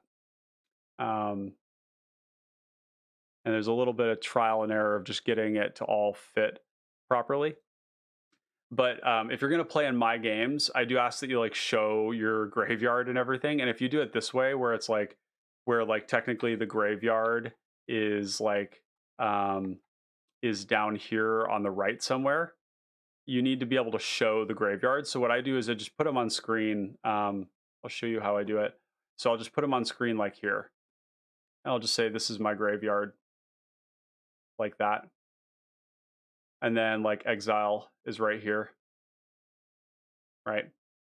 So, and that just helps people keep track of it, which is important, because if you have hidden information in your graveyard, that's not how the game is supposed to be played. So, so that's how I do it there. There's some other stuff that you kind of want to do as well. So like you can do this and then like go down to show like your hand size, right? You can see that in the bottom left. You can see the hand size down there. Library size is also important information. So like turn number is a nice thing to have. You don't necessarily need to have it because other people are doing it. They're tracking turns. So technically you could go up to the top and just do this and then slide it up to the top. And then, maybe you got to probably bring it in a little bit. So like mine is specialized because I'm trying to track information in a different way. But like this is one way you could do it. Then you're showing your hand size, your library, and your graveyard and your exile are right here. So like this would be a good starting point. Like you need to bring it. There's some like other weird things here that like that library is really far over here. And so you kind of technically need to bring it in. It's just like funkiness that comes with this kind of like ghetto hack around that we're like workaround that we're doing. But like the benefits of it are that you get to play Magic for free with anybody in the world. So that's pretty cool. Like I think a lot of people have discovered this, and it's pretty awesome. Like it increases the pace of deck development and like refinement and improvement so intensely, to like be able to like play a game and then without having to go to the store, just like change the cards in your deck. So like This is like pretty good. You know, if you like fill the bottom, unfortunately, it's going to cut that library off. And so, okay, so the trick that people do for this, so that you can show all of these things, like all these numbers down here, like particularly library and turn order, is that you make a copy of this, okay, and then you use the Alt drag tab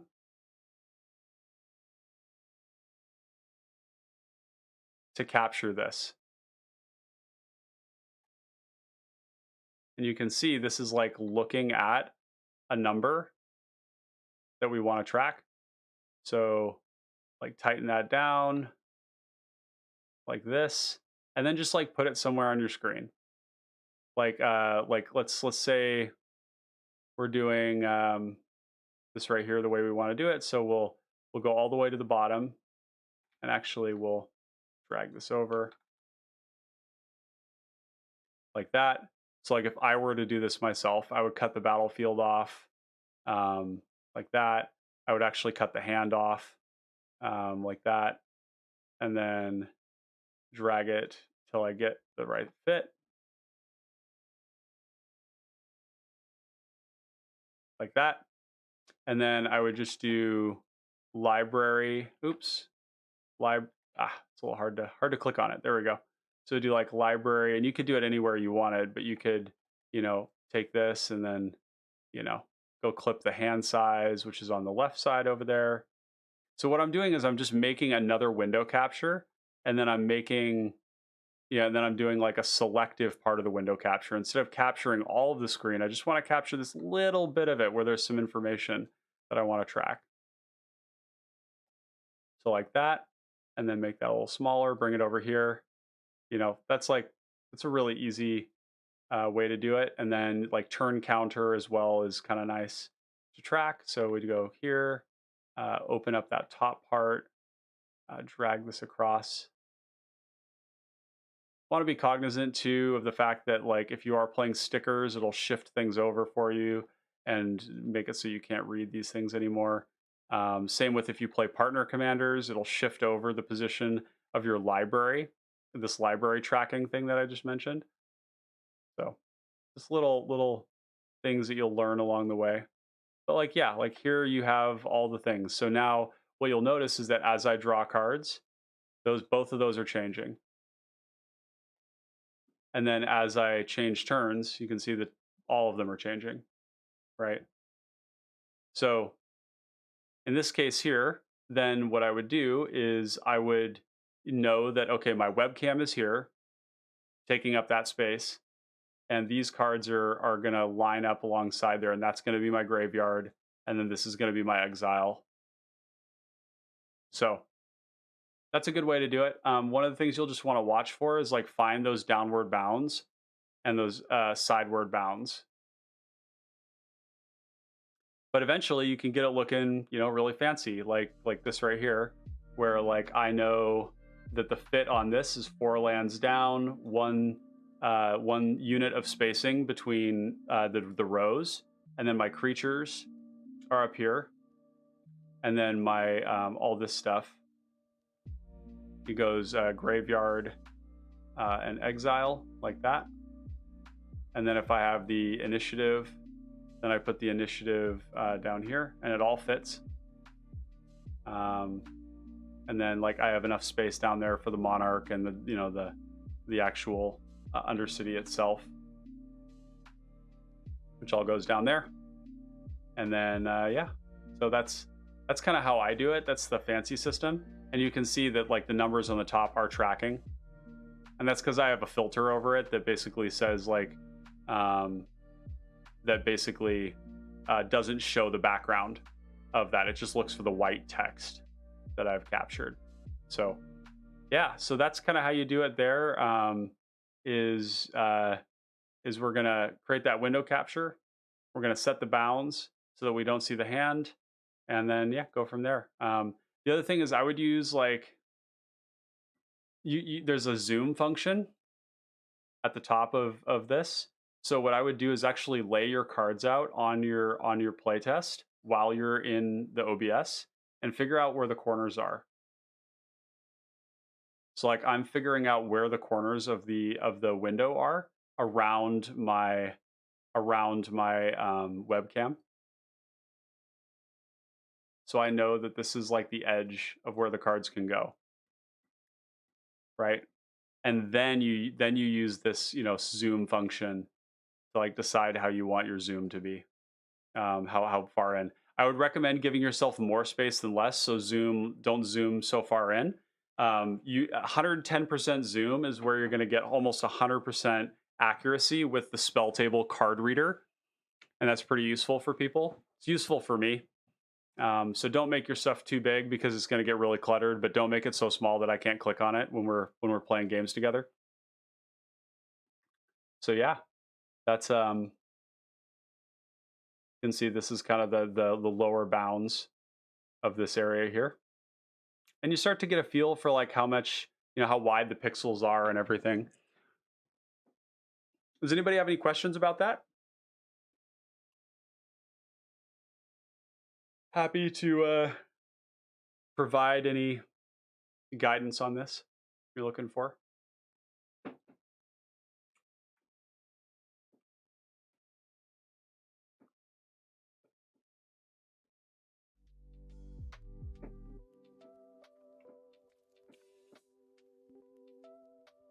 And we're going to do more stuff like that in the future. We'll probably do a live stream. I'm going to write this down right now, actually.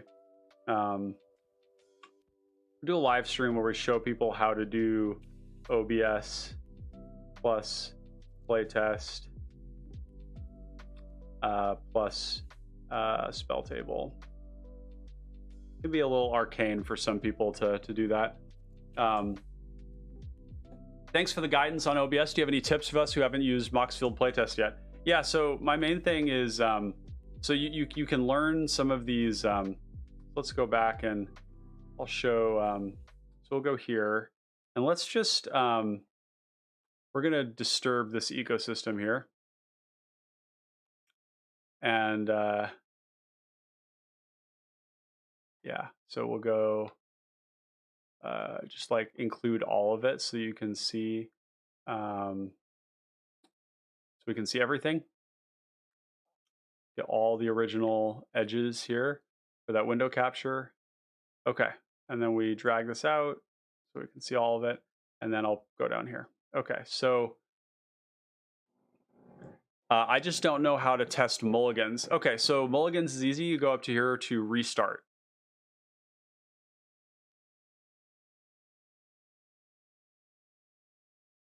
So what you do is you go up here to restart, and it's going to give you a new hand. So restart gives you a new hand. There's a lot of really cool functionality in here, and all of these are hotkeyed. So a good example is like you drag the card out. So at the beginning of the game, you don't want to do next turn because it'll change the turn counter up here. But so first turn, you just draw. You click the draw button. So say this is your first turn, you drew, you played, you go next turn, you play swamp. If you want to tap your cards, you can double click it, but that's kind of tedious. I would just drag select and then click T, which is tap. If you want to untap everything, so say this is all out here and you've tapped it all, you can click U to untap. You can also, if you tap everything, if you have everything tapped and you want to, where is it? Player, you can go next turn and it'll untap everything and draw a card. There's other things that are really cool too in this software, which is called the mana tracker. And you can see that down in the bottom left. Everything is based on clicking and shift clicking. So if you want to click to add black mana, you just click it and then you shift click it to take it away. Urkchar says, can you rebind the hotkeys in playtest? I don't think you can, but the hotkeys are really simple for the most part. There's like D for draw, there's U for untap, so like T for tap, U for untap. And I think you can select only like certain things. So if these are tapped and you untap them, yeah. So you can drag select them to tap and untap only certain ones, or I think you can, um, or you can, tap, untap the whole thing. You can drag select as well. One thing that's nice is that with lands, so if you just like have a big mess of lands out here and you want to fix it, you just drag it and it like stacks it with a cascade. Hey, Noyark, what's up, dude? Good to see you, man. We've got our patron hopping in chat here. If you hover over them and hit hotkeys, it only does it to that one. Exactly. Yep. So if you hover over this and you go T, you can see that. You can also see U there. When I did that, it did it to everything. But if I select one and I do U, it's just going to tap and untap that single one.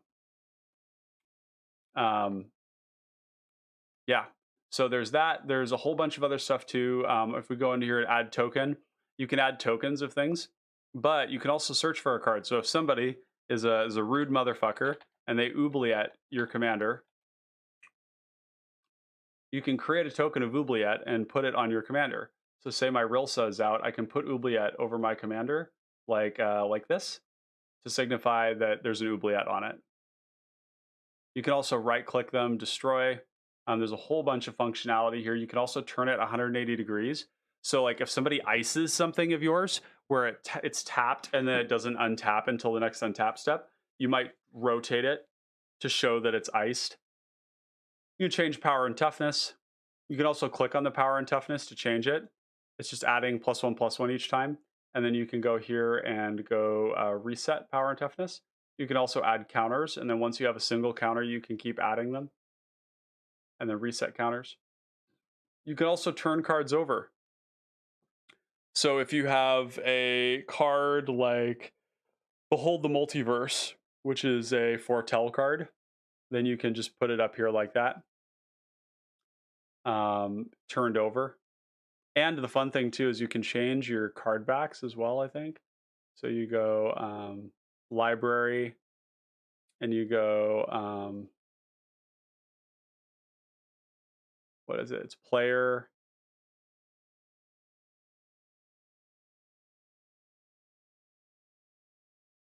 Oh, I can't. Oh, sleeves. There we go. So you get like orange sleeves. And so when you turn it over,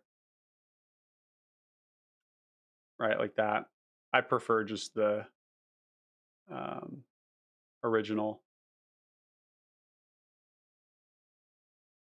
like that. Thanatos saying, I had to make another scene specifically for hand size because I had no way to hide the casting cost of the cards in my hand while showing the hand size. Yeah. So like when you're down here, so what Thanatos is talking about is if you go and you just trim this, but when you hover, you see how it's showing the mana cost of the cards. Yeah. So I recommend, and it's more complicated, but ultimately it's like the correct way to do it, is that when you trim your scene down, trim all the way up. And frankly, I would just get rid of that border entirely because it's only going to be on one side. So get rid of that border, trim down so that you don't see the battlefield, trim from the left to the right, and then drag that into the corner and then find the spacing. So ultimately, you're not going to be able to use all of the screen. You just kind of have to accept that, and that's okay. So there it is, like that. Oops. And then because I have a webcam, I do there. And then what I would do is just find like the edges of your bounds within your webcam so that you know how far you can drag cards on your OBS. So like this. That's like one way to do it. You can kind of like get a sense of like where those edges are and those bounds. Noyark saying it should be mentioned that playing in the community, no one expects you to know all these things, and it will not bother anyone to help you figure out if you are new to using Mox Field Capture. Absolutely. And people are willing to help you with your OBS setup too, myself included, if I'm around. Totally.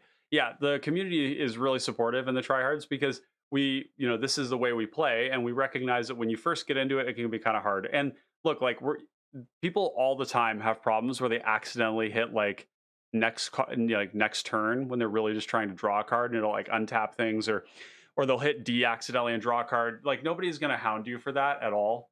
So like we're really patient about that. If you ever have any questions, yeah, like Neuark is a great teacher for this. I can do it. Usually I'm pretty busy, so like I'm not always able to do this, but there are like tons of people who can walk you through how to do that. So but back to the thing at hand, this whole system here um of like finding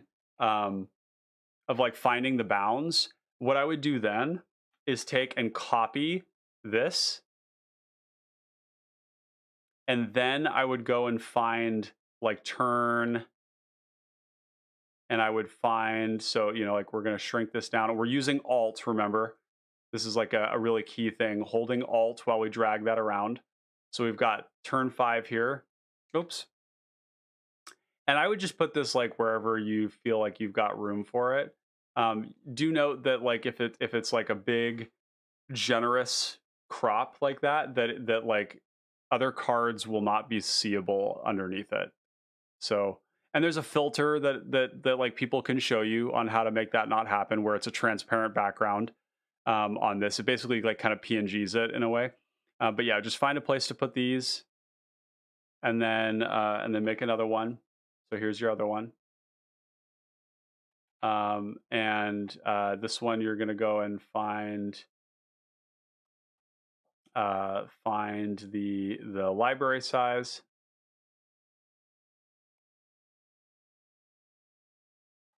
like that. And this is obviously this is like sloppy right now because I'm just trying to illustrate what I'm talking about. And you can go and you can resize these all you want later on to make sure they look nice for your OCD brain, if you're anything like me. And bring that in a little bit, and then you're going to make one more, because really the only key things here are that you have hand, turn size, and library. When it comes to the graveyard and all that stuff, I would just put your cards, like don't make the things, just put the cards on the screen. People don't need to know how many cards you have in your graveyard, they just count them. They need to know what's in your graveyard. So like, yeah, if you did something like that, and obviously you'd make these look nice, then then you've got a way of tracking all your information like that.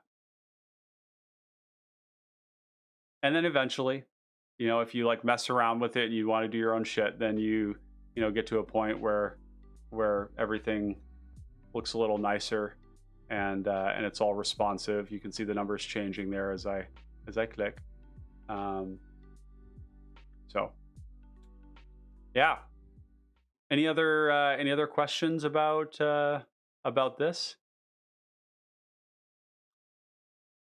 Wow, I cannot believe we still have 8 of you here listening to me ramble on about how to make your OBS work. That's pretty awesome. I'm flattered.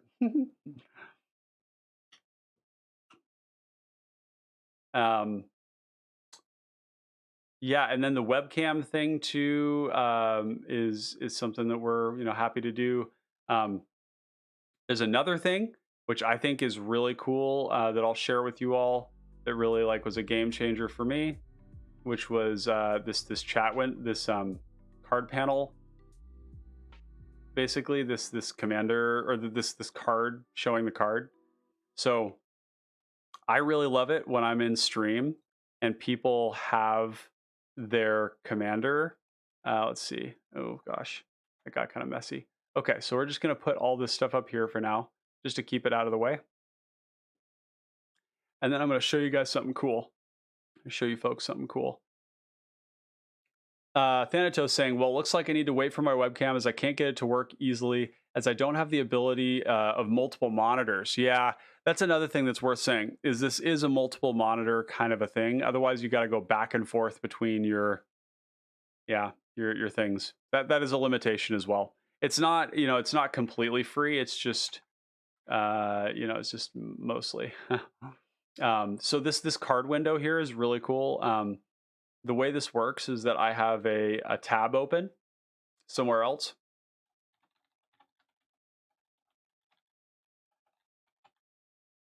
and I can just look up cards on Scryfall.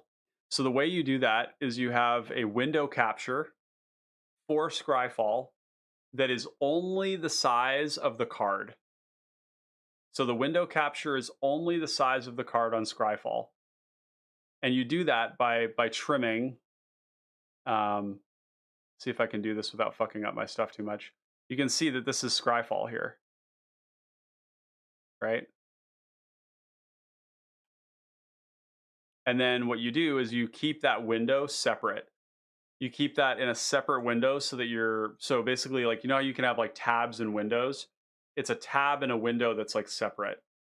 And you just leave it open. And then when you play, to show people what commander you have, you just bring up an image like this.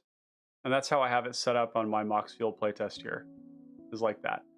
I have my commander there. And whatever I'm playing, all I have to do is look it up on Scryfall and it comes up.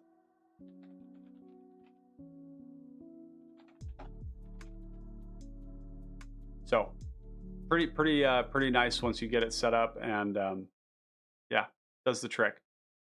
Does the trick. And the thing that I have behind this is a card frame. It's just a little thing that I made that makes it so that it matches with the rest of my stuff. That's not something you need. It's just to make it pretty because I'm trying to make top-notch Magic content. So I want it to look nicer than the average thing. All right. Well, if there's no more questions about this, and I'll give you a little time if you have another question and you want to check in with me. I'll probably be calling it quits here soon. Maybe for once I'll get an early night to bed. But yeah, I'll stick around for a little longer here if anybody wants to pick my brain about this system and how it works. And don't feel rushed to deal with it now. You know, we can always, this is something we can do later on, you know, with people in the server who can help you with this too. But like, yeah, this would be a nice setup like that. And then just play everything in here. Yeah, the second monitor definitely is a piece of the puzzle there that can be complicated.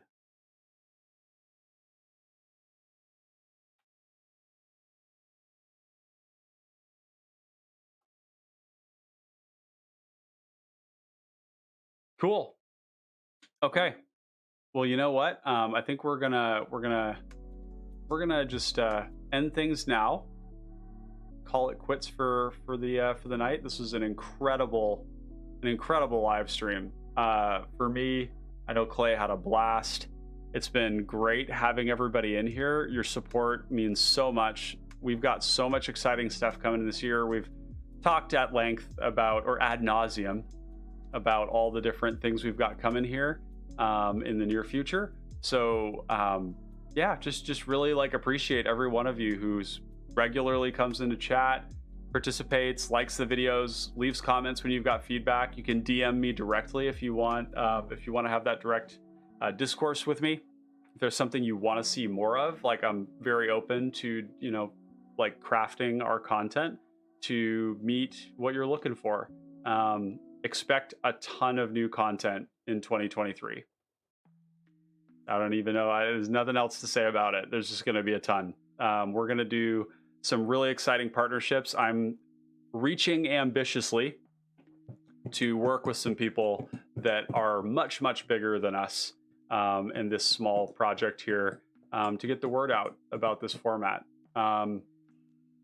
So yeah, big stuff coming. And yeah, and keep an eye out for when we get our our membership and our Discord membership. Discord just came out with a membership system too. So if you're really excited about what we're doing and you want to support us and you want perks for doing it, there's going to be a way to do it through YouTube, where you can get our benefits through YouTube, or you can do it through Discord. So whichever you prefer.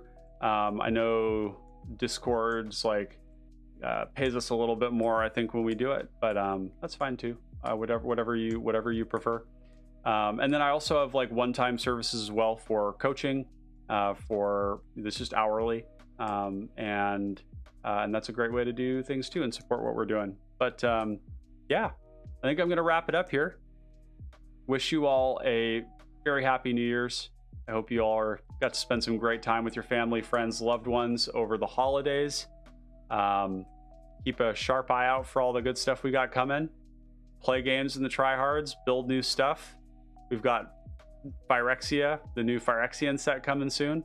And yeah, just a huge well of gratitude for you all for everything. So, connoisseurs of fine common cardboard, love you all very much. Hope you all have a great rest of your evening, and keep on playing. Take care. Peace.